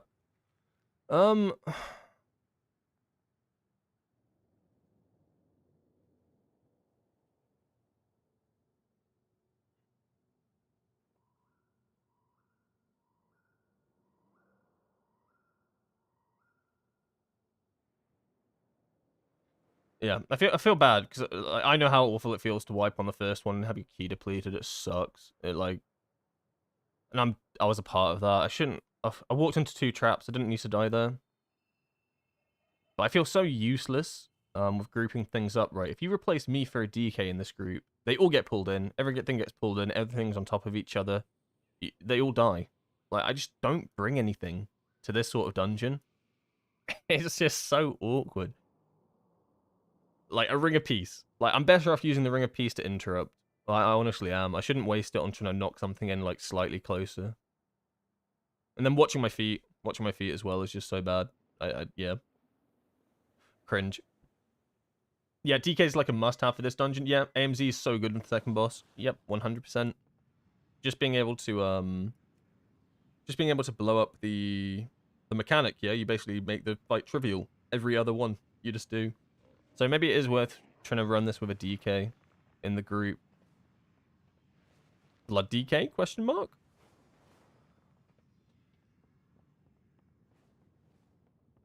Am I on Twitch? I am on Twitch, Birch. I stream at both at the same time. So if you want to catch me on Twitch, you can. It is somewhere on my YouTube. I think that's a really bad description. But to be honest, I think that'll be it for me today. I mean, we've done awesome. Yeah, we had at the start of the day we had 5 16. So 1, 2, 3, 4, 5. We had 3 that we hadn't done. We completed the Rookery. That was clean. We completed the not the Mechagon. We did the Floodgate. We did one in the 18 as well, and we timed a 17 Dark Flame Cleft. So we're now 3.4k score, which is awesome. All through pugging today. Obviously, we've had our fair few depletes, ending a little bit on a sour note with the Priory, but I think that's fine. It's something to achieve for.